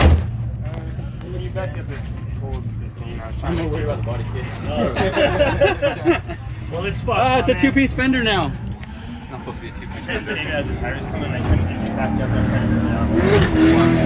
It's alright. I was in my bumper. I was like, oh, I'm fine. And I get worried by going off track. That's not bad. Look good. What do you think, Si? Was I going too fast? So Did you know saw I was going too fast? Why didn't you tell me to stop? Too late! I saw you driving down the street right here, and I already know you were too fast. Really? Yeah. I thought you would have slowed down when you like let off the gas on that, but it didn't. It I kept saw when you going. entry brakes on your speed, and I was like, nope. And then I thought you Nobody had warned me. Everybody knows I was going too fast, but nobody bothered to call me and tell me. Well, slow down, well, and everybody were like, oh, we were going in. He's like, we're going way too fast. I didn't feel that bad. Thanks, D, for being camera boy. Now I need a car wash. What? Now we both went off except that What did you do? Oh, okay. It's already broken. All right. You dished it. I guess I better change another tie rod. Bummer. Thanks for your help, guys. Do you want a BMW tie rod so it stops breaking? Stop. All right, so here's the damage report. First of all, covered completely in dirt, which is the biggest problem. Yours? Yeah. You want this angle? Oh, you got it? Yeah, bro. I was so fucking. I was like, fuck. You were sending it, so I was filming you, and then. Oh, yeah. So it looks like I got a bent tie rod. Definitely air filters full of dirt. The whole engine bay is just covered. Oh, look at that. There's the bent tie rod. So nothing too bad, I don't think. Overall, oh, my tension rod bracket. Oh no! My fender brace. Tension rod bracket's folded over a little bit. The fender is now a two-piece fender, so I guess Kelly just left to go tow that. I guess he can't glass it. But it looks like this was already repaired once in that spot, so we should be able to repair it again. But like, honestly, it's not that bad. Like, we went in at a pretty good angle. Ooh, the bumper got it kind of bad. It's all fixable, but the car went from clean to not so clean pretty quick. It only takes one crash. All right, I'm gonna get to work. I wanna get back out there driving.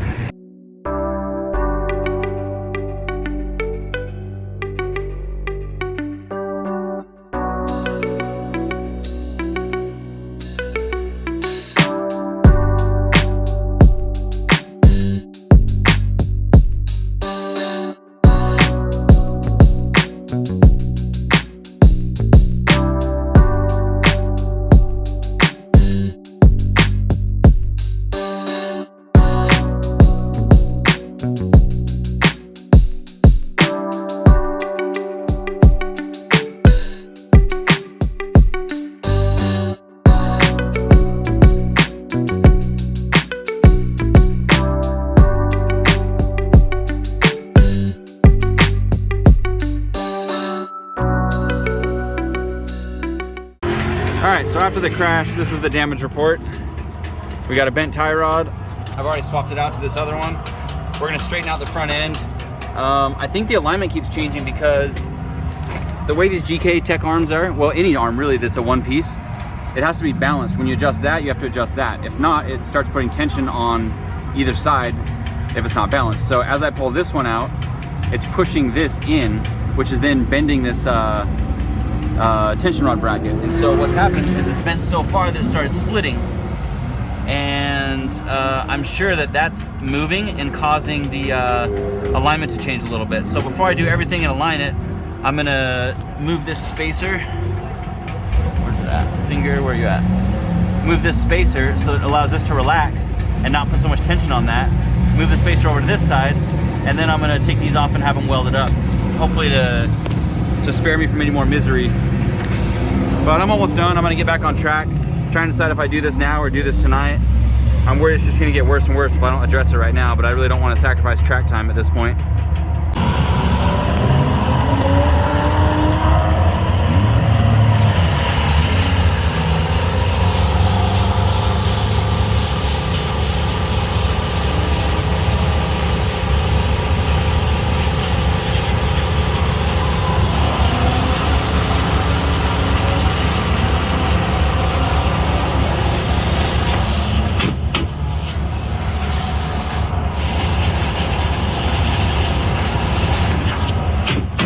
Got yourself a plasma table? Plasma table. Professional. Dang. What's this for? Wild dual caliper pin. So they keep snapping off. The SLG ones, they have like a little tiny 10 mil bolt, and it always snaps off. So before it snap off, we're making a plate to tie it to the other bracket. So it'll like keep it from shaking. So that's pretty good. It works. Good idea. Yeah. He's like, can you make it? I'm like, yeah, just cut it out of cardboard and I'll make it for you. He's like, I love cardboard. Like, me too. This is level 10 fabrication right here. I love it. I love it. Yep. I might need some help in a minute, something similar. Yeah, bring it on over. I was gonna ask you if you had sheet metal. I look over, I'm like, no way. He's fabricating pieces over here with a plasma table. I love it. Yep. All right, so we decided to pull these brackets off, especially since Cricket's got everything set up to weld and do fabrication over there. I'm just gonna take advantage while the stuff is out and ready to go. So we got the arm off. A bunch of, what'd you call these, shim spacers went all over the place, so I gotta figure out how to put Humpty Dumpty back together there. These are pretty easy to get out. The problem is, when I built this car, I ran a self-tapper through the bottom of that underneath the radiator. So I don't really want to pull the radiator out to get to the head of that self-tapper. So, I'm using a small wrench, wherever it went, and literally pulling the self-tapper out by hand. Wrench turn by wrench turn. This sucks.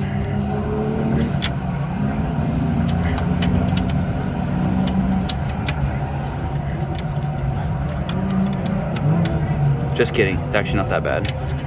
I was complaining before I actually saw how bad it was. And it looks like we're gonna hit the bottom of the radiator with the top of the nut, or the top of the head, before we get it all the way out. I don't think there's enough room for the screw to back all the way out before it touches the bottom of the aluminum radiator. And I gotta do the same thing on both sides. Who built this car anyways? It's like they didn't put any effort into it. Or any thought, I mean. There's plenty of effort.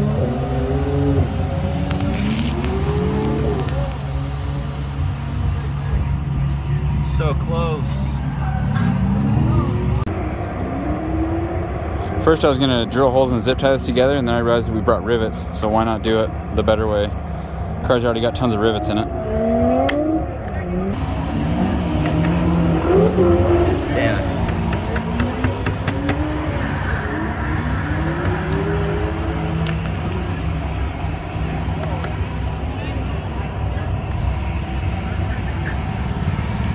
Thank you.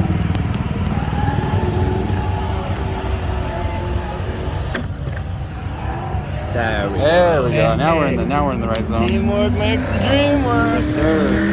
Let's do another one right here just for now, or Yeah. even where do we have material? We do. Everywhere. That's all laid over. Yeah. Let's just go right in the corner. Okay.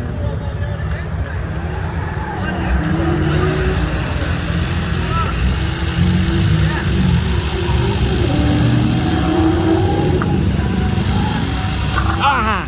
You motherfucker. Oh no! Got him!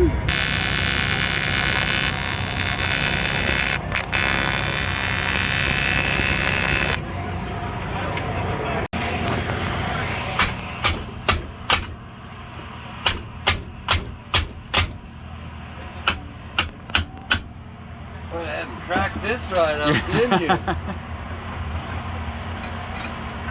I think I might plate this just so it... Give us some strength. Yeah, I'm thinking I'll cut this out just so it... So relieve it, yeah. Yeah, relieve it, and then I'll plate over top of it. But I got this straight again, so... Nice. Cool. Sweet. This is Cricket from Drift HQ. Hi. And he's single-handedly refabricating my tension rod brackets, which have gotten destroyed on this trip. And I'm super impressed at how well you're doing at like a trackside fab. This is better than I do at my shop with all the right equipment. Right? Yeah. And fixing wheels, fixing radiators and boards, fixing frames, fixing everything. Shouldn't have brought it. Like, yeah, I brought a welder. Is that a TIG welder? Oh yeah. All of a sudden I need this and this and this and this. Working, yeah. Like, haven't stopped working. Well, I really appreciate it. No problem, brother. Yep. Want to see you back on the track. You guys are the best. It's more than just parts they bring to the track. Top level fabricator and a bunch of cool tools, like the best. Drift HQ, big shout out.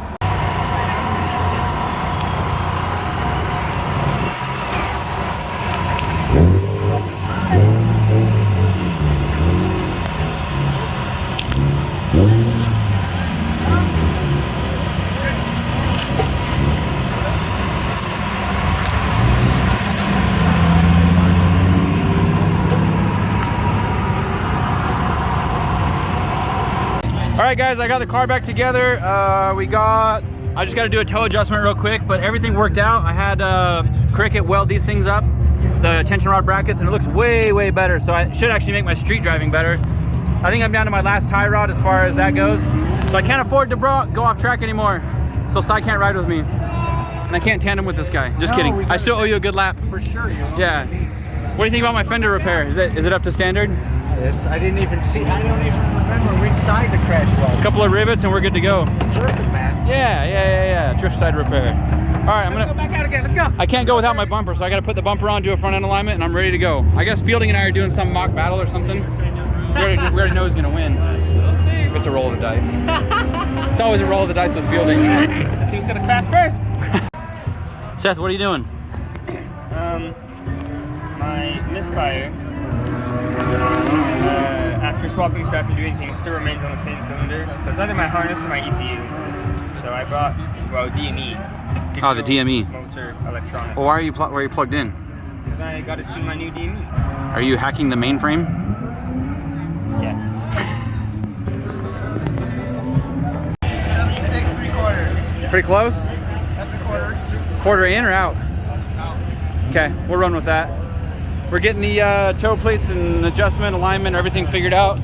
And we're close enough to do some laps. I'll probably tow it once again before we leave the track, but I'm not convinced I'm not gonna bend another tie rod today. So we won't spend a ton of time on it. If I'm within a quarter inch, I'll usually go on track and send it. But when it comes to street driving, I guess we're not going that far tonight either. So we'll keep it simple. I just want to get on track and get some more laps. Fielding and I are about to go do something. What are we doing? We're doing a battle. A battle! Drift battle. We're gonna crash. None of this stuff. Real driving now. Real driving. Yeah. That's what Cy said. Oh, you're both going out, so you're both gonna crash into each other. Yeah, no. I'm gonna try really hard not to do that. Okay. I've already done that enough. Yeah, same. No more. Yeah, we both hit Aaron. I'm trying to work on this my car. Yeah. I'm sure you're the same. Yep. All right, let's do it. All right, let's get it. Not sure if I showed you guys this yet, but I got two belts. I warranted the one that shredded on track, and I bought another one, and then I got my replacement axle from O'Reilly last night. Another junk axle that's probably gonna break, but at least I got it, and then I got another OEM one in there with a ripped boot. So right now we're on the OEM one that we changed last night, and then we got a spare, and then another spare, one for each side. So I always keep one on deck. Whenever I break one, I found one in Victorville that the store had it in stock, so we went and grabbed it, grabbed the belt, and we're back, ready to go with extra parts. All right, we got the car all fixed up. I'm ready to go on track. I want to get some more laps for the day. We've got maybe like 2 hours left, if that. Kelly's still gone. We haven't been able to get a hold of him, so I hope nothing's wrong there. He went down to drop off the cars in LA. I definitely owe a lap to Wout, because my lap with him is when I went off and crashed. I did my lap with Aaron and crashed into him. You're welcome. And now I'm doing a lap with Fielding, but I still want to drive with Seth. Trying to drive with Canada. Just want to have a good time. Big shout out to Cricket. He made this, like, he welded up my stuff. I think my car's gonna drive way better now that that's good. Shout out to this guy for helping me with the thing. It's all good now. I can't go out without a bumper. It'd be terrible. WW2. Yeah, the old dub-dub. For Cy, some reason we were down on oil quite a bit. I just checked it. We had to top it off. We put like 3 quarts in it. I have no idea where the oil went. I don't know if the dipstick is reading wrong. I don't know exactly what's going on. I can't imagine where that much oil went because I think 2 or 3 days ago I checked it and it was fine. The car has no symptoms or signs of burning oil. It has no like visible like massive leaks. There's small leaks, but no way it's gonna leak out 2 or 3 quarts. So I'm a little bit concerned about that. I'm really glad it didn't knock because it was like below the L, still on the dipstick. So oil pressure looks good. We're up at 5 bar of oil pressure. That's after I filled it, of course, but like, you know, oil pressure, it's a straw. It's either sucking or it's not sucking. Doesn't matter if it's a quart low or 3 quarts low. It's either touching that straw or not. So I don't know, that's concerning. I gotta keep an eye on that. I haven't been checking oil that much because I checked it 2 or 3 times. It never moved, so I just kind of started assuming that it was all right. But assumptions are usually what get you in a bad spot. So I'm gonna stop assuming and start triple checking.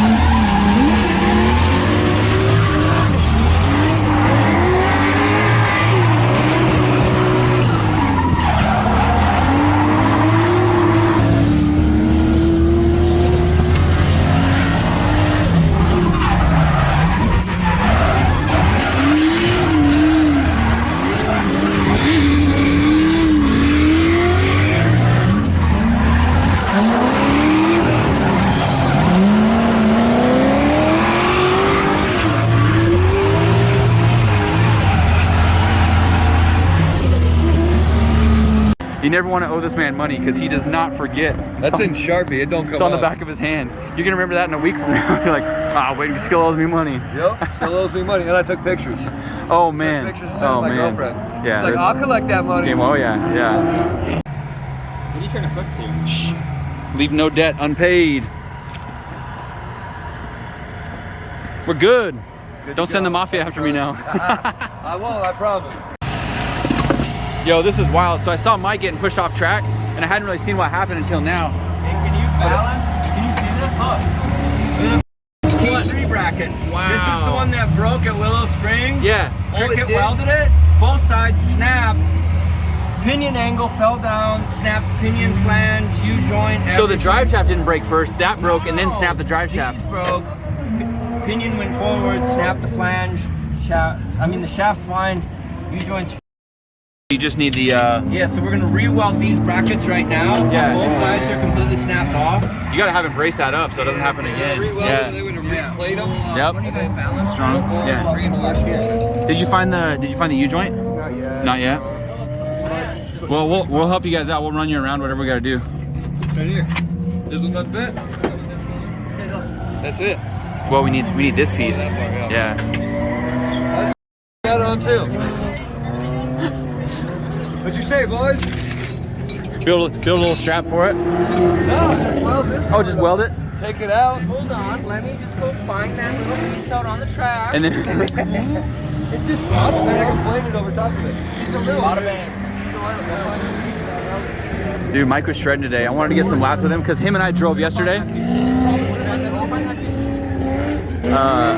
We were shredding yesterday, but I didn't get the lap on camera. And then we didn't get our laps today. Yesterday we had good laps. It's all right. It's all right. It happens. I got real good today. I know. As he was telling me. That's when it happened, huh? That's when that happened. And I started getting good. I spun. Super guy slammed into Jordan. Hey man. Still the funnest, best. Look at that sunset. Woo! Is this really our lives? Is this really our lives? I had some great laps again. We got some really good tandems.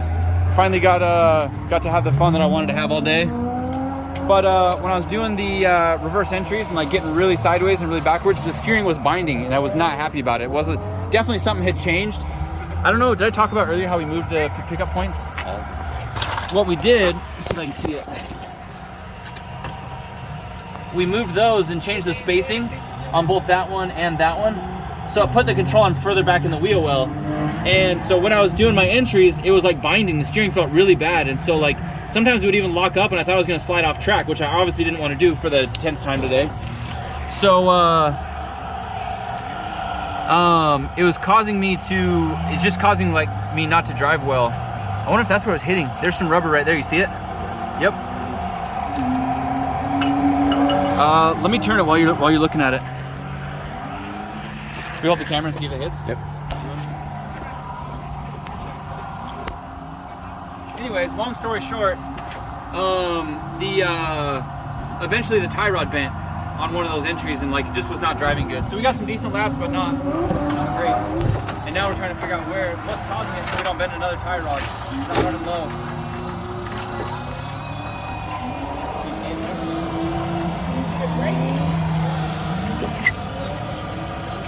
They do a touch under compression. They do a touch under compression. It's not touching. Oh yeah, that makes sense because it only did it sometimes when we were. Right. Is the side hitting it all? They definitely have less angle. Oh, that tie rod's way bent. Right there? Nope. No? Straightening the tie rod out though. Is it really? Nope. How to break a rack. Yep. Yeah, it's a little better. Maybe we can just get a jack in there and not even jack up the car. Probably. So, I don't know, I'm convinced that it was hitting right here. It looks to me, what you think it would do it under compression? How close it is? And I mean, there's definitely residue right there. I don't remember seeing that earlier when we were working. I'm not 100% sure, but either way, we're going to the mansion Airbnb tonight. Oh, right here too, that looks new. See that? I don't think it was hitting right there before. Up there, I don't know. This is all. Either way, I'll fix the tie rod. I'm gonna change the arm location tonight or tomorrow before I drive it again. I can't afford to be breaking or bending more tie rods. I'm gonna go get the 2 that Dan brought for me, and hopefully that lasts the rest of the trip. Otherwise, we're gonna have to go buy some tube and sleeve them. All right, guys, we're gonna do the old bend to Rooney and see what happens here. I don't want to use another tie rod until I figure out what's going on. So. Trailer tonight, in the trailer, not by the trailer. You loaded in the trailer. Come down.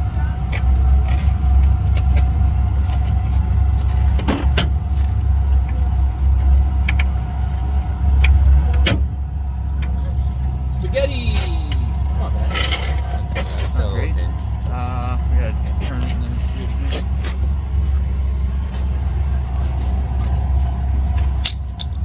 What's with my tie rods and their silly kinks?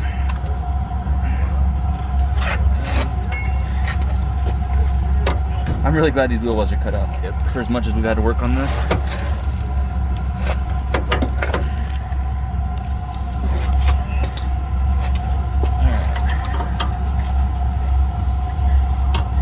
Comment if you guys remember the first time you saw me do this on Aaron's video. How long have you guys been watching Aaron's stuff? And if you remember that one video where I did this and he made fun of me, and now I'm agreeing with him. It kind of sucks, but it's working for what we need. And then tell me what track. If you remember when it was and remember where it was, comment below, please. Hey, kind of.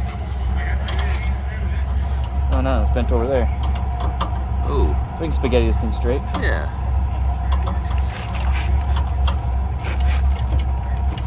Luke and I were on track, what, for just like the last half an hour to an hour? Just straight sessioning. It was a lot of fun until this started happening. All right, that's enough spaghetti for me. That'll get us down the hill to the mansion. I don't know what the situation is, if we can work in the garage, if we can work outside, if we can do anything there. They seem to think like, it seemed like the whole place was under surveillance, and so I don't know exactly what they're expecting. All right, guys, thanks for watching. We had a blast. Our second day at Apple Valley. I get those two mixed up. Tomorrow we're headed to Adams. Tomorrow and the next day we got 2 more days of drifting. Apple Valley was a blast. Super fun entries, super fast track. Normally I'm used to doing the entire track, but we started just doing entry and like a couple of those turns to really focus on just back to back running down entry with the boys, and that was really fun. Also, my car's getting really hot here. I don't know exactly why, but that's good for my clutch kickers prep, because like I told you guys, I really want to shake this car down and figure out what it needs to be competitive in clutch kickers. And the overheating problem is definitely going to be an issue. So Luke and I were talking about a couple ideas that I got going in my head now. So I'll probably figure that out when we get home. But right now we got the tie rod problem. We got to figure that out and get down the valley so we can hang out tonight and party with the boys. But you guys know I don't party too hard. So thanks for watching, guys. So I wanted to catch up with Kelly about what actually happened yesterday, because he was gone from about 11 a.m. until 8 p.m. Yeah. And he drove a total of maybe 220, 240 miles, maybe less. And it took, what is that? 9 hours. Yeah, 9 hours. Yeah. Into LA and back to from Victorville to Rancho Cucamonga to Los Angeles, Compton, and then back to Victorville. So those of you guys that know Southern California, that's not by any stretch of the imagination a 9-hour drive. But it was a Friday. Yeah. And it was a Friday PM going up the hill to Victorville. And so those of you that know California traffic, everybody from Los Angeles that wants to go to Las Vegas for the weekend dips out to go to Las Vegas on Friday afternoon. And that's about what time they were headed back. Yeah. So why don't you give us a rundown of how your day went? So we left the track. It was like a really good day. We left. We had Adam LZ's car and his girlfriend, Colette Davis's car. And we had to drop Colette's car at Kumo Tires, and we show up and drop the car, and there's nobody there. And like we had to walk all the way into the warehouse up to the front, and it's just we didn't know where we were. We felt like we were kind of violating our human rights to be in their warehouse. And some guy come out, and he's like, he didn't speak very good English, but we got it figured out. It took about 30 minutes, and we leave there, and we're like, oh cool, we're only a minute away, because we had the wrong address put in. Oh, look at that, there's a chicken. Nice. Hey, it's the dog. Hey, dogs. Yeah, there's local dogs that just Look, hang out. people like dogs. Yeah, I'm scared of dogs sometimes. Hey, doggy. Look at this dog. It's cool. Cute. Oh, yeah. They were following us around last night when we were walking down here. That one was in the road. Yeah. We got wildlife. Oh, there's goats and chickens and dog and fire festival. Anyway, we left. It ended up being an hour and a half drive there, and we're like, oh yeah, look at all that traffic. That must be terrible. So we dropped the car. Going the opposite direction? Yeah. We're like, oh no. Damn, we got this stuck, was at 11 a.m.? No. It was probably this is like midday. Yeah, like 1. Oh, that must be terrible to go that way. Like 1 o'clock. We got to Hoonigan at 3. Dropped Adam's car. They were cool. They just said, drop it here. We'll figure it out. So we drop it there. We leave. We get right on the freeway, and as soon as we get on the freeway, like the on-ramp to the freeway is like stop and go, stop and go, stop and go. And it was that way all the way until we got back to the track. So from 3 o'clock to 8 o'clock, we were like in first gear to second gear, first gear, second gear, first gear, second gear, first gear, second Up that hill. Oh yeah, just like, and the truck is still heavy as hell, and it doesn't want to drive up the hill. Like, I'm sure that clutch needs some Don't say general that. maintenance. Yeah.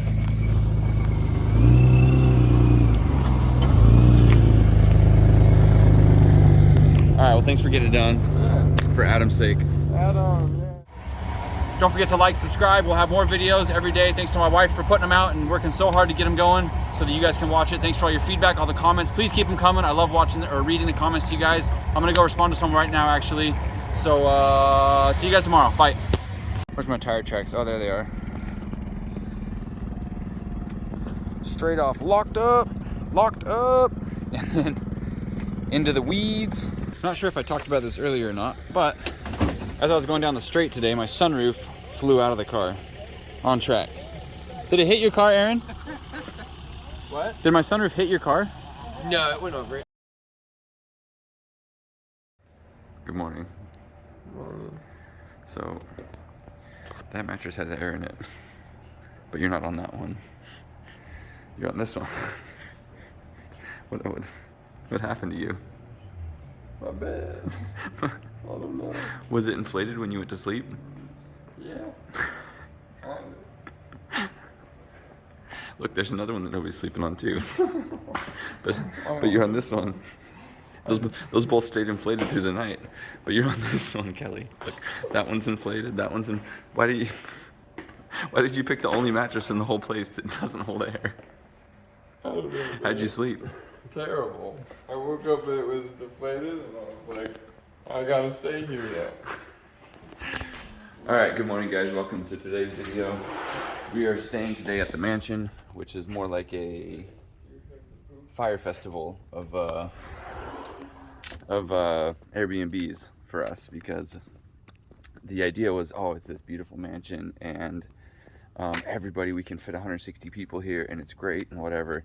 Well, that's great for the people who showed up early, but we had to stay behind to transport Adam's car and deal with stuff at the track and all that stuff. So we showed up late with Aaron and the other group, and when we get here, there's absolutely no bedrooms left, like not a single bedroom in the whole entire place. And we're kind of like, okay, well, where do we go? There's a house over there. No, don't go to that one. There's a house over there. No, don't go to that one. Well, how does anyone know where to go? Where do we go look for rooms? It's this huge complex compound, and there's cars everywhere. Everyone's parked everywhere. And I'm like, can anyone just tell me, like, where do we find someone? What do we do? And everyone's just like, whatever. I don't know, man. Like, we figured it out. You figured it out. It's like, thanks, guys. Cool. Great. That's really great. Enjoy your time in your bedroom. We'll go find somewhere to sleep on the floor. So that's what happened. It's like, oh, well, there's the floor over there, and there's some mattresses. So even though everybody paid the exact same amount to be here, you can go sleep on the floor. So awesome. Other than that, it was fun. We got to hang out, and all the guys were chatting and having a good time. And so that side of things was fun. I think basically it just got out of control. It was definitely way overbooked for the capacity of the place. But another problem we're gonna have is the entrance to this place. I guess when they were coming in with the trailer last night, it's such a gnarly down and up dip that the trailer like dragged the whole way. And so Aaron was telling me, he sent me a text this morning because we're late leaving. He said, as you're going out, they had to put it in 4 low just to get out of the driveway. So we're probably gonna have to have someone scope out in the street, and we're just gonna have to bomb down and just try and make it up and drag dirt again. So hopefully that doesn't end up becoming a huge problem. Mikey and Joey took my car. They're going to the drive shaft place to try and find the part for the Cressida, which is on the trailer, so that they can get the parts, go to the track, meet us there, and then fix the Cressida, because their drive shaft place closes at noon and it's already like 10. So they've got a bit of a drive to go find that. We're driving at Adams in Riverside today, so that should be fun. We're doing that for 2 days. It's a very tight go-kart track. I'm not super concerned about getting there early and having a ton of seat time, but I do want to have some fun driving that track. So we've got a few things to do today to get that going, but all in all, my car's pretty good. No, my car's not good, actually. I gotta take that apart and fix the front end. Forgot about all that. So I probably won't touch the track until 2 o'clock today, but it's all right. It's part of the journey. We just exited the Airbnb. I forgot to get out and film it because it was kind of a high stress, like people spotting the road, but Luke gets out there. He's like, all right, traffic stop. We're like mobbing down the hill. Freaking, we go from low gear. I upshift to first, from low to first, so we're second gear, and we're like, bah! And then we go mobbing up the hill, and the back of the trailer is just like digging in, but we got so much momentum and speed behind us, it's like no problem. And there's like traffic stopped on both ways, and we like literally drag all the dirt from the driveway up into the street, and there's just like a cloud behind us, and we're like, third gear, let's go, bah, mobbing down. Yeah, I wish we would have got that on film. Yeah. But they were like, no, you guys can't get out of the driveway, you gotta make sure there's a truck that can pull you out in case you get stuck or whatever. Aaron texted back this morning. I'm like, all right, well, let's go scope it out and see what we can figure out. We figured it out, all right, we figured it out. Hey Seth, why of all the places to sit in this restaurant did you choose to sit right here? There's no sun. Okay. That's my actual reason. But I didn't even see that. I live Maryland Monroe. You got a problem with that? No problem. Okay. No problem. You guys just wait for your food, right? Yeah. Oh, okay. Yeah.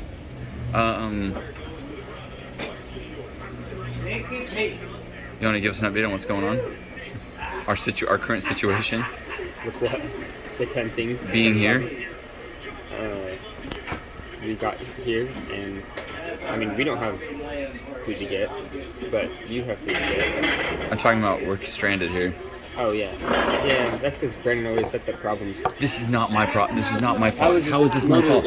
I did not know that you weren't bringing your car. I didn't realize what time it was. I didn't realize how long it was going to take. I didn't realize all the traffic. We're just like, let's all get in the truck and go get breakfast. Like, cool. And then like, right. It is your problem, but it's fine. Anyways, okay, I'll show again. We all drove in the truck. We're like, let's get food. And then it's like, oh, well, the place that we have to pick up a motor for my shop back home. I knew we had to do it. For Brandon Wicknick. For my shop. Sure. And we knew we had to do it today. We were late to the track, traffic, all that stuff. And then now Kelly dropped us off at this restaurant, and he's going to get the motor, and we're stuck here till he gets back. Last time we waited for Kelly to get back from somewhere that was supposed to take not very long. Yeah. So now we might be here for 3 hours. We might be in this restaurant for 3 hours. Both my car and Seth's car needs work before we can get on track. We just literally dropped the trailer off the track and left, and so we've done no work. Joey and Mikey have my car so they can go get parts. Seth's car is overheating, so we only brought one vehicle, and now Kelly has it, and he's probably gonna get stuck on the freeway.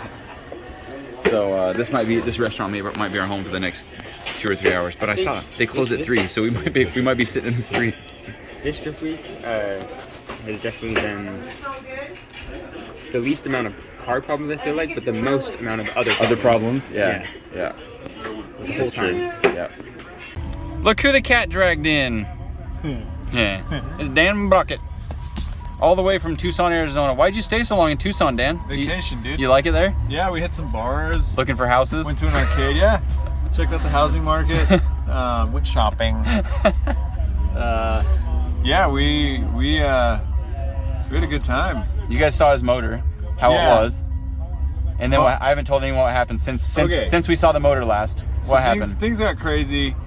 I can't believe the motor lasted what it did with what we just did to it. It was air cooled for about 10 laps. I cannot imagine the temperatures that it got to.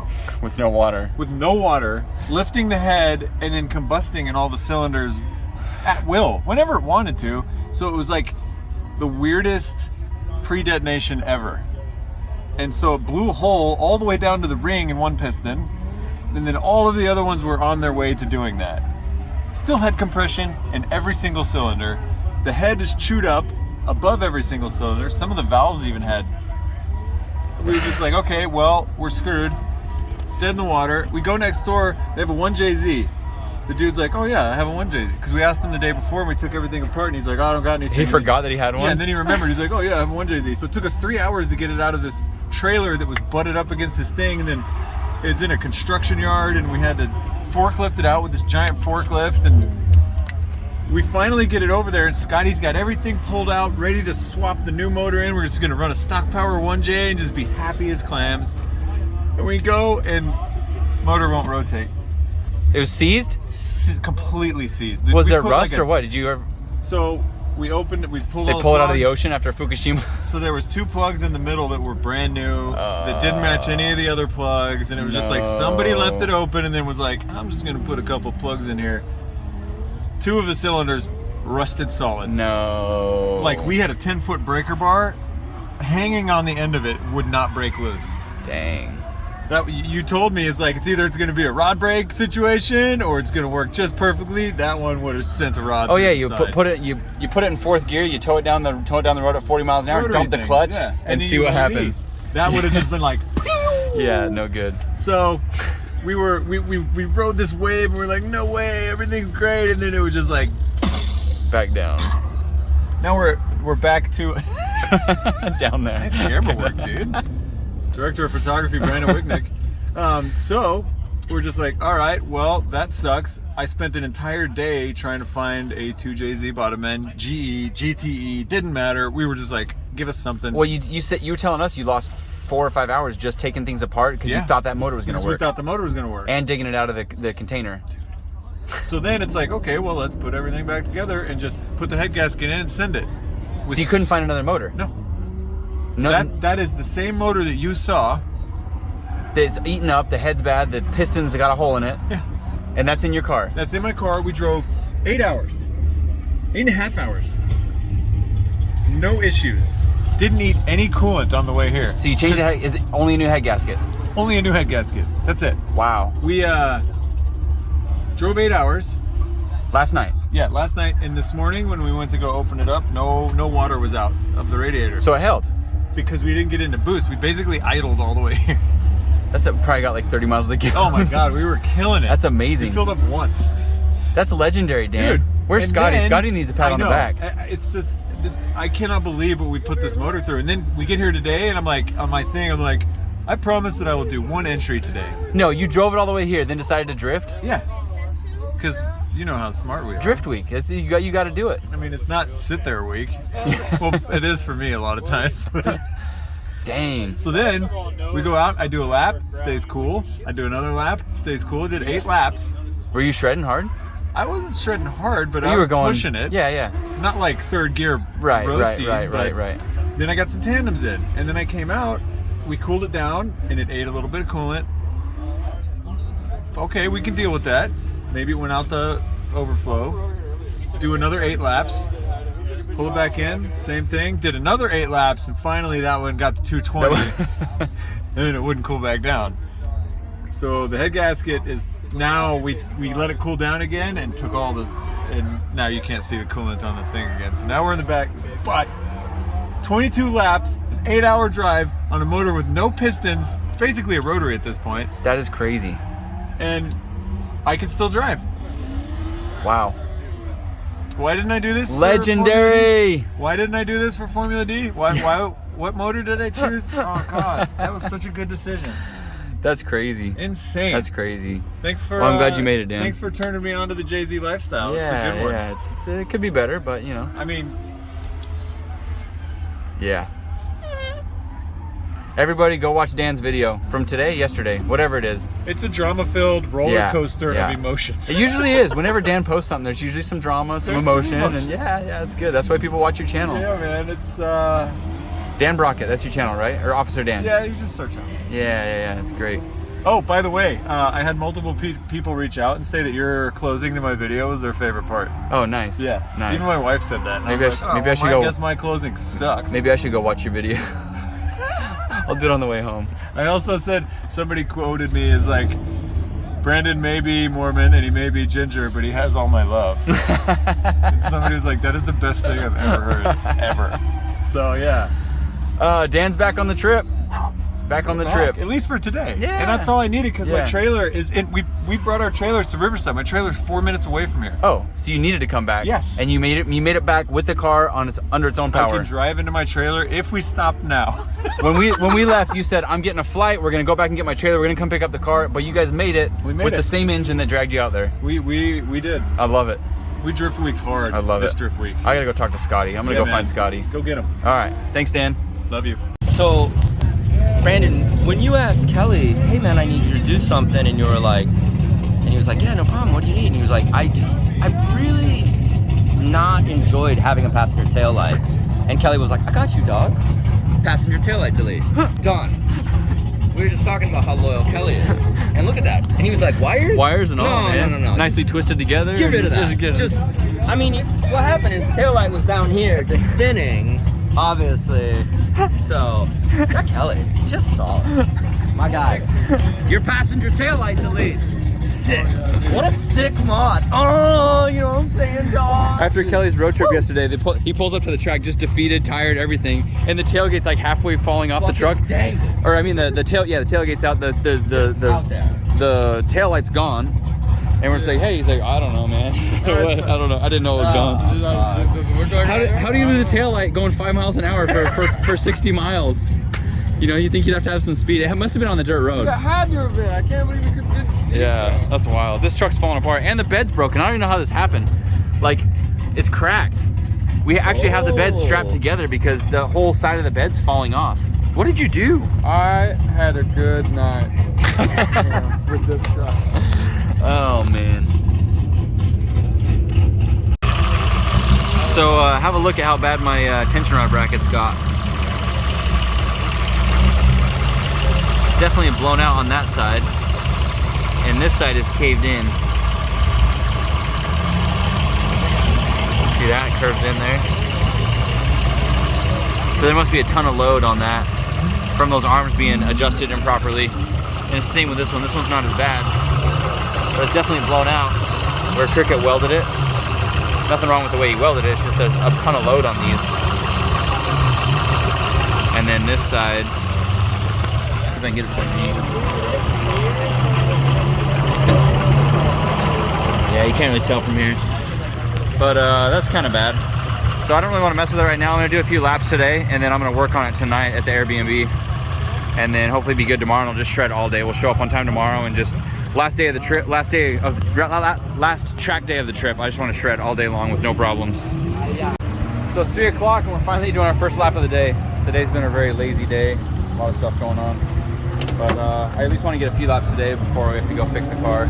I probably should fix it before I drive it. That would be the smart thing to do, but I usually don't do the smart thing.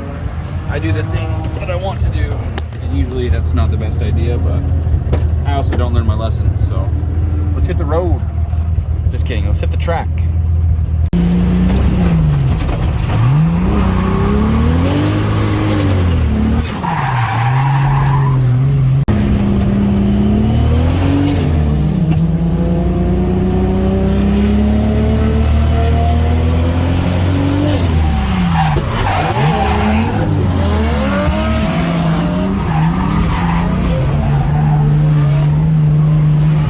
On the first lap out, we rebent that tie rod. I never changed it. It was bent from the last track, and so we had bent it straight and drove here. Well, first lap out, I felt the tires grab the frame again and just bent the tie rod in half. I was hoping to get a lap or two without doing any work on the car, but that clearly wasn't going to happen. So, yeah, my day's not going so well. I wasn't expecting much. Look how bad this tension rod bracket is, dude. You see that? Like, it is straight moved, like the pickup point is moved in. Look how it's bent from down there. Like, everything just moved inward. Yeah. That's bad news. That's really bad. And like right there's bent. If you even look at the front subframe lower support, the radiator support, that's all tweaked. It's put so much pressure on. Oh my God, it's broke the welds. No, it hasn't. Yeah, it has. Dude, this is, yeah. Remember when I said it was a big, It's a it big was more than I problem. want to deal with Yeah, right this now. is more than a big. Oh my gosh.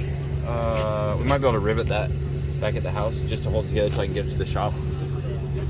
because what the problem is, these two pickup points, since they're fixed, this is supposed to be two separate arms, which I guess doesn't really make a big difference, but like they're adjusted wrong. So when it travels, it's like pushing inward on that because there's too much load on one of them. One of them's out of place where it should be. You do the same thing when you're turning as well. Any sort of load on the front end is going to push on that. All right, here's Kelly's tech talk of the day. Pew, pew, pew, pew, pew. Oh my gosh, did you guys see that? The world spun. Oh my lord. It was you spinning, the camera was stationary. No, the world spun. You were stationary. Oh yeah. The world is always spinning, and we just caught it on camera.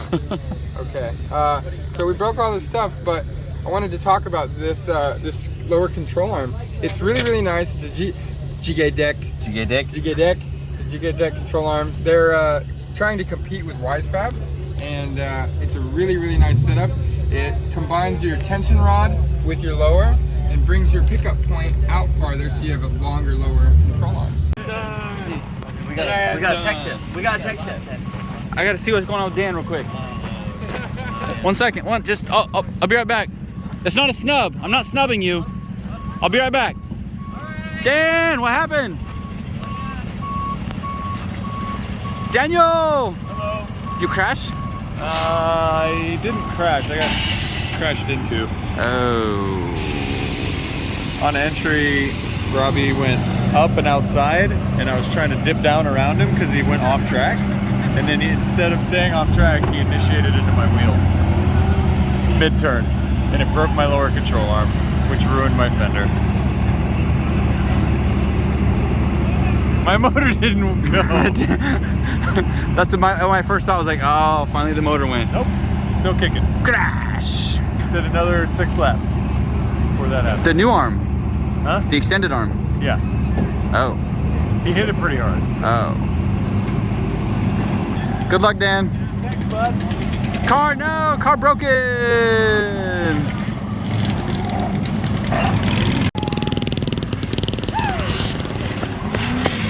Wait, where's Kelly?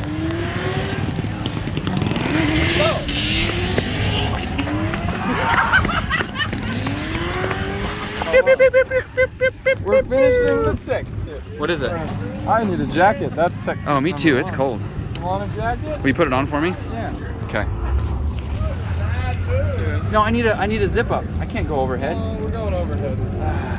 You're taking too much effort here. That means the glasses gotta come off and the thing's gotta come off. Head first? Okay, head first. Hold on. Arms in. That's what I tell my boys. Arms in. Okay, arms in. Arms in. Good boy. He is a good boy. Now You guys want to go through my arm, or do you want me to? I'll do this. No. Arm goes solo. Good boy. Was that the tech tip? That's tech tip numero uno. Always bring a towel or jacket and finish this. All right. So, we broke the frame.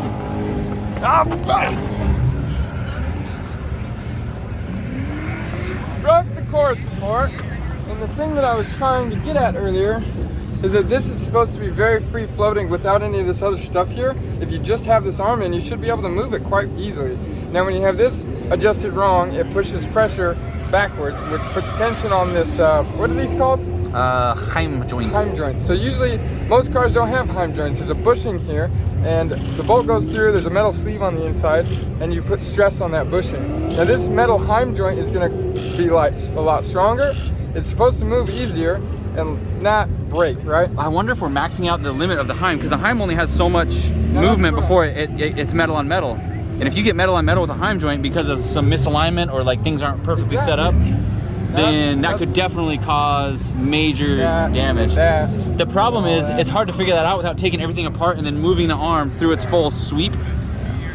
It's just too much stuff to do on the track. Like, we need to get back to the shop and do some development on this. Yeah, we'll quick fix it by just putting a tire on it and going home.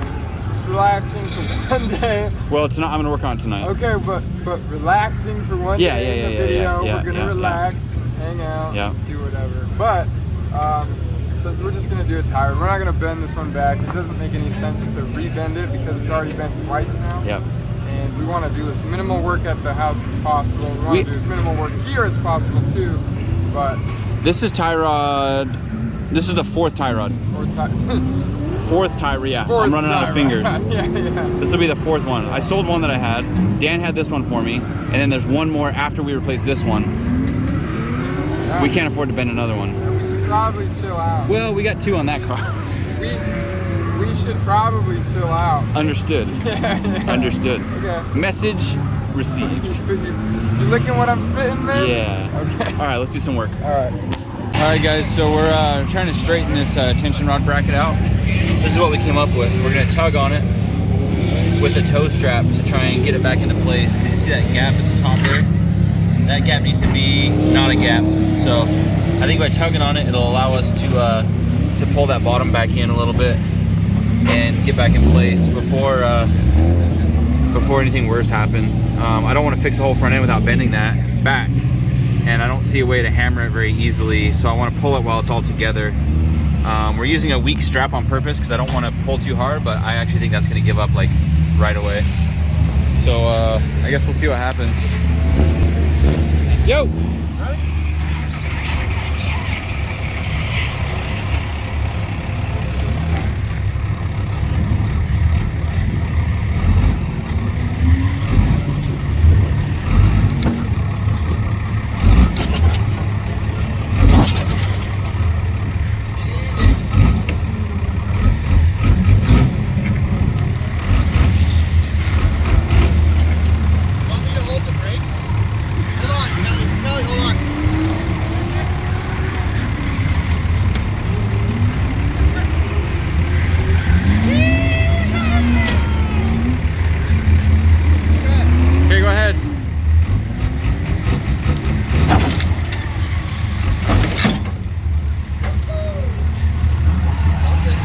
Broke. I don't know if it moved very much.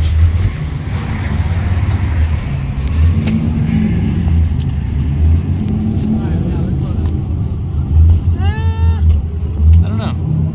I don't think it did a whole lot. It may not work like we were hoping. Okay. Well, this is a really crappy strap. Yeah, there was a lot of flex in the strap, but I mean, you were also tugging it pretty hard, so I feel like I should have done something. Yeah. Well, you know, I don't know. we could try it again, but it's. I mean, I don't think it's not worth it to try again. This is a crappy strap. Okay, let's try it with something stronger. Let's try it with something. I wanted to use We can see crappy the one. car's moving before it tries to bend anything, so. Well, it's, I'm trying to do a, snap tug. Yeah, I get it. We'll use a stronger strap. Yeah, okay. All right, we're gonna try pulling from a little bit different spot. See if we can work it in stages. So I hope it doesn't rip that out. Be easy on her, Kelly.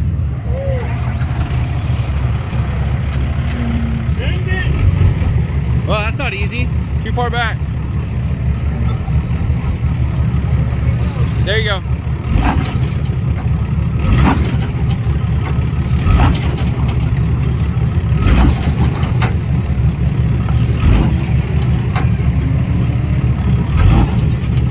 Okay.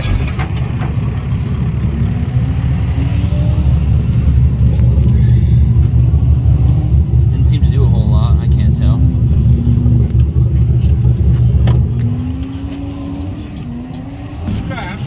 Okay, I'm gonna move it to this hole now. Maybe from the bottom, see if we can pull it that way. Okay, ready? Yeah. It's another small hole, so it'll kind of be easy on it. Is it one of the tension rod bracket holes? Yeah. Okay. The very bottom.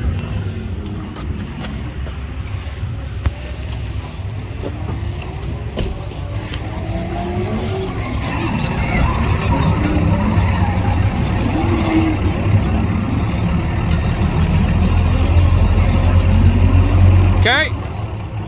Not bad. A little more. Okay. Actually did something.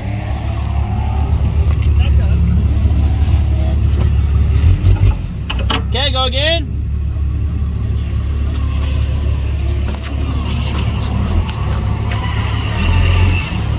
Little more. Okay. This actually works pretty well. At least that part worked pretty well.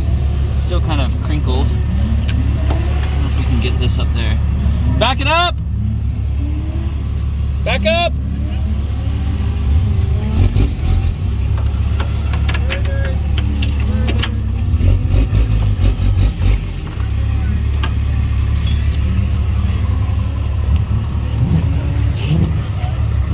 Okay,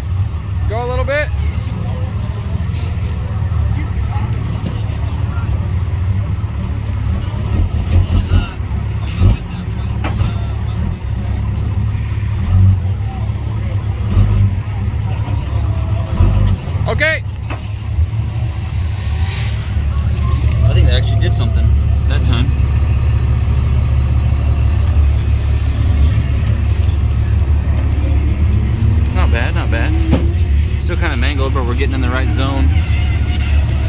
I think we'll drive back to the Airbnb like that. All right, so we're gonna glass this piece tonight. It's starting to fall off again. The rivets didn't hold because there's nothing to tap into underneath. But in the meantime, we just taped it down so it wouldn't flap in the wind on the freeway. I'm gonna leave the bumper off. We're gonna take the car home, take the not home, to the mansion where we sleep on the floor. We're gonna take the whole front end apart, try and straighten some stuff out, redo the tie rod, just try and do everything on the front end and just reset, start from scratch, because whatever I keep doing is not working very well. So we're gonna take the truck. Seth's car's having problems. We'll get to that in a second. I'll have him tell his story. He's over there making friends, and we'll see what's going on with that. But today was kind of a wash for driving. We got half a lap, not even one lap, and the tie rod bent right away.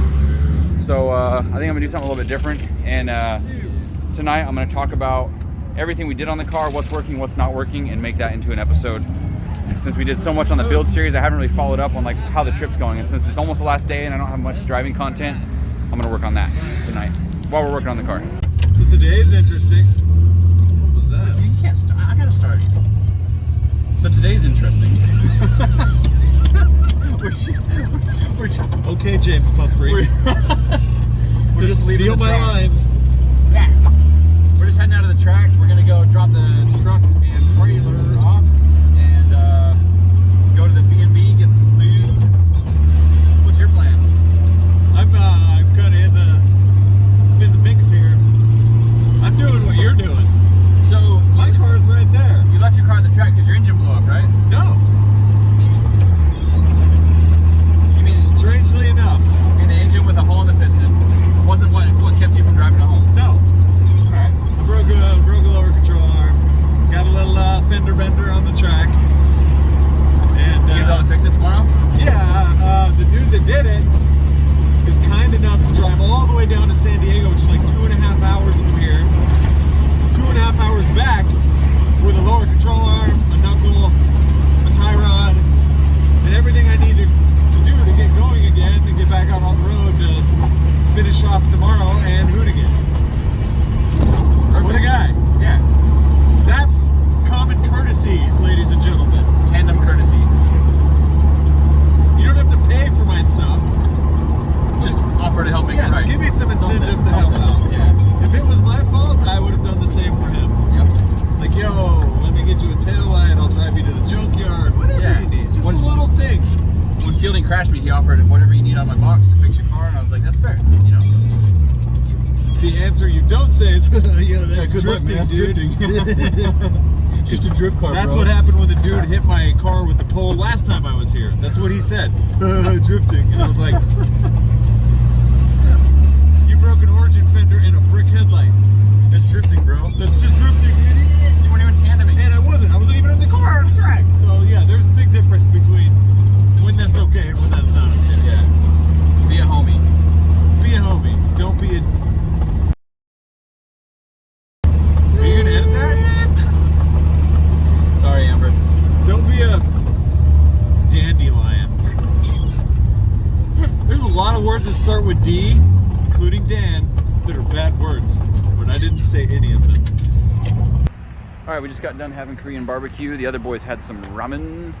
Pretty good stuff. This is kind of the Asian district area. Am I allowed to say Asian? Oriental? No, you can't say Oriental. Asian. I don't know, man. Oh, no. I can't be PC, man. I'm losing it right now. Just there's Korean, there's Japanese, there's Chinese. It's like I'm down. I love it all. So good. You gotta stop, man. You're being a little too extra for me right now. We're about to head back to the mansion to sleep on our floor in the peasant quarters. Ooh, that's irritating. Yeah. I'm surprised they haven't asked us to mop the floor yet. No, hey man, this place is kind of dirty. Can you guys You guys clean up, bro? We paid good money. We've been spearing beer all over the floor. That's sticky in my feet. It does smell. But I'm basically gonna spend all night working on my car and see how that goes. Hopefully I can get everything figured out because I really want to drive tomorrow. One lap and my tie rod's bent. We yanked it with a truck. It's fine. It's fine. My footage is going to be way better. Hey boys. There's only already one vlog happening here at the table, please. Oh, that's fantastic. Your phone's upside down.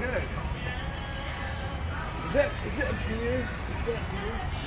It smells good. It smells. So I found a spot at the Airbnb to park my car to work on it. There's actually like a back porch area, balcony, whatever you want to call it. And there's a driveway coming up to here. So like literally that's the kitchen living room area of this B&B. And I got my car parked right out here. And there's a little bit of light and there's shade, although I don't need it. But this will be a good spot to be close to the action.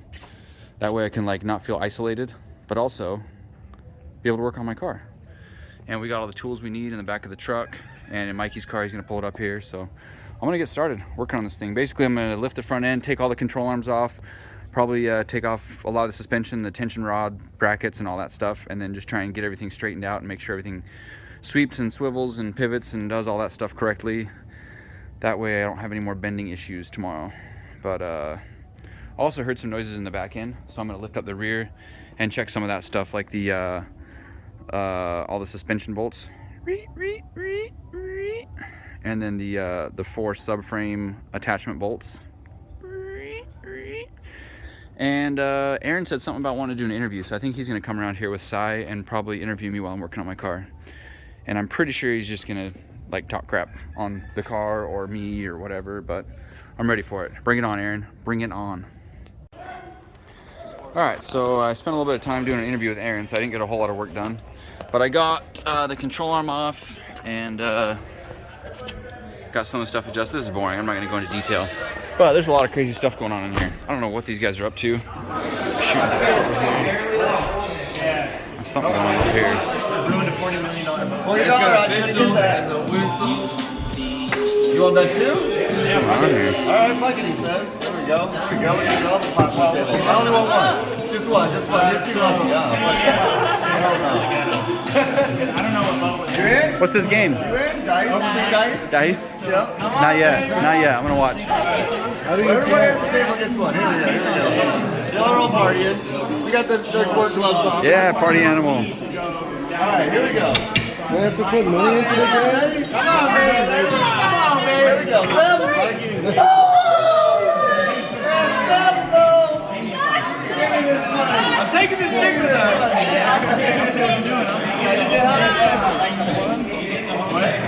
Robbing the table blind, I see. Yeah. Hey, who brought those dice? Yeah, I brought those dice. Hey, you got it on camera. You saw that. I saw it. I saw it.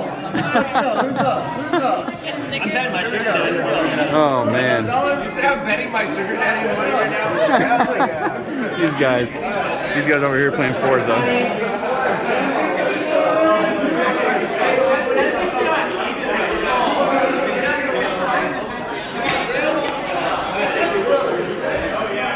Yep, that's where the action is. But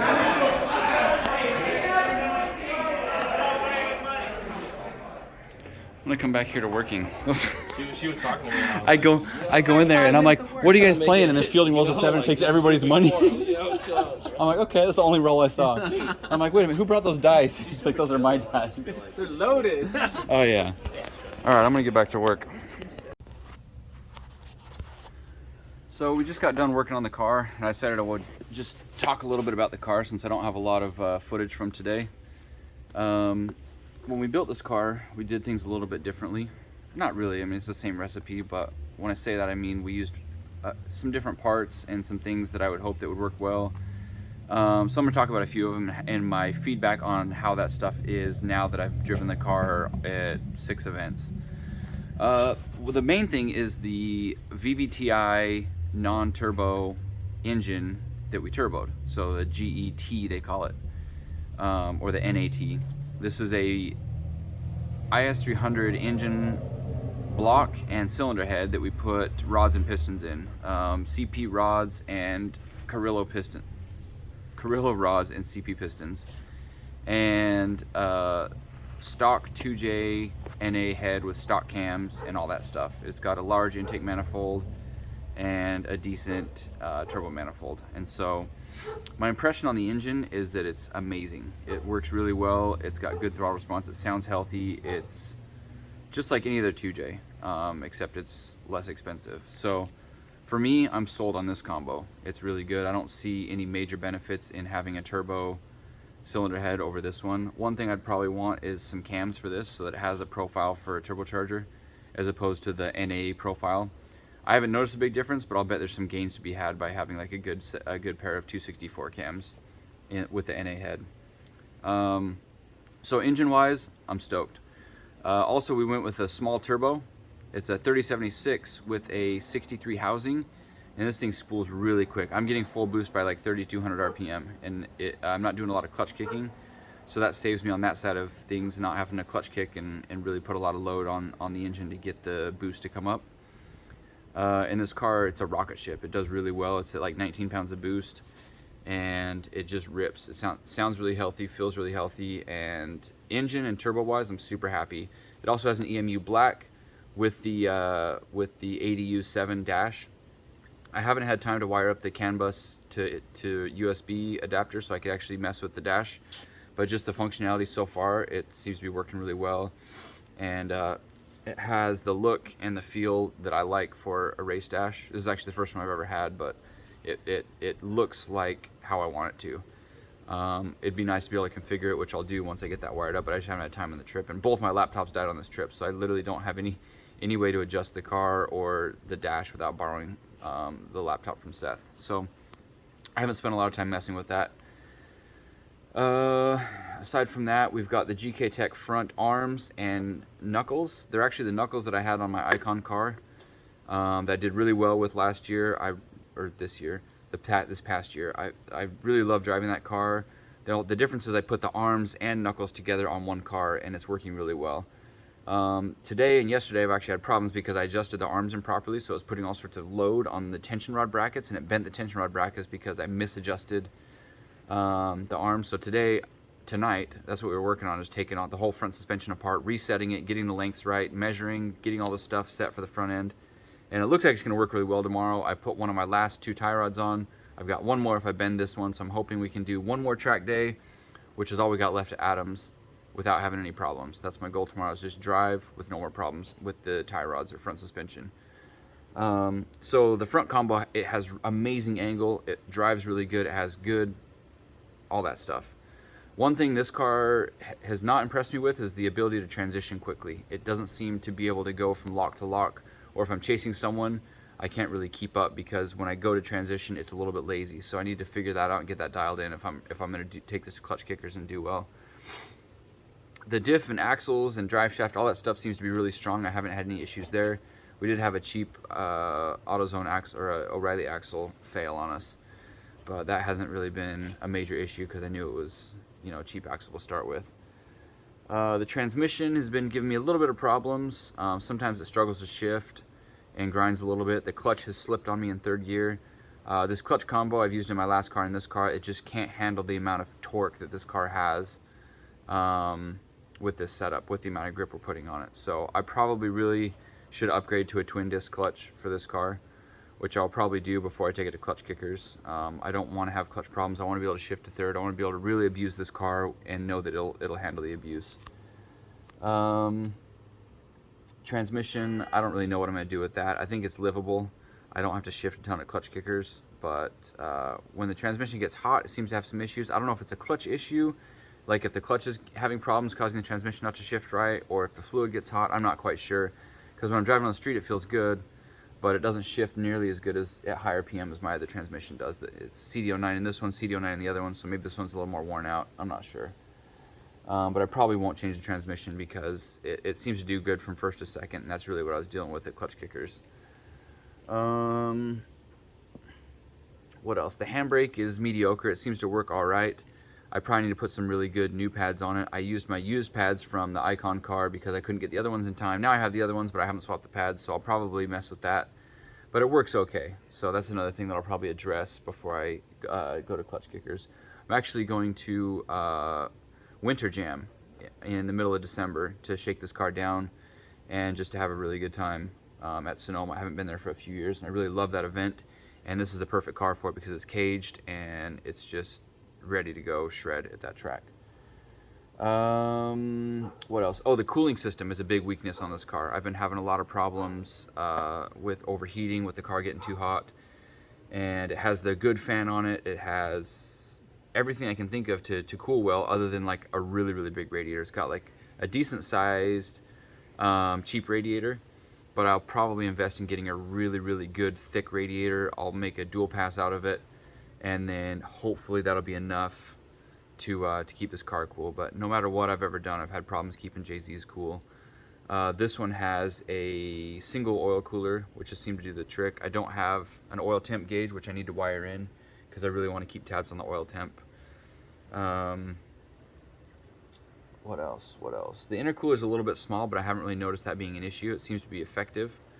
The fan pulls a lot of air through the front of the car, so I know the fan's cooling the intercooler and the oil cooler both, but for some reason it can't keep the radiator cool. Man, everything else is working well. The ECU is doing its job. The car runs really, really well. One of the tracks that got really hot, and I did a couple more laps, and now when I'm cranking the car, it sounds like it's got lower compression on one of the cylinders. I haven't done a compression test. I haven't confirmed that, but I've been pretty good at diagnosing those kind of things just by sound in the past, and so I'm pretty sure that there's a weak cylinder. I'm hoping it's cylinder head related because this has brand new pistons, brand new rings. It was machined very tight. It's a really good solid motor. I don't seem to have any excess blow by, but it does make that sound on cranking, which has me worried. Aside from that, there's a couple spots on the engine that have started leaking oil just a little bit. Since I went off in the dirt, there's dirt kind of everywhere, and now you can really see the oil spots that are coming out. So one of the spots looks like maybe the exhaust side cam seal, so I need to keep an eye on that. I'll probably pull it apart when I get home. One time I did check the oil and it was extremely low, and I was like, where's it going? Doesn't seem to be burning it. There's no major leaks, but it was down like 3 quarts. And so I never really figured that out. I just topped it off. I thought maybe the dipstick had pulled out or wasn't reading correctly. Never really got to the bottom of that one. So that's another thing I'm concerned about, is where that oil went. Most likely, I would think that it would come out of the catch can, right? If it had blow by or something like that, but the catch can's not wet. There's no problem with that. So that is definitely a concern. I need to keep an eye on that. And, but man, other than those few things, like, this car is really, really good. Phenomenal. I'm super stoked on how well it came out for what we did. And I mean, when I drive it, it doesn't feel like a budget car. When I look at it, it doesn't really feel like a budget car, other than the wrap peeling. But it really drives as if it were a car that I spent $20,000 on, and I'm super stoked on that, because there's not a lot of things I would have done different in this build, even if I had a higher budget for it. So, but yeah, that's the end of the video. Thanks for watching, guys. Today was kind of a wash for me drifting. I literally got 1/2 a lap, didn't even drift. The tie rod bent immediately, and then I just kind of called it a day. Tomorrow I'm going to try and do a full day of drifting. But oh yeah, before I end the video, let's hear about what happened to Seth's car. Pretty sure the head gasket's blown. It probably was a known issue. Car occasionally misfired, but wasn't really a big issue. As we started driving to Adams, it started to misfire. Or not misfire, it started to overheat. And yeah, now like even idling, the car goes up to 240 Fahrenheit, which is not good. So it's pretty high for a BMW. Yeah, normally it's at like 190 or whatever. So I think we only have 1 track day left, so I'll probably just leave it as it is. If it was more track days, I'd fix it. But being that there's only 1 track day left, it's not super worth it to me to fix, especially after I want to change so much stuff. Not spend a bunch of excess money after I've already spent so much. But car did well the whole rest of the trip, did well. No issues with anything. I had not a single issue the entire trip. Besides this now. So. And it looks good. Yeah, finally looks finally. well. Oh, those bumpers. So you did IS300 bumpers, right? Yep. And IS300 BN kit. Looks good on that car. And they're we had to chop a bunch of stuff and change dimension-wise just because it doesn't fit perfectly, but the BN kit looks good. The over fenders, Luke and I made. From scratch. From scratch, which we'll be making molds soon and selling. Best looking kit for an E36 coupe. Yep, we'll be making front fenders soon, but for now we just have rears done. Now Euros finally have a style that looks decent for drifting. But yeah, I'm happy. We're good. I've accomplished what I wanted to accomplish. A lot of people like the kit and want it, so it's kind of what I came here for this trip for, rather than driving as much. But the car did well. I drove the whole time. Only really at this last event at Adams has it been an issue with a known possible issue. Yeah, so we're good. Yeah. So. Alright guys, thanks for watching the video. Stayed up late last night, so I'm making my outro in the morning. But don't forget to like, subscribe, and follow along for more because we've got more content coming. Drift Week's almost over, but we're going to push hard to the end. And there's a little scene from the carnage last night. I think these guys went a little bit too hard.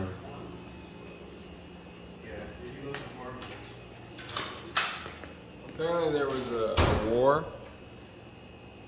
and somebody lost. I don't know. Everybody loses in war. Say bye. Bye-bye. Yeah, that's all right. An anemone.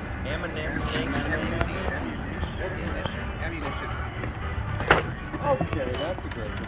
Oh, you got it. Can you guys pretend like you're excited this time? Oh, yeah, okay. That's still pretty good. Dive across the table. I was just worried I was committed.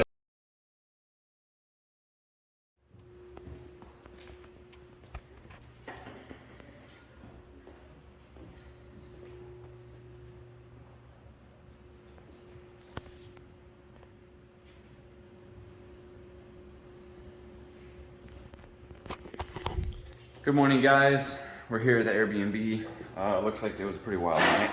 I was just working on my car all night trying to go to sleep, and everybody just destroyed this entire place. Super disrespectful. But not my problem, because I didn't rent the place, and I didn't invite these people. So, we got the car done last night. We're heading out to the track. Today is our second day at Adams Motorsports Park.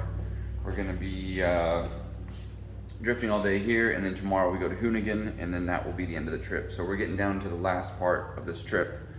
And we kind of went through my car last night and did like a whole front suspension revamp. I took almost everything apart. It took me quite a while, but I wanted to make sure every nut and bolt was tight. I wanted to make sure the arms were adjusted properly. We bent the tension rod brackets back together, back into place as best we could, and at least 12 drunk people kept coming by asking me what I was doing. It was kind of hard to explain. Or I'd be like, yeah, I'm fixing my front suspension. Well, what does that mean?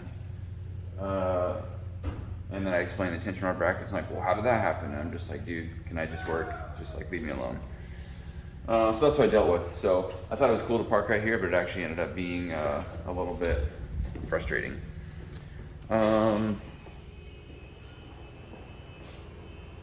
Today's Mikey's birthday, so we're gonna go get breakfast with Mikey. We're a little bit late to the track again, but you know, I don't mind that about Drift Week. We're always a little bit late. We miss a bit of, what do you call it? We miss a bit of the driving part, but like, I'm enjoying more and more the aspect of like the friendship part of doing this. As I say, that people are annoying me walking by asking me about my car. But in all reality, like when you find a group of guys that you vibe with and that you're friends with, it's really nice to hang out with them and just like relax a little bit and do that side of things, as opposed to like always grinding to get to the track and get every second of seat time. I do that when I go to a weekend event because I don't want as much seat time. But when you have 7 or 9 track days back to back, it gets less about how much time you spend on the track and more about enjoying the trip with your friends. So that's what we're gonna do. Breakfast with Mikey. Happy birthday, Mikey. Where is this guy?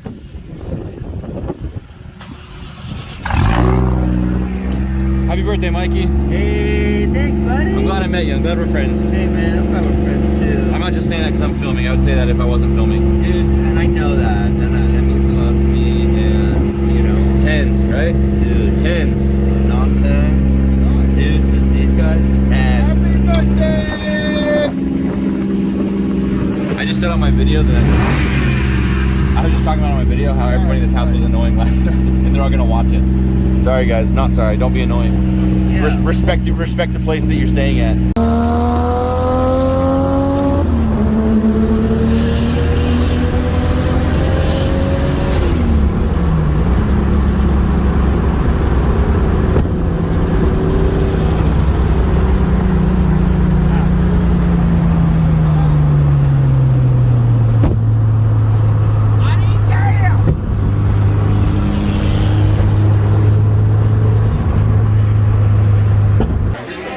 Kelly. Yeah. When you said I only want pancakes, that's what I thought of right there. That's Kelly. Oh yeah. Yeah. Pigs in a blanket. Is this how you normally eat, or you? It's just on your birthday.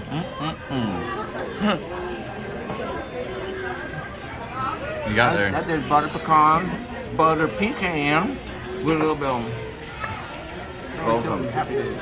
Okay. How old are you? 41. Dang. Finally a real boy.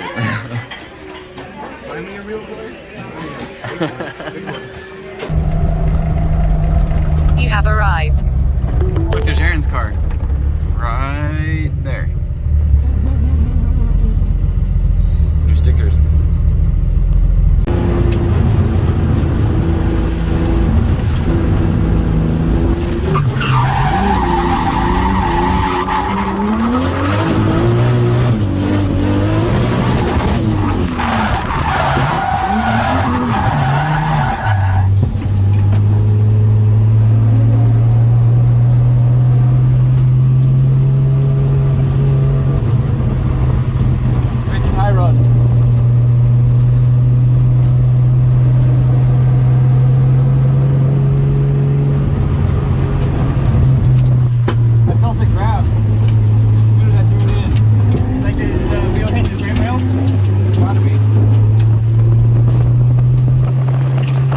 Love to see misery. And I'm not saying I'm miserable right now, but like not happy. We just went out after all that work last night. What was it, like 4 hours of, I mean, it wasn't 4 hours of work, but just sitting there with my car in the air for 4 hours, thinking that all the problems were solved. I go out for the first lap, just like I did yesterday. 1 lap, and I bent a tie rod on the first lap because the wheel grabbed. The inner fender. Thank you. The wheel grabbed, what'd you call it? The inner fender. Inner fender, in the inner wheel well, like the back. So it must be too far back still. I measured both of them and it was 24 inches from the spot that I measured to the center, so maybe I need to go forward like another half an inch or an inch in the wheel well. But I'm gonna lift it up right now and check it. I just didn't want to do any work today, but looks like that's what I'm doing today, is more work. I'm kind of over it. They cut off part of the track because there's not a nice way to say it, because the people here are running into stuff. They can't drive on this track, and so they cut everyone off, which is part of the issue with Drift Week getting too big, is that there's a bunch of drivers that are not that great. Maybe don't belong on a trip of this caliber. It's a better way to say that. Oh, it's actually recording. Oh yeah, I'm actually recording. So unfortunately, I mean, I guess last time, even on Drift Week 1 or whenever we were here, I don't remember which Drift Week it was, there was an exclusive small group of drivers, and there were still problems. Someone hit the... No, that wasn't our group. It was one of the locals. Driver, yeah. But, that was bad. Yeah, that was bad. So I understand why they don't want that happening. It just sucks because it's like everyone gets punished for the acts of a few that are at a different level of driving.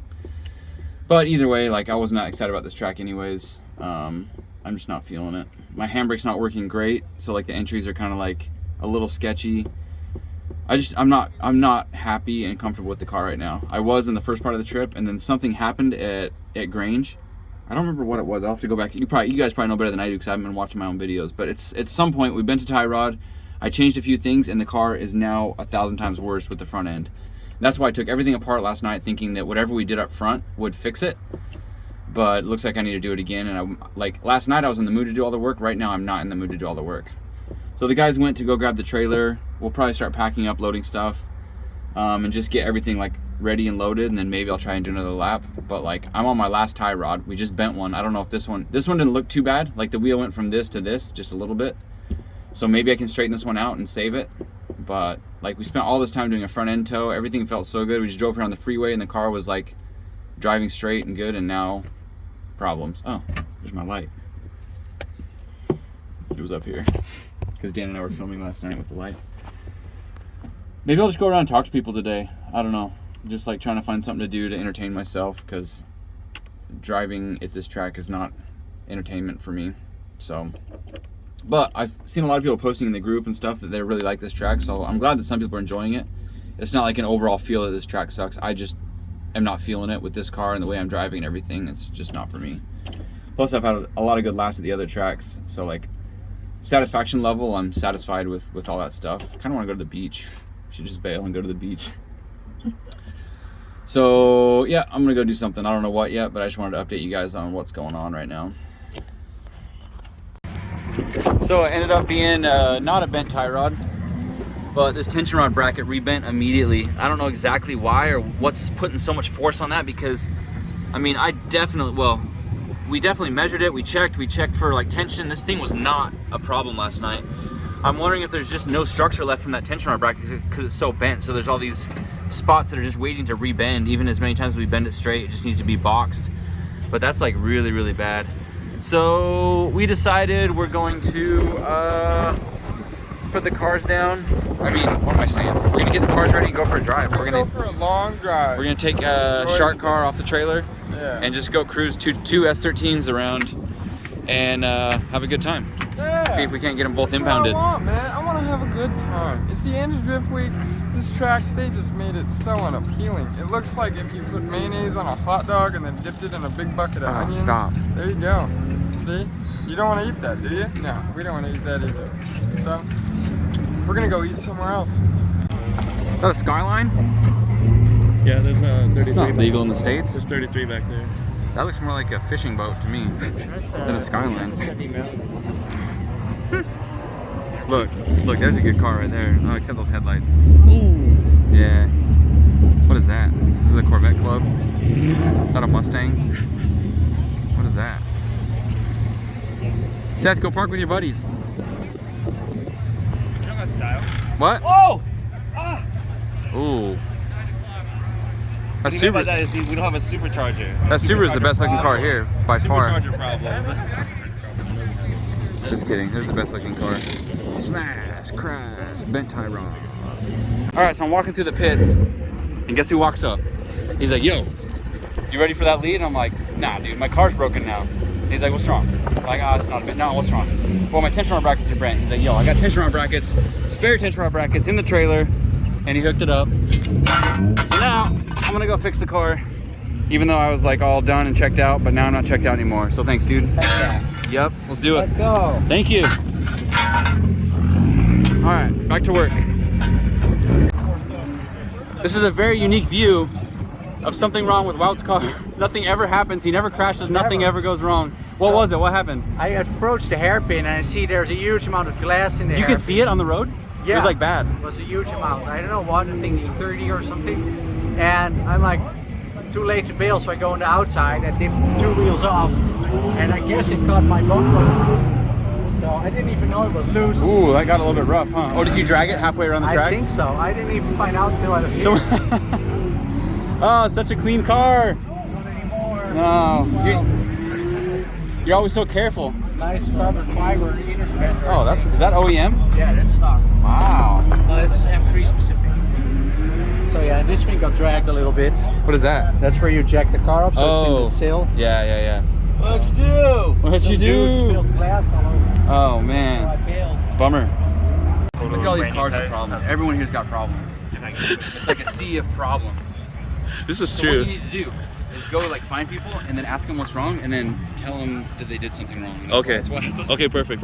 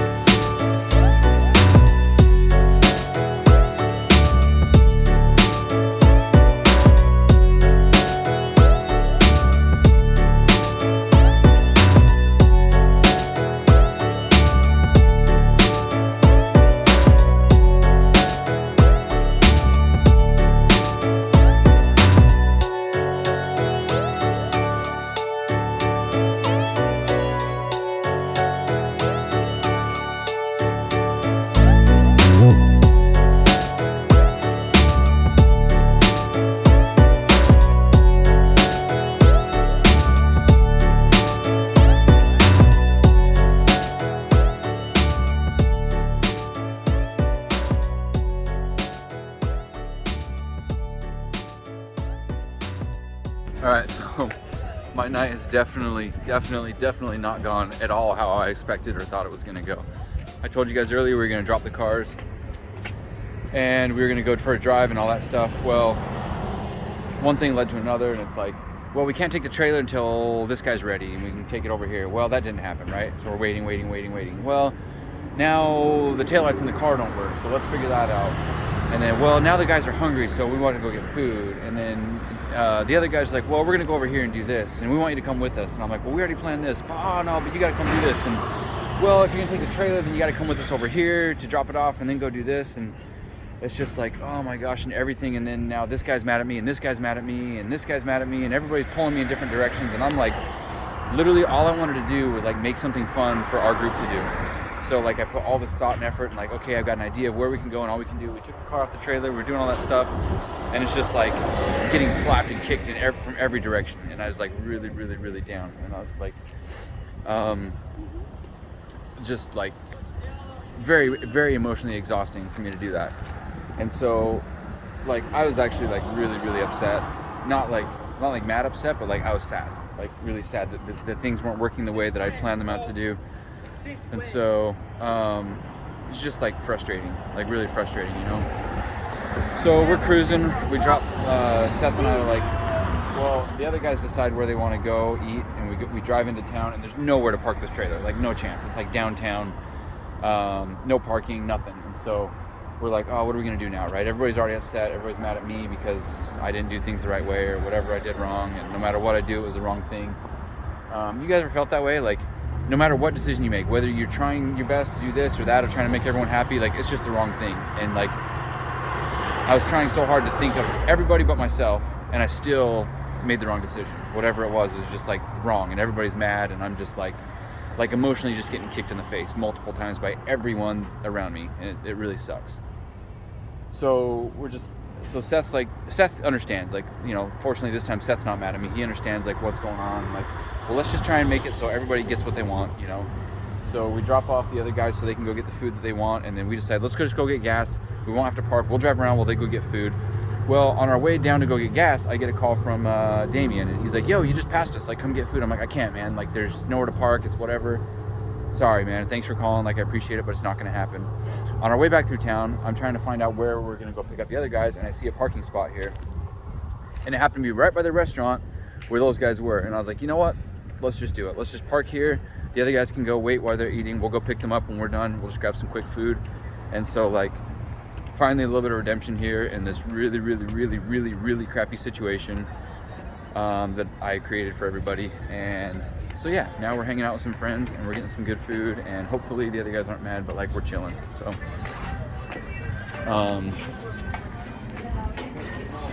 nothing like sitting down and hanging out with the homies. Tacos! Is the food any good? Sick. That's what I want to hear. Oh, thanks, Seth. Oh! What a sweetheart. Isn't he just a gem of a person? Isn't he just like... Yeah. Talk about serving. Yeah, serving. So I'm sitting here trying to decide what to do with my car. Maybe I should work on it. Maybe I should look at the tension rod brackets. Tomorrow's Hoonigan. We're supposed to drive there. I don't really want to have problems, but like everything about the front end right now is a problem. And I don't know if there's an actual fix for it without cutting and welding and all that stuff with equipment that I don't have. So I sit in my spot, staring at the car, wondering what I should do.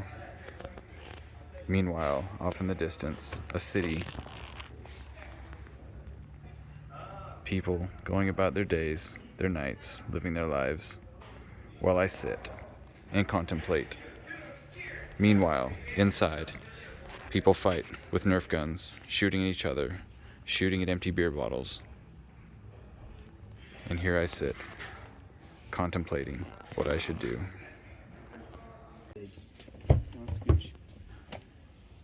I'm still here. Hey. I haven't done anything. My decision was to not do anything. The tension rod bracket is bent. The other one's bent, not the tie rod. But I'm hoping this car can at least do some donuts tomorrow at Hoonigan and then drive on the trailer to get home. That's about where I'm at in this trip. You have to, you're like, emphasis right now. I don't even know if that's the right word. Enthusiasm. Your enthusiasm is like 1%. Yeah. And I need you at least 50 to talk to a camera. Can you do 50? I can do 75. Can you make that happen? Yeah, watch me do 75%. No, okay. do 80. This car sucks 70% as of arugula. a couple days ago because of the alignment. I can do 75. That's about it. All right. That's a This lot car of arugula. sucks. As of a couple days ago, the alignment started tearing the front end apart. We all know that. This is a tech talk. This counts. This counts. Okay, cool. Tech talk with Kelly Williams. No, I do the bugle. I do. Don't take away. I need something, man. Don't take it at all. This is your segment on the It's opener. my channel now. Tech talk. The world spins. Wow. Okay. So we Tech know. talk with Kelly.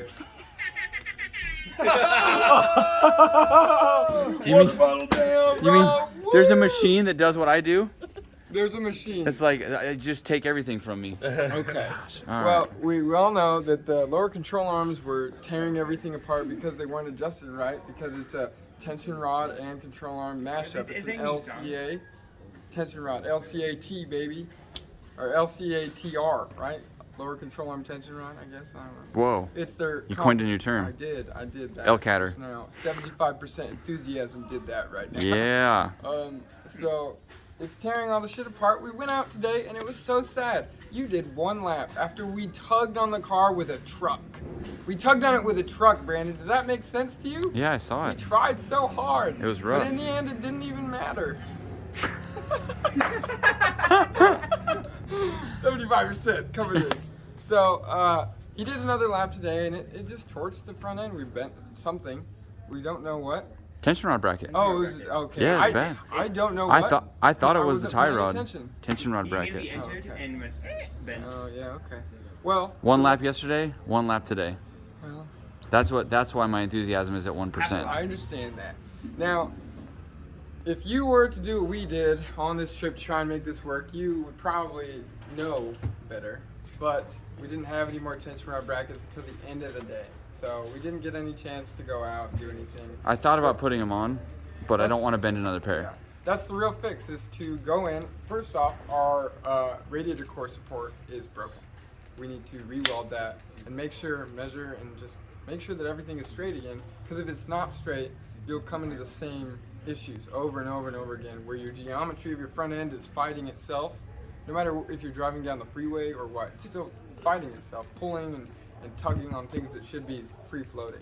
So we're gonna just retire the car for a little bit, go do some donuts, which doesn't do any more damage than. Hopefully not. Dude, there's no way. We'll see. I've done donuts in a car that didn't have anything. It had a hole where the trans tunnel was supposed to be, and I could see my drive shaft spinning, and I was like, "Death trap, let's go!" Yeah, well, I'm still alive, so you'll be fine. We're gonna go do donuts. We're going to do donuts. There's your comment from Kelly. Yeah. You can't. Yeah, I can't keep that going. We're gonna go do donuts at Hoonigan, load the car up, and go back to Utah. And I'm super stoked about that last part because this trip has been amazing. But I'm tired, man. Same. So tired of working on this damn car. Oh, okay. Well, my tech talk is over, but if you want to keep talking, we can. I'll take that as a no. Why do you not cut it regular? Woo! I'm a girl in high school. Woo! How about that? What have you done? Just cut it regular. I don't care anymore, bro. It's the end of Drift Week. I'm gonna go put the jorts on. Bye. Bye. Those aren't the same ones that you were just wearing.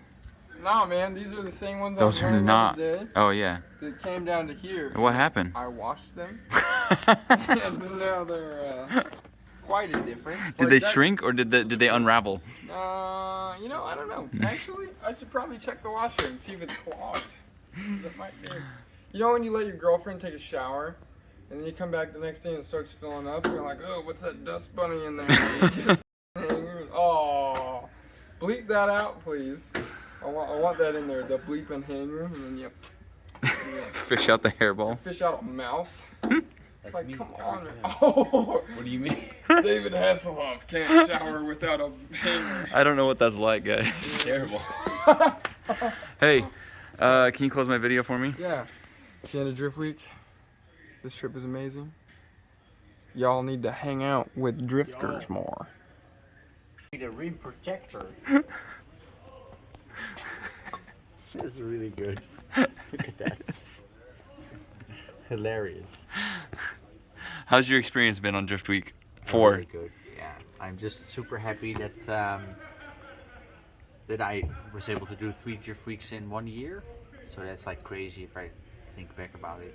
You think anybody got more laps than you on this trip? I don't know. Like everybody says they do. You said how many? 311. 311 laps. How do you count? I have an app where I just. Oh yeah. Okay. All right. So we got cut off for a minute, but I need you to close my video for me so I can go to sleep. Yeah, me too, man. Thank you everybody for watching. I'm really stoked that this one went so well. It's also good to get some laps with Brandon. I love this car. Like it's probably one of my favorite cars that Brandon has brought on Drift Week. So keep watching this content. This guy works real hard for it. Really good driver. Maybe one of the most underrated drivers that there is. So keep following him. Thank you. Ugh.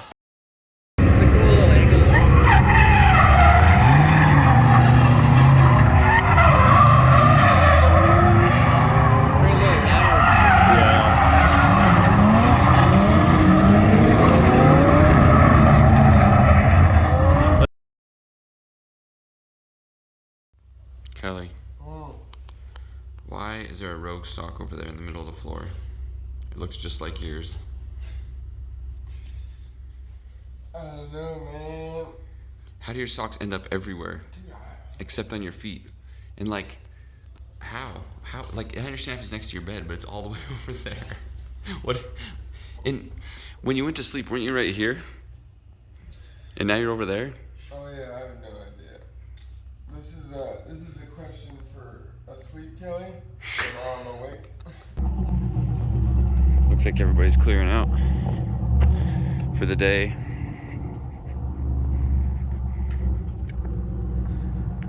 Not many people left here. So today's the last day. We're headed to Hoonigan. It looks like GPS says we have a 2.5 hour drive from here to there, and it's only like 50 miles. So we're just gonna be stuck in traffic for half the day. We'll see how Hoonigan goes. We've been told that there's not much room there. There may not be staff at Hoonigan. I'm not sure exactly what's what. Like everybody got the day off. They forgot we were coming. I'm gonna go try and visit a couple of my sponsors, maybe pick up some parts in Southern California, and then we're gonna try and hit the road. The problem is where there's gonna be traffic there, there's gonna be traffic on the way out. There's not really any way to avoid spending all day in traffic. So, yeah, we'll have plenty of road trip montage of just stop and go traffic all day today. I spoke too soon. The boys down at the lower house are getting a late start too. We're not the only ones. We're just the late ones at the master house. We aren't the masters. We're just the we're in the slave quarters of the master's house. Ready to go. How did this happen? The Nerf war got a little rowdy last night. Has it been there all night? I don't know. I didn't see it until this morning. It wasn't me.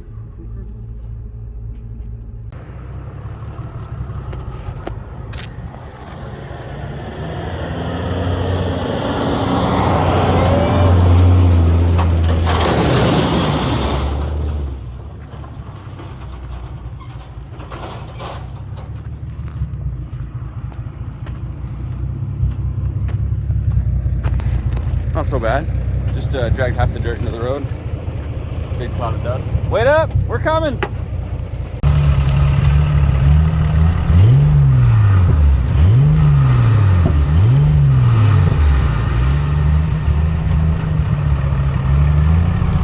We're both gonna break down.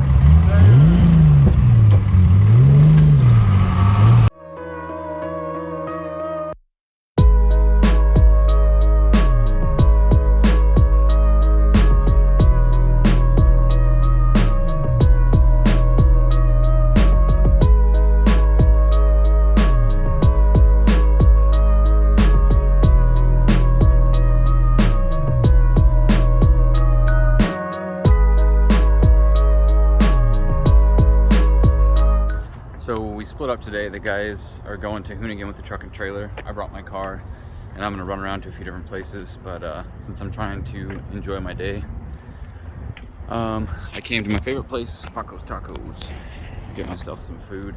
Then I'm gonna head over to NRG and pick up some parts, and then probably go to Godspeed and make some contacts there. Then I'll head over to Hoonigan and see what everyone's up to. But I figured I just needed a little bit of time to myself to drive around and do Southern California things. This is actually where I grew up, is right here in San Bernardino. So I just wanted to be by myself and have some me time. So that's what I'm doing. All right, Paco's is the move. If any of you guys are ever in San Bernardino, this is definitely the best place ever. Some achievements. I got some achievements on this one. Started, wasted. The trucker knob challenge, that one actually went pretty well.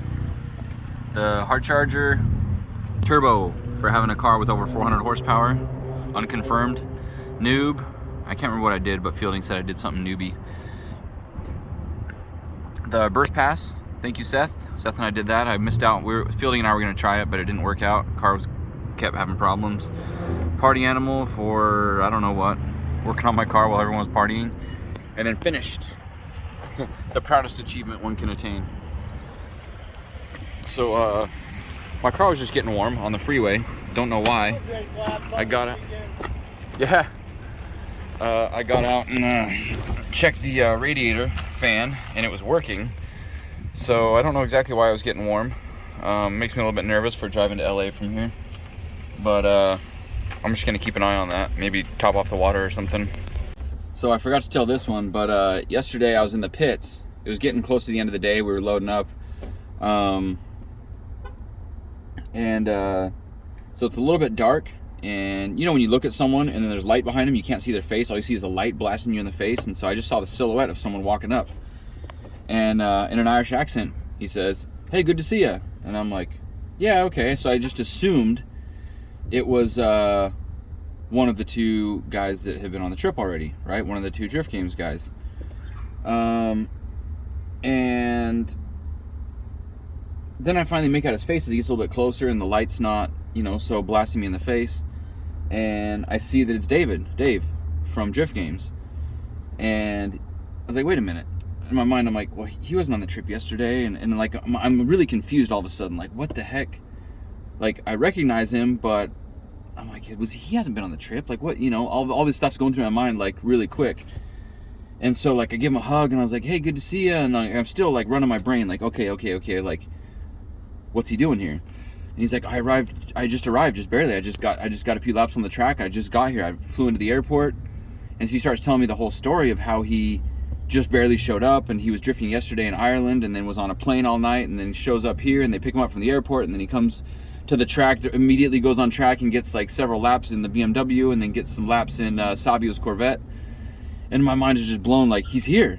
Like he made it after all the COVID stuff, and he wasn't able to make it. And he said, and he told me, man, I've been watching all your videos. I really appreciate you doing, keeping up to date, because he basically said he was following along the whole trip, watching as much stuff as he could, because he couldn't be here and he wanted to just immerse himself in what was going on. And so I was super happy to see him, and like I was just like blown away that he made it towards the end of the trip. And so they're gonna hang out in California for a few days, then go to Florida and hang out with the Drift HQ guys. But I was just super stoked that he was able to come enjoy a little bit of the last of the trip, and I was super appreciative that he came up and talked to me and told me that he'd been following my videos specifically. And so big shout out to Dave. I hope you have some fun. I'm glad you got some laps. My car was broken. I'm sorry it didn't work out. I'm still gonna try and make it to Hoonigan right now and see if I can let them take some laps in my cars, because the BMW they were driving had to go back to Florida last night. So they're at Hoonigan. I'm sure everyone's gonna let them drive the car, but I want to let them get some laps too, if that works out. So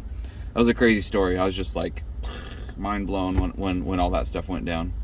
To top all that off, last night we were just hanging out. I had my car outside and I was just kind of chilling with some other guys, and Dave came out, and we just got to just chatted for a while. Just chatted about what they're doing, and the difference between drifting in the United States and Ireland and Europe and all that stuff, and just a good old-fashioned chat. So I wanted to talk to him on camera, but my phone had died after I talked to Wout.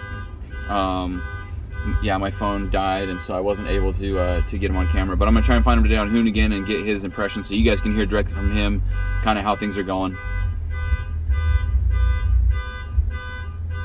All right, we're stopping by NRG today. I'm gonna pick up some stuff, some inventory to take back to the shop and sell. Since I don't have a huge rig set up, I can't take back a bunch of seats. Normally I come down here and pick up like 20 or 30 seats or so, but whatever I can fit in my car, so I'll probably get like 20 or 30 steering wheels and just pack that thing full. It's always good to come visit these guys. Got some cool stuff here.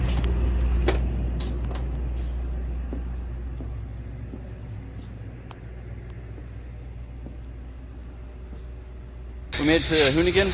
This is a new facility I haven't been to before. Just taking all the stuff out of my car so I can do a couple burnies back there. I'm gonna put some different tires on. So these are my drive home tires. I'll probably leave the fronts on and just do this, but I really don't want to take this cylinder head out. It's just kind of chilling back here and it looks pretty solid. So I'm gonna leave it back here and hope, really hope that nothing bad happens with that. It's pretty packed back here. I'll walk back a second and show you what's guys. I haven't even walked back there, but I'll walk back and show you guys what's going on. The Icon car, they dropped it off the trailer to get Aaron's car, so I might get someone else to drive that and go out and do tandems with my own car. I don't know who yet, but I'll go see what's going on and see what we can make happen. But I just want to have a little bit of fun before the long drive home. We're here at Hoonigan, and I'm so late in the day that Aaron and Dave are posted up there doing an interview right in the middle where everyone's supposed to be driving. So I went out because Sai was like, hey, come out here. And sure enough, they're still interviewing. So I kind of got right in their way, interrupting them. But as always, Rob Goodwin's everywhere, ready with the lens. So he snapped some goodies.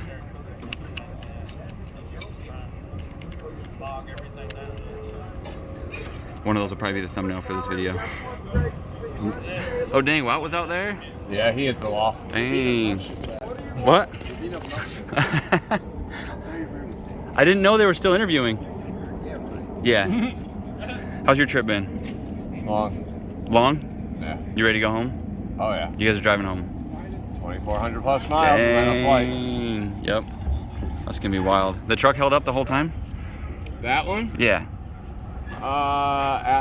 It held up after Adams. Oh, okay. It didn't work really too well before Adams.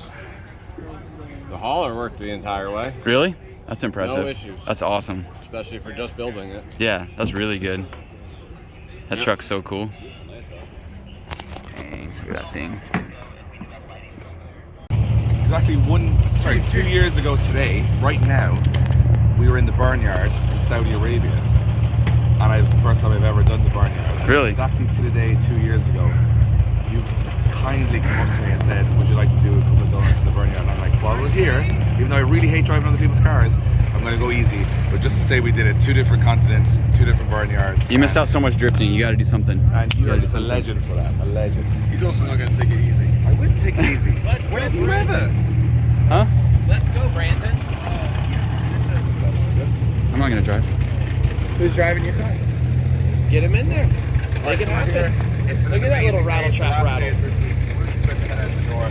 This man, legend.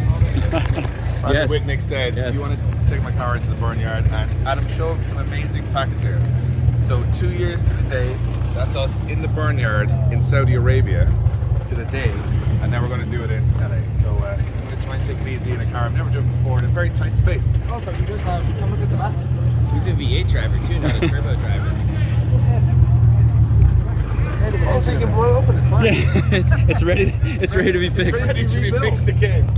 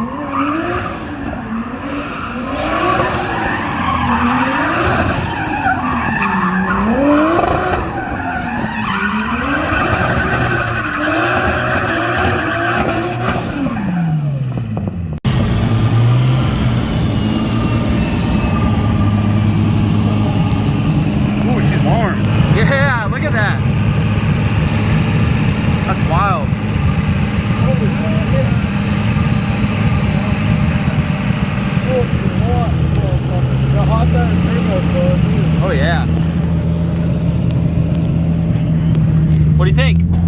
It's a beast of a thing. It's laggy, but when it goes, yeah. it goes. Yeah.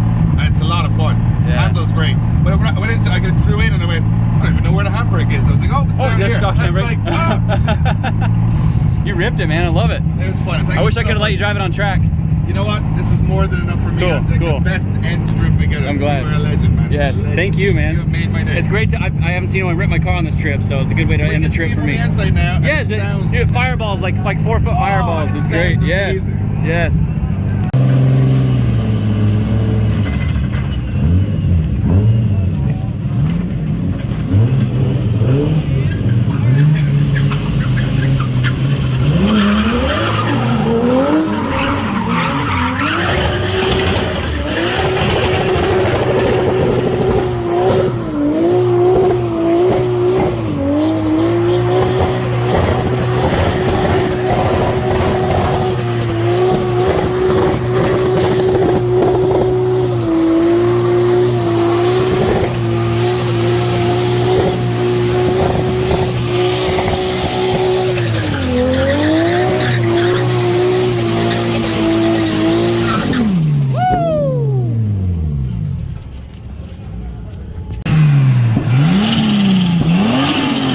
Tech Talk with Kelly Williams. Tech Talk. Say, Kelly. My foot is on the throttle. Give us the scoop on what's going on. These shoes fit really well.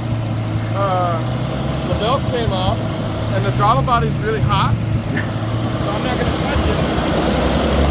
And I'm wearing shorts again. Look at that. Oh yeah.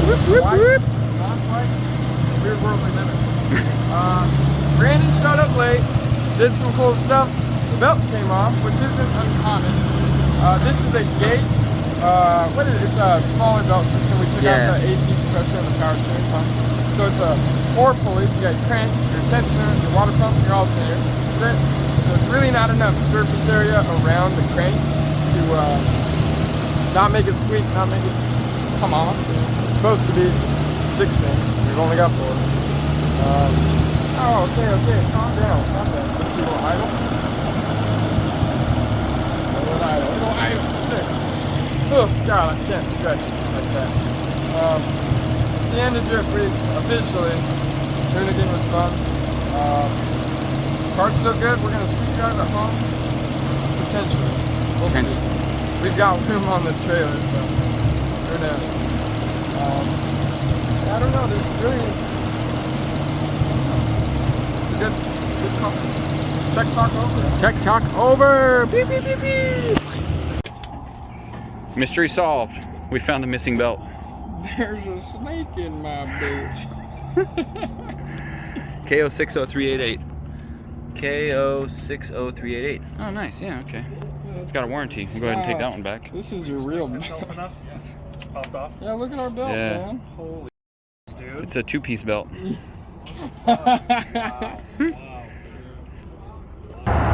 So I forgot that I boiled out all my water at the track, well, at Hoonigan. And so here we are on the side of the freeway. At least I got a gallon of water with me, but I gotta put something in there.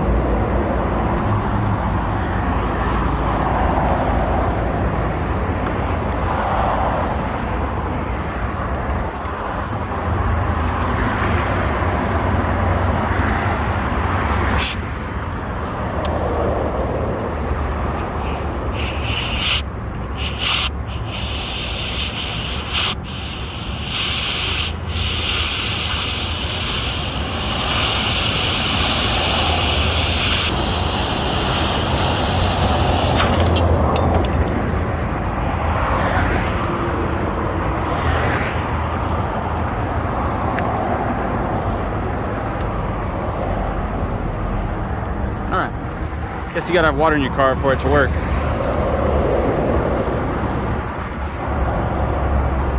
It was when David was driving it and the belt came off. It got hot. And I forgot to top it off before we left Hoonigan.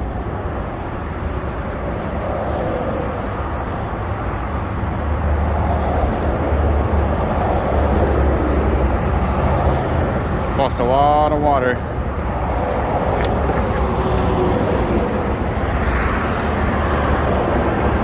Where's the cap? Oh, there it is. It's my $26 cap, no, $29 cap. I don't want to lose it. It's the end of the trip. Everybody's mad about everything, which is fine. Everybody's entitled to be mad when things don't go the way they're supposed to.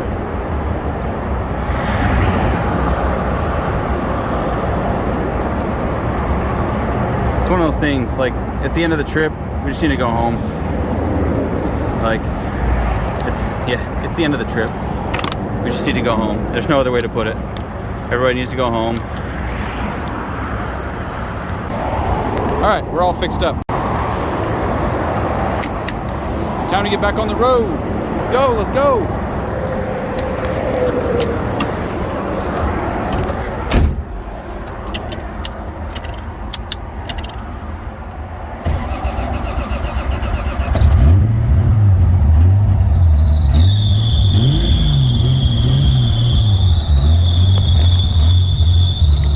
Much better than 123, which is where it was at when I stopped.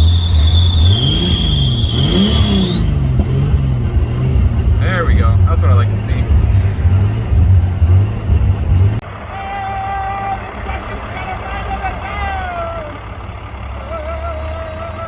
Don't hit me! So this is the part of the trip where we part ways. I'm gonna stay behind with my car. I'm gonna drive this car all the way back to Utah. The boys are doing me a huge solid and they're driving the truck back to Utah. They have to stop along the way and pick up body kits, drop off Brittany and Kevin's wheels in St. George, and then drive all the way home tonight. And I feel bad that I can't be with them to help drive and to do all that stuff, but they pulled through and made it so I could stay behind and visit my grandma, visit my dad who's down here, and just like do the things that I wanted to do, like, you know, anyways. So I wish them the best of luck. And like, they came through solid as major homies and helping me out there. And this car just overheated when David was driving it. It overheated when I was driving it here from there because I forgot to put water in it. And I haven't driven it since I put water in it. So I hope it doesn't give me any trouble. I hope it doesn't have a bad head gasket. I've never blown a JZ head gasket. And this is a fresh motor, so I don't think it'll be any problem. But I trust this valiant steed to get me all the way home. I've got a jack, tools, one spare tire, and all day tomorrow to drive home. So hopefully it goes well. We got Seth's car on there. We got the Icon car on there. A full load of wheels and tires. A Honda engine that Kelly picked up for my guys at the shop. A bunch of tools and boxes of parts.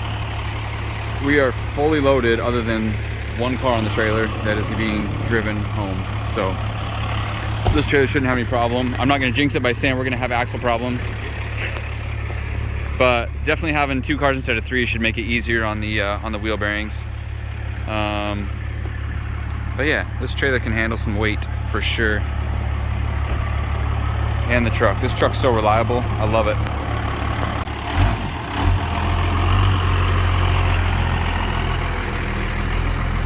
Bye, boys. Oh, here, we're missing a taillight. Hopefully the tailgate doesn't fall off on this trip.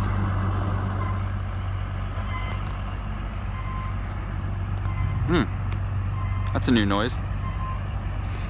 All right, so I'm off to do my things. I'm gonna go visit my grandma and go have dinner with my dad. I don't do that very often, so this will be a good night. All right, I had a blast with you guys. Thank you. Good to see you. Thank you so much for allowing me the car. You guys drove great. Both you guys. You drove all right. Yeah, I mean that's my standard. I'm always mediocre, like, you know, in the middle. Well, when it comes to pros like these, yeah. being sort of a bit. And the car survived that you guys took? Yes. Oh yeah, all good. Yep. Well, Yep. most of your car survived. Yeah, I'm surprised my car survived. Very few cars survive me. And that's what I am, is like the dyno. I just come in there. If your car survives me, you're like, that's a good car. Push to the limit. Push to the limit. Thank you so much. I finished the day off on an absolute high. Yep. I mean, in a 180 in the barnyard, like dreams. Good times. Yep. So all right, will you close my video for me? Like, close your video for you? Yeah. Well, this is the end of Brandon's video, and this has been an amazing journey. I've been at home in Ireland watching this entire series, and now I'm at the end of it, which is really strange. But it's been an awesome thing. If you want to watch all the videos up to this point, I guarantee you they're very, very entertaining. And he's been driving awesome all weekend, and I hope to see him soon. Da-dum, da-dum, da-dum, da-dum, da-dum, da-dum, da-da-dum.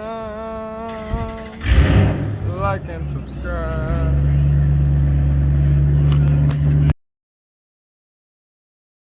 Good morning, guys. I'm in Los Alamitos, California, and I'm in front of my grandma's house, and I am doing a tow adjustment before I hit the road to drive home. And even though Drift Week is officially over, I fully expect, since I'm street driving this, that I'm gonna have some sort of problem, because I always have problems no matter what I do. So, that being the case, I am not done vlogging, because if something funny, interesting, or miserable happens to me, I wanna put it out there. So, yeah, I'm just getting the tow adjustment all figured out. The whole trip I've had the luxury of having someone else to hold the tow plate opposite of me, but I'm by myself, so I'm gonna try and do this by myself without anybody's help, and then at least dial in the front toe. That way I don't scrub these tires on the way home. I do have one spare tire in the trunk. I have some tools, and I've got a bunch of quick releases and steering wheels, which does me absolutely no good, but I thought I'd mention that. I've got these ramps, I've got a jack, one spare tire, which is, I'm sure, flat spotted. It's one of the rear drift tires I was using, a bag of tools, an impact, jug of water, a windshield banner that I didn't use on the trip, and some blankets, and a helmet. And that's about what I've got to make it home. So, that's more than enough for my level of MacGyver. So, my plan is to make a few stops here in LA, visit some sponsors and some companies that I work with, and then hit the road and head home and try and make it home by tonight. It is currently about 10 a.m. Utah's 1 hour ahead of us, so it's 11 a.m. there. It's about a 10-hour drive. And if I'm taking this car, I can cruise 90 plus on my way home. So that's the current plan. I will keep you guys updated, hoping for a good adventure today. So I've seen this before, where O'Reilly and AutoZone are right next to each other, but I don't know if I've seen it like this. Like, literally, the buildings are touching. That's a pretty gnarly rivalry. There's the gap between buildings, like a foot. I wonder if they have a door between the back where they trade parts. Backdoor trading. This is wild. But my allegiance is still with O'Reilly. So I haven't been able to find this oil for a long time in Utah or anywhere. There's been like a shortage on it, but I found a bottle here, so I bought it. Huge, 2.5 gallons. So that should keep me busy for a while. So I stopped here at Godspeed. They've actually got a new warehouse since that last time I stopped by. And they've got a really cool setup here. Tons and tons and tons of room. They got tons of product. I was talking to them about their supply chain issues, and like, they said they're backed up a little bit on supply chain, but they've got really good stock in the warehouse here. So I was impressed at how I was expecting to find bare shelves like a lot of people are talking about, but they're pretty well stocked. So if you need your Godspeed stuff, make sure and hit them up. They've always been good friends of mine, and so I'm excited to potentially work with them next year. But I'm about to hit the road. It's 700 miles from where I am right now to my house, and that calls for about 11 hours, including the traffic I'm about to sit in. And it is, let's see, what time is it? 1:30 p.m. So it's gonna be a late night, and I also lose an hour because we're going back on the time zone, but I'm just gonna get on the freeway and cruise, start watching a bunch of YouTube videos from Drift Week. Next time I'm talking to you will probably be me broken down on the side of the road. Hopefully not, but I'm ready for it. I got tools, I got my spare tire, I got everything I need. I'll probably drive a little bit, then pull over and check the tow, because I know it needs to be towed in just a little bit, but I just want to kind of get out of town, get to a truck stop, and then adjust that a little bit. So let's go, hit the road. Oh, that explains it. Idiots. There's idiots all over the road, and they're everywhere. And two of them managed to run into each other. Well, one's probably a victim, and one's probably an idiot. So we have a crash on this side road that's a single lane of travel, and now we're all stuck. We all could have done well, but we all lose because some idiot rear-ended some other idiot probably. And now we're stuck. What's happening? Is that car upside down? How do you even pull that off? Go upside down. We're inverted. That's not good. Okay, I just knew it. I knew something bad was gonna happen. I'm in between Baker and Prim on I-15, and I'm out of gas. And there are no gas stations around here, and it's literally the middle of nowhere. There's lots of cars on the freeway, but I don't know how I'm gonna flag someone down and ask someone to come bail me out. So, yeah, I got myself in a predicament. Not sure exactly what I'm gonna do here, but I'll figure it out. Figure something out. I definitely had a plan to bring a gas can with me, and I did not do that. So I don't have a solution right now, but I might actually be kind of screwed. I might be screwed, not sure.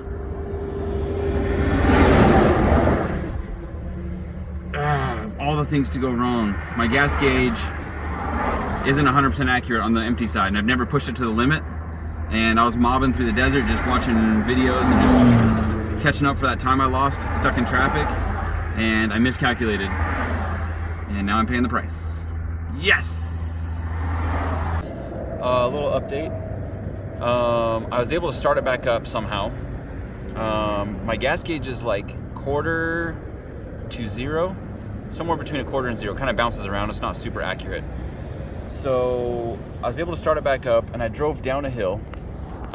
You can't really see, but there's a big hill up there. Kind of comes down to this rest area. If any of you guys know the area between Prim and Baker, then you know this big hill that goes down and then all the way back up. It's just a big valley with a rest area at the bottom. Valley Wells is the name of the rest area.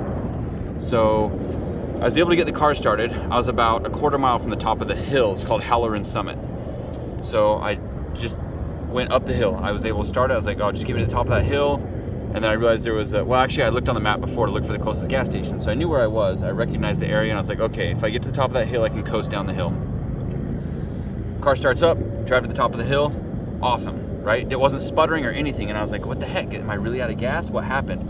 The biggest problem, not the biggest, but a problem right now is that I don't have a laptop to plug into my ECU and check what my fuel pressure is. I could be monitoring my fuel pressure and watching it stutter, and then I would know for sure that I'm getting fuel starvation because I'm out of gas. My only other alternative is to take the fuel pump sender out and open the tank and all that stuff, but the whole back of my car is full and all that stuff, so I'm not to that point of diagnostics yet. I coast down the hill, but as I'm coming down the hill, I'm like slowing down to like 30 miles an hour. There's only 2 lanes, so people are behind me like honking and trying to get around me and stuff, and I realize I can't coast. So I pop the clutch, run it up to like 65, 70, and then shut the car off, and then coast till I get back down to 40, and then pop the clutch. I did that about 4 times coming down the hill, right? But I'm also not trying to accelerate super fast because I don't want to waste a lot of fuel. So I'm like puttering back up to 70 miles an hour and then coasting. And I did that 3 times coming down the hill, made it to this truck stop, what's it called? Rest area. I figured at least if I'm a rest area, if I'm in a really, really bad spot, I can start asking people, because people stop here. On the side of the freeway, people aren't going to stop and help me. But if I'm in a rest area, I can actually bother people like, yo, can I get a ride to the gas station? Or do you have gas? Or if I can just wait here all night and wait till I see someone pull up with a trailer that has equipment or something that has a gas can, whatever. It's just more options if I stop here.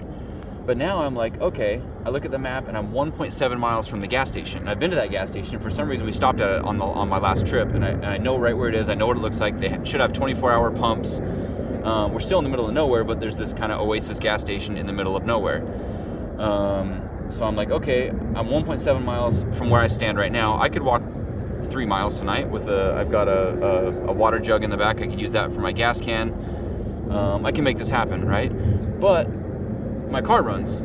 So I'm like, why not just jump in my car and start driving as far as I can, that 1.7 miles, to cut that distance down. Granted, I do have to leave my car on the side of the road, but since it doesn't lock, I'm way less likely for someone to pull over behind my car and rob me on the side of the road than I am being at this rest area for someone to pull up and steal stuff out of my car. At least that's the way I feel.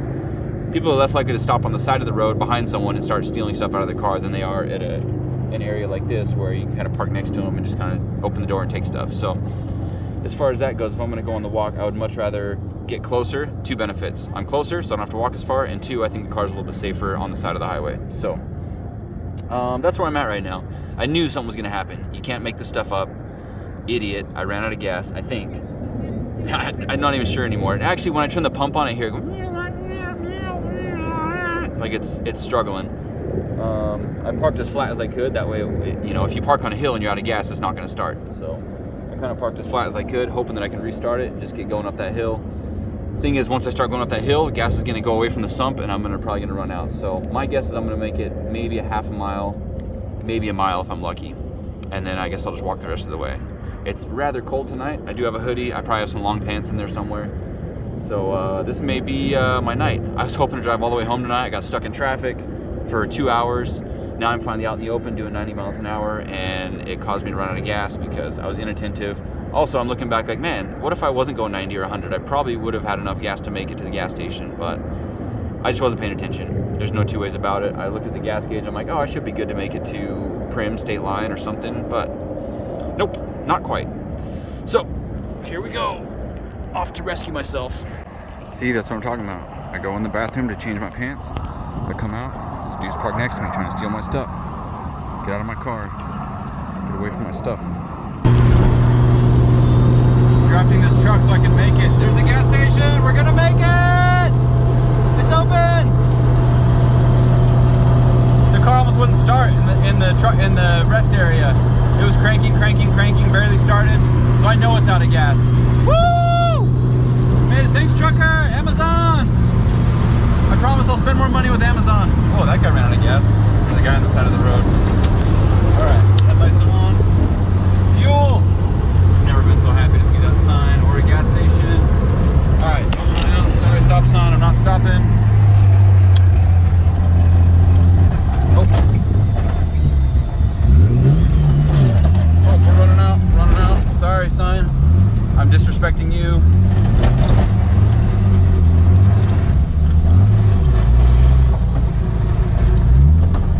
Oh my goodness, that could not have gone any better. Woo! Oh man. That was lucky. Here's my gas gauge. So I guess I should draw a line on there and say, yeah, that's the limit right there. Because we are definitely out of fuel. I hope you guys heard it cut when I was coming off the freeway. We were definitely like, I was questioning myself whether it was actually out of gas, but I no longer question that. It is out of gas. Man, so lucky. I made it 3 miles after it stalled, and I didn't have to walk. All right, time to get gas and hit the road. Hey, look at these prices, ridiculous. Yeah, I'm not boosting anymore, so we're going with 87 octane. Just creating more problems for myself. How can this possibly burn me? How could this possibly end poorly? I don't know, let's find out. Las Vegas! Let me get some gas. I'm not gonna mess around anymore without getting gas. Going straight to the gas station. All right, so I finally came to get gas in Vegas. A good stop. The other gas is way expensive. This is way cheaper. Yeah, $3.79 instead of $5 whatever. And someone's getting rolled away on a gurney. Not sure exactly what's going on, but I'm just chilling here pumping gas, and yeah, that happened. So maybe I'll go inside and grab a drink. I'm not like a Snoopy nosy Karen, but you know, I'm still pretty curious what's going on.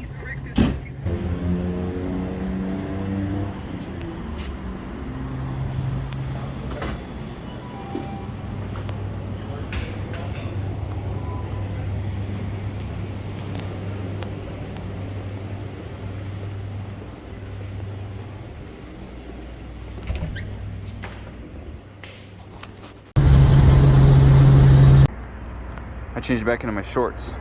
I put on my pants in case I needed to walk to get gas, which didn't happen, and then I hadn't changed back yet. I am so sick of drinking Red Bull on this trip. Like, I'm so sick of it. If it wasn't for this new flavor, pomegranate, I wouldn't be able to deal with it. Another thing that just crossed my mind is not a single piece of my kit got ripped off the entire trip involuntarily. I took off my front bumper, but well, except for that crash, right? I got in that crash, but we took off the bumper and the fender broke. But other than that crash, the side skirts didn't fall off, the rear bumper didn't fall off, which the rear bumper almost always falls off on every car.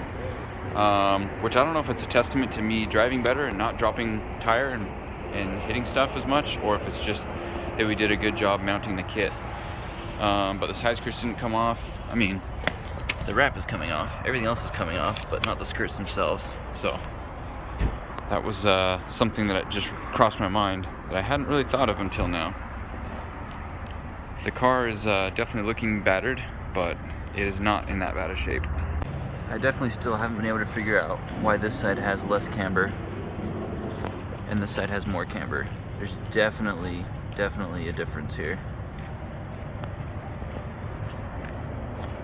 When I get back to the shop, I'm gonna take that apart and look at it. I probably need to re-lip these wheels because this fitment is not okay. But I bought them, put them on the car, and went on the trip. Didn't have time to polish them, didn't have time to do much. It was like the last minute thing, and I was like, yeah, I definitely want to drive on the Nervas. So that's how that went down. But these could use definitely a smaller lip to make them fit on the car. It's pretty wild. But to be fair, there is a huge spacer on there. Huge slip-on. If you can even see it. Yeah, there's a huge slip-on spacer, and the control arms are super wide. So if it wasn't for those two things, it would probably actually fit under the fender. And now I'm ready to go. I don't know about you guys, but this Pilot truck stop pizza, I live off this stuff. After restaurants close, or if I'm in my truck and have no other option, this pizza keeps me going. Pizza and Red Bull. I'll probably be stopping an hour for a bathroom break. It is 4:15 in the a.m. and I am in Springville, which is about an hour from my house. I'm super tired. Also, it's super cold. I still got my California tire on, and this is Utah weather. It's not California weather in November. Like, I'm tempted to just take a nap here, but I'm an hour from home, so I'm like just push through, make it home so I can sleep in my own bed. I haven't been home in 2 weeks. I want to see my kids in the morning. It's like that debate, you know, in my head. It's like, just push through, but I'm, you know, I don't like to drive dangerous, so I'm like, okay, what can I do to not be dangerous? And then I remembered, I have a plan. I had a plan all along. Boom. That's the plan. Grab some ice. Pour a Red Bull over ice and carry on. I've actually got a slice of pizza too. Energize. One of my regrets, I forgot to talk about this, was that I did not wash the car one time on the whole trip, and I really wish that I would have. I didn't clean the wheels, I didn't do anything like that. I just drove it. We kept driving on dirty tracks, and I was like, oh, I'll wash it today, but it's like, no, we're going to another dirty track. Like, why would I do that? And so it just never really got clean. And then I got hit, and then it had marks on the side, and I was like, oh, I'll put some vinyl over that because I brought my whole roll of vinyl. And I had all these plans that just didn't materialize. I guess it's because we had so many other issues with the car, but that's one of my regrets, is not washing it, not making it look nicer the whole trip. So I've been driving barefoot, but it hurts my heels to put them on the carpet because there's no padding underneath it. So I've just been driving with a towel under my feet. And the heater blows right on my toes. It's really, really nice because it's cold outside. It's like 32 or 36 degrees or something. Too cold. That's all that matters. It's too cold for me. But got my Red Bull and my pizza. I'm passing the spot where my car broke down the very first night we were tuning it. That was the night that we finished the car. First time I ever drove it. I drove down here to Orem to have it tuned, and then the throttle cable snapped. That was the same night that we left to go on Drift Week. So as I'm driving here, just passing it, it brings back those memories of the first time I ever drove the car. And now, like, I feel like I've had this car forever because I've been driving it for 2 weeks straight, street driving and track driving. Just a little nostalgic moment before I get home. Finally back on my exit in my neighborhood. I definitely pushed myself to the limit physically. I was falling asleep just the last, like, maybe 5 miles or so. But I made it, and the car's still in one piece. Surprisingly, it's still working pretty well.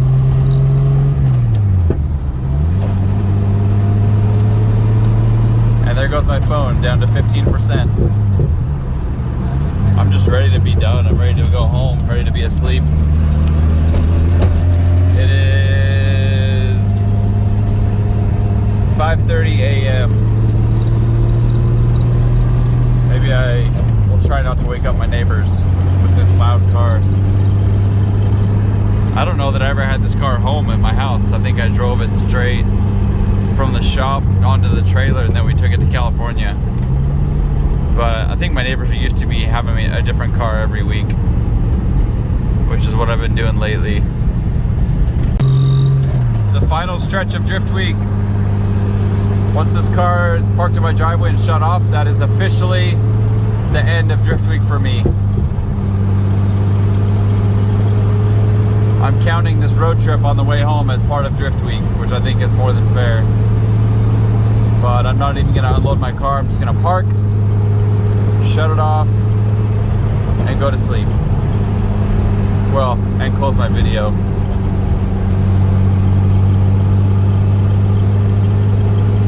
And hopefully try not to break my bumper while I'm pulling in the yard. All right, so 5:50 a.m. and I finally made it home. I'm gonna go to sleep now. I'm gonna go in my house, give my boys a hug and my wife a kiss, and go to sleep. But this is officially the end of Drift Week. This is the last Drift Week video. I'll probably do a recap and some stuff like that, but as far as the traveling, this is it. I'm home. I'm gonna get some sleep and go to work in the morning. Thanks for following along, guys. I really appreciate everything. The views that I got from you guys, the comments, the feedback, the messages, all that stuff. I really appreciate it. Also, everybody that helped me along the way, everybody that helped me prepare. I'm super proud of this car, how well it did. I still can't believe it. I'm in awe that like it did everything that it did. And the problems that it had were stupid. They were enough to keep me from driving, but it wasn't like a major engine problem or it wasn't anything like that. So I'm just super thrilled about the whole thing. Another Drift Week in the books. Probably 2,000 miles or so of driving, and it did it, no problem. Both the truck and the car, no problems. So mission success. That's it. I'm out. Bye, guys. Follow my next series. I don't know what it's going to be yet, but I'm going to do something else. So thanks for subscribing. If you haven't yet, please click below on the subscribe notification bell because I'll be doing something different. Don't know what it is yet, but I'm going to regroup my energies, my mind, my thoughts, and start on another project. Bye.